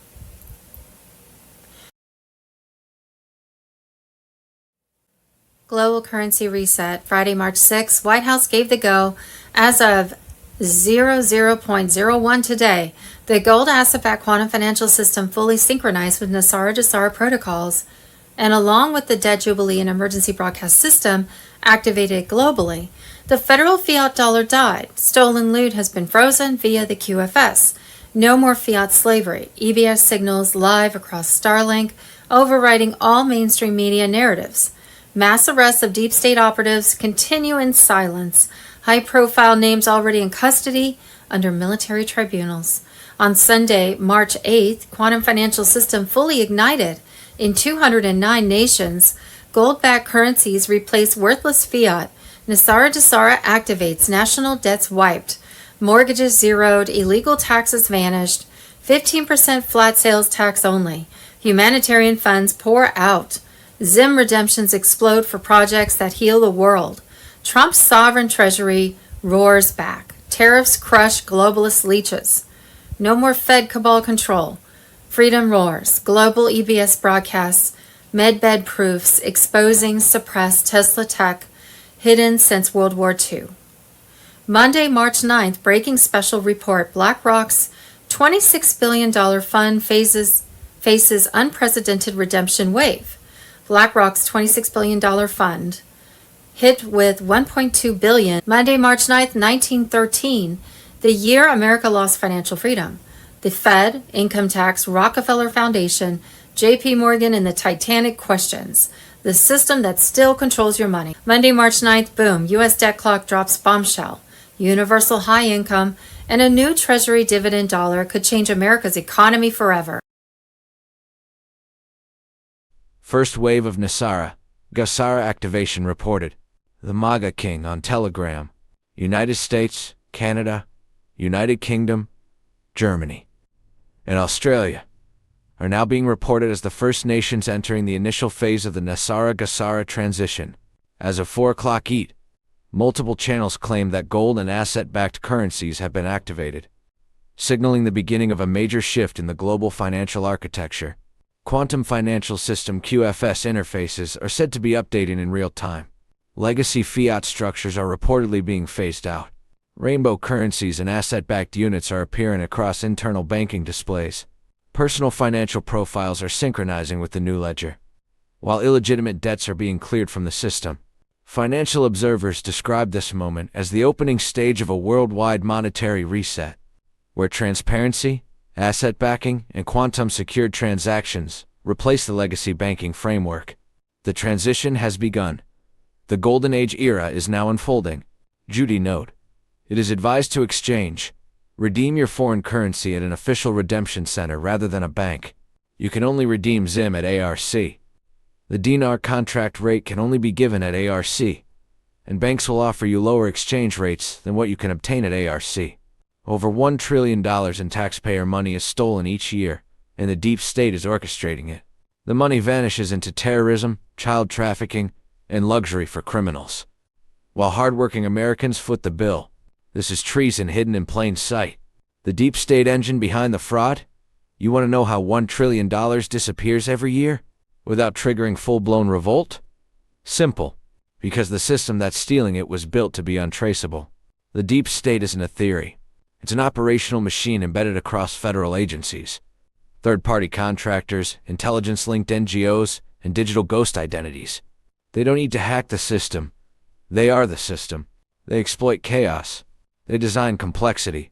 And every dollar stolen funds their next move. Power, silence, and control. This isn't just fraud. It's an infrastructure of criminal sovereignty. The biggest heist in human history. Every single year, $1 trillion in U.S. taxpayer money is lost to fraud.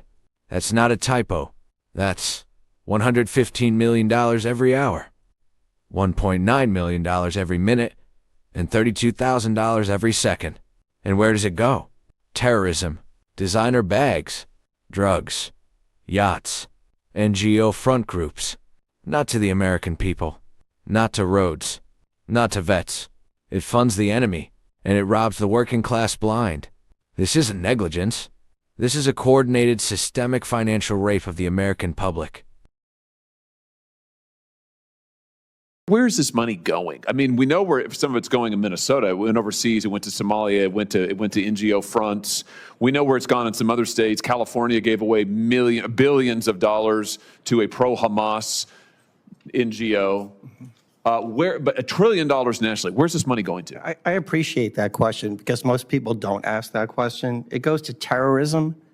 It goes to child trafficking. It goes to drugs. It goes to terrorism. And then it's used to purchase luxury items, cars, purses, homes. That's all funded by people like me that pay taxes. So you're telling me that the electrician who goes to work every day and clocks in and works his butt off and tries to earn just enough to be able to, make his rent, maybe have a kid or two, put food on the table, his tax money is being used to buy other people luxury items, cars, yachts, whatever else, and is going to fund terrorism? Yes, sir. $1 trillion a year on this stuff? $115 million an hour. $115 million an hour. How do they get their hands on it? What are we talking about here? Transnational organizations, criminal networks? How do they get their hands on this money? They take advantage of antiquated government systems and processes. They go into programs that they know elected and appointed officials won't touch, and they can steal at scale. Between the PPP loans and the unemployment insurance, they learned a really valuable lesson. Government never runs out of money, and the probability of getting caught is virtually zero. I have it at 0.1%. So come back to the recommendations that you mentioned in your opening statement. What do we need to do to put a stop to this hemorrhaging of people's hard-earned money going overseas to finance child trafficking and luxury yachts? I mean, what needs to happen here? It's really simple. It's used every single day in the commercial sector. Front-end identity verification, you just don't get to say, I am who I say I am. Second, recertification of all the recipients. There is so much fraud right now in the benefit programs all across the country. We need to get a baseline. Third, this notion of a third-party independent audit and finally is involving federal law enforcement like the Secret Service to investigate it. The thing that people don't understand is that most of these beneficiaries, Senator, they're not real. They're fake. They're someone's stolen identity that is getting used in all 50 states.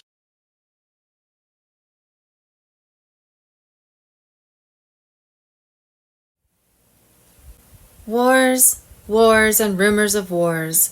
Monday, March 9th, pending. A 48-hour worldwide blackout. Where we go one, we go all. U.S. sovereign under common law. 10 days darkness, trust the plan, storm rages patriots. Operation Epic Fury obliterates Iranian terror regime. B-2 bombers hammer 200-plus targets in 72 hours. Collapsing underground missile cities around Tehran with 2,000-pound penetrators.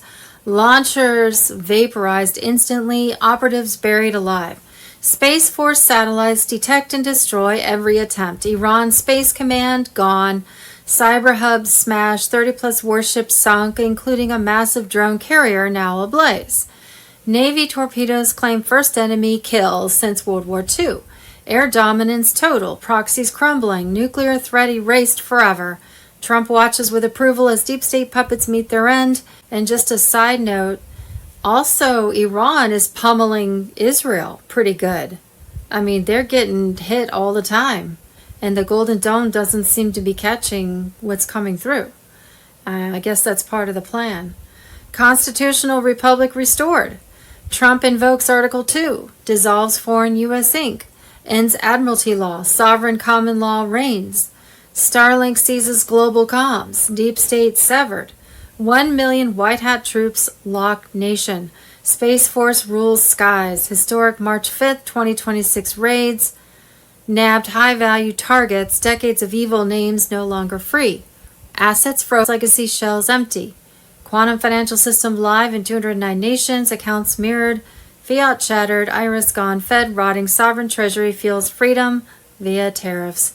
Sales tax ends, income slavery. Humanitarian funds surge through military channels. 10 days of darkness active, total blackout of devices incoming. Light returns with emergency broadcasts dropping truth bombs. Declassified footage, confessions, children rescued from elite tunnels, under schools, and mansions. Mass arrests explode. Pedo-Satanists face tribunals. Vatican Ninth Circle exposed as trafficking architects. Epstein files confirm blackmail empires. Obama-Biden pipelines to horrors. 550,000 missing kids. Thousands freed. Adrenochrome farms crushed. Trump voids fraudulent orders. Starlink overrides comms. Debt dies. Prosperity floods. Great awakening peaks. Evil eradicated. Light triumphs. Iran's war plans against U.S. forces exposed.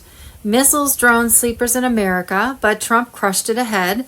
Sleeper cells locked in Austin, Tampa, Miami, D.C., New York City, Chicago, L.A. White Hats dismantle cabal one by one. China, North Korea threats hollow. Storm full force. Demons panic. Empire collapses. Children saved. Wicked fall biblically. Martial law secures takedown. QFS delivers righteous wealth. God wins huge. This is the movie done years ago, now unfolding. Stock up, pray hard, stay vigilant. Trump leads, White Hats flawless, puppet masters fall, Soros caged, empire frozen, election fraud exposed, Dominion tied to global cartel, truth surges, Iran falls, freedom rises, hold the line, victory ours, where we go one, we go all. Monday, March 9th, the war isn't about Iran, it never was. Mr. Poole, final chapter on Telegram. They named Khomeini's son, Mujtaba Khomeini. The man Trump said was unacceptable is now the supreme leader of Iran. Israel responded in 14 minutes, we will pursue the successor, consider yourselves warned. But here's what no one is asking. Why did Trump let them choose him? Why is the most powerful military on earth watching 88 old men in a bunker? Because Trump doesn't care who sits on that throne. He cares about what's underneath it. $127 billion in gold. buried under 4 Iranian cities. Iran's central bank holds one of the largest undeclared gold reserves on Earth, $127 billion stored in underground vaults beneath Tehran, Isfahan, Shiraz, and Mashhad. This gold was never Iran's. It was moved there between 2009 and 2016 during the Obama administration. Through Swiss intermediaries, Chinese state banks, and the same shell companies that laundered money for the Clinton Foundation. The Iran nuclear deal wasn't about nuclear weapons. It was about creating a vault, a place to hide the deep state's gold outside the reach of U.S. auditors. Obama's $1.7 billion ransom payment on pallets? That wasn't ransom. That was a deposit receipt. They were paying Iran to hold their gold. Gold just hit 5,100. Ask yourself why. 1 year ago, 2,600. Today, 5,100. Doubled in a straight lineup starting the exact week Trump took office. Gold has now overtaken the U.S. dollar as the world's largest reserve asset. First time since 1971. Analysts project 6,250 by December, but the classified Treasury briefing delivered to Trump on February 28th projects $8,400 by Q1 2027, because by then, the Federal Reserve will no longer exist.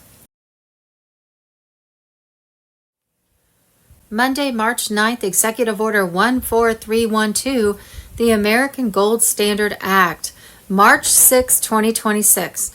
The same day Soros was placed under house arrest, Trump signed Executive Order 14312. No press conference. Page 112 of the Federal Register, title, Restoring Sound Money and Establishing the American Gold Standard. The order directs the Treasury to audit all U.S. gold reserves at Fort Knox, West Point, and the New York Fed within 90 days. Prepare a framework for gold-backed digital currency by September 2026. Freeze all Federal Reserve open market operations pending the audit. Establish a quantum financial system integration task force under the Department of Defense. The QFS isn't coming. It's already being built. Why the war? Why now? Why Iran? Trump isn't bombing Iran to stop missiles. He's bombing Iran to repatriate the gold. Operation Black Sky, the classified order signed on the flight from Dover, isn't about destroying banks. It's about opening the vaults. Every F-35 sortie over Isfahan and Shiraz isn't hitting military targets. They're hitting access points, tunnel networks, elevator shafts leading to the deepest vaults in the Middle East. When those vaults open, the world will see what was hidden.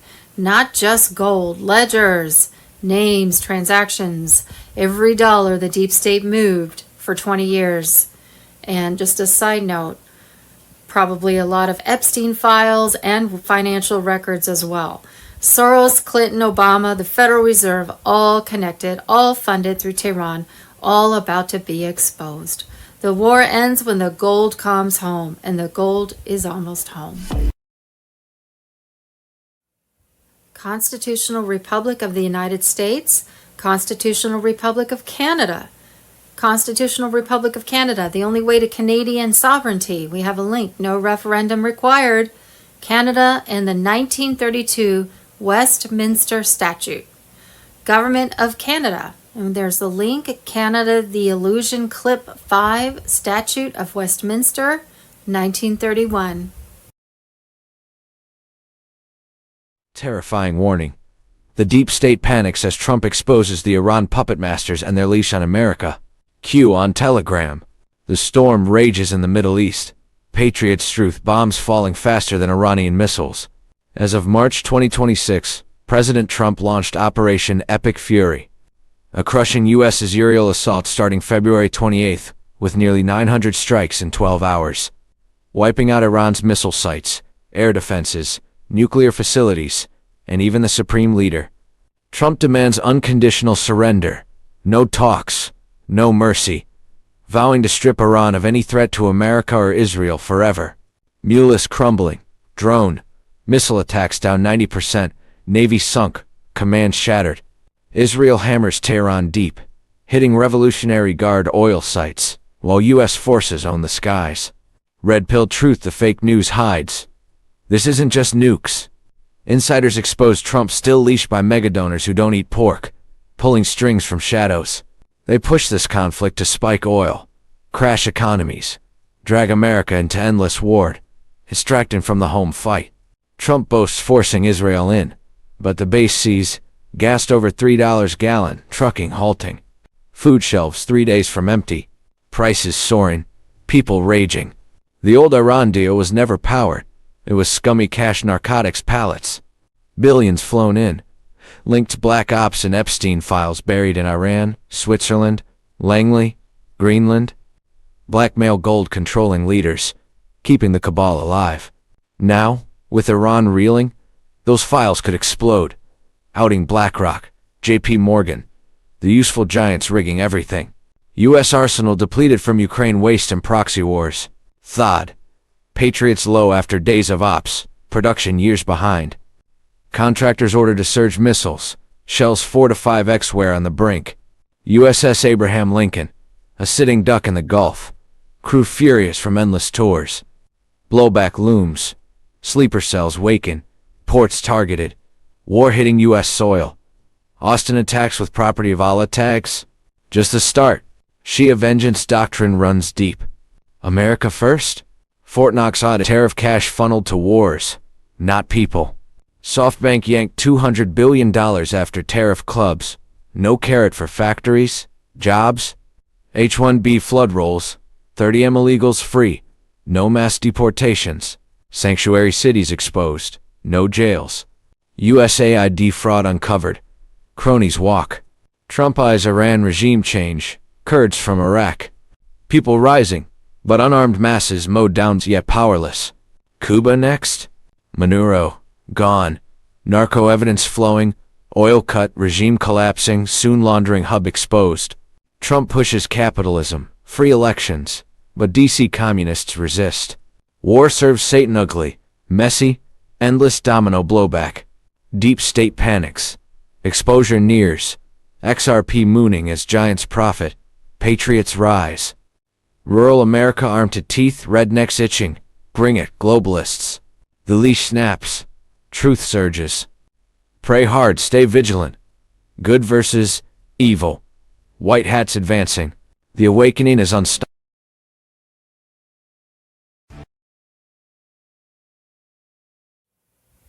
Monday, March 9th, 107, big update, it's go time. All hell is breaking loose in 48 hours. Wednesday afternoon, March 11th, 2026, 107 on Telegram. The deconstruction is underway, Patriots. That old building coming down piece by piece.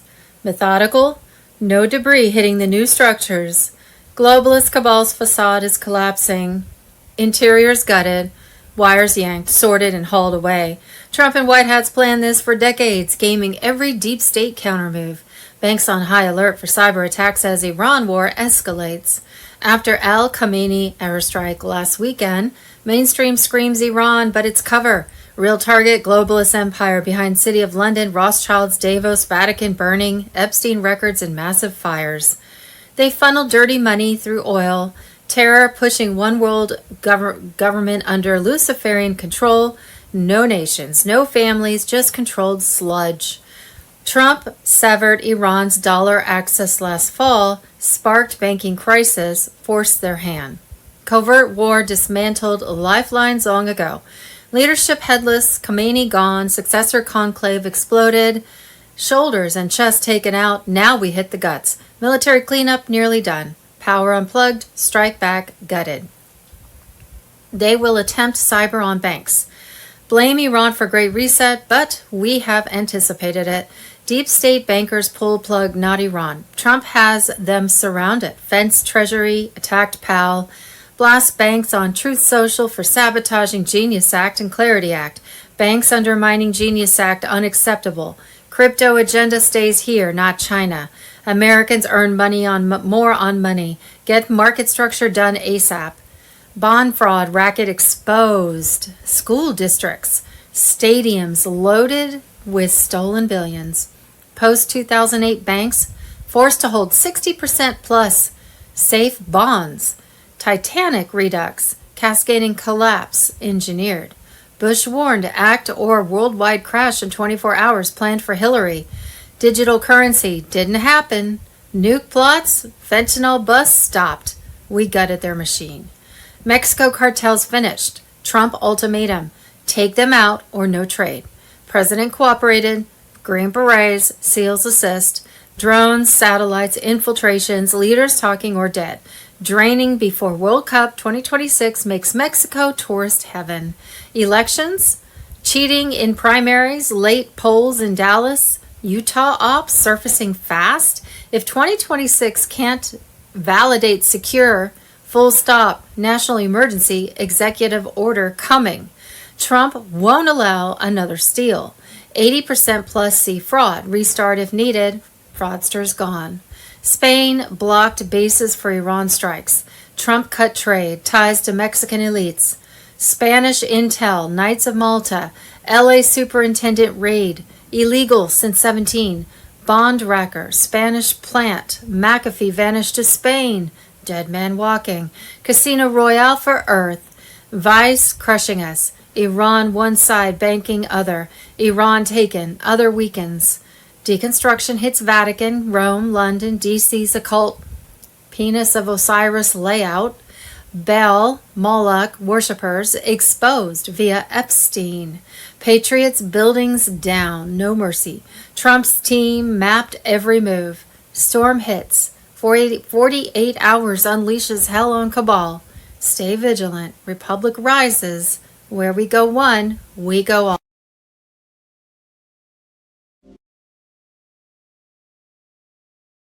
Rest assured to the American people, the recent increase in oil and gas prices is temporary, and this operation will result in lower gas prices in the long term.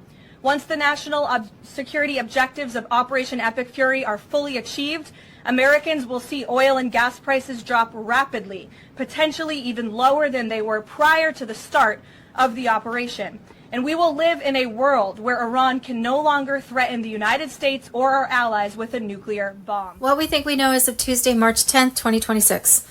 Monday, March 9th, Jake Lang unleashes after Muslims try bombing him with an IED at an anti-Islam New York City protest. We voted in a Muslim mayor 2 months ago, and we had the first Muslim terrorist attack on white Christians. He's basically sponsoring a jihad.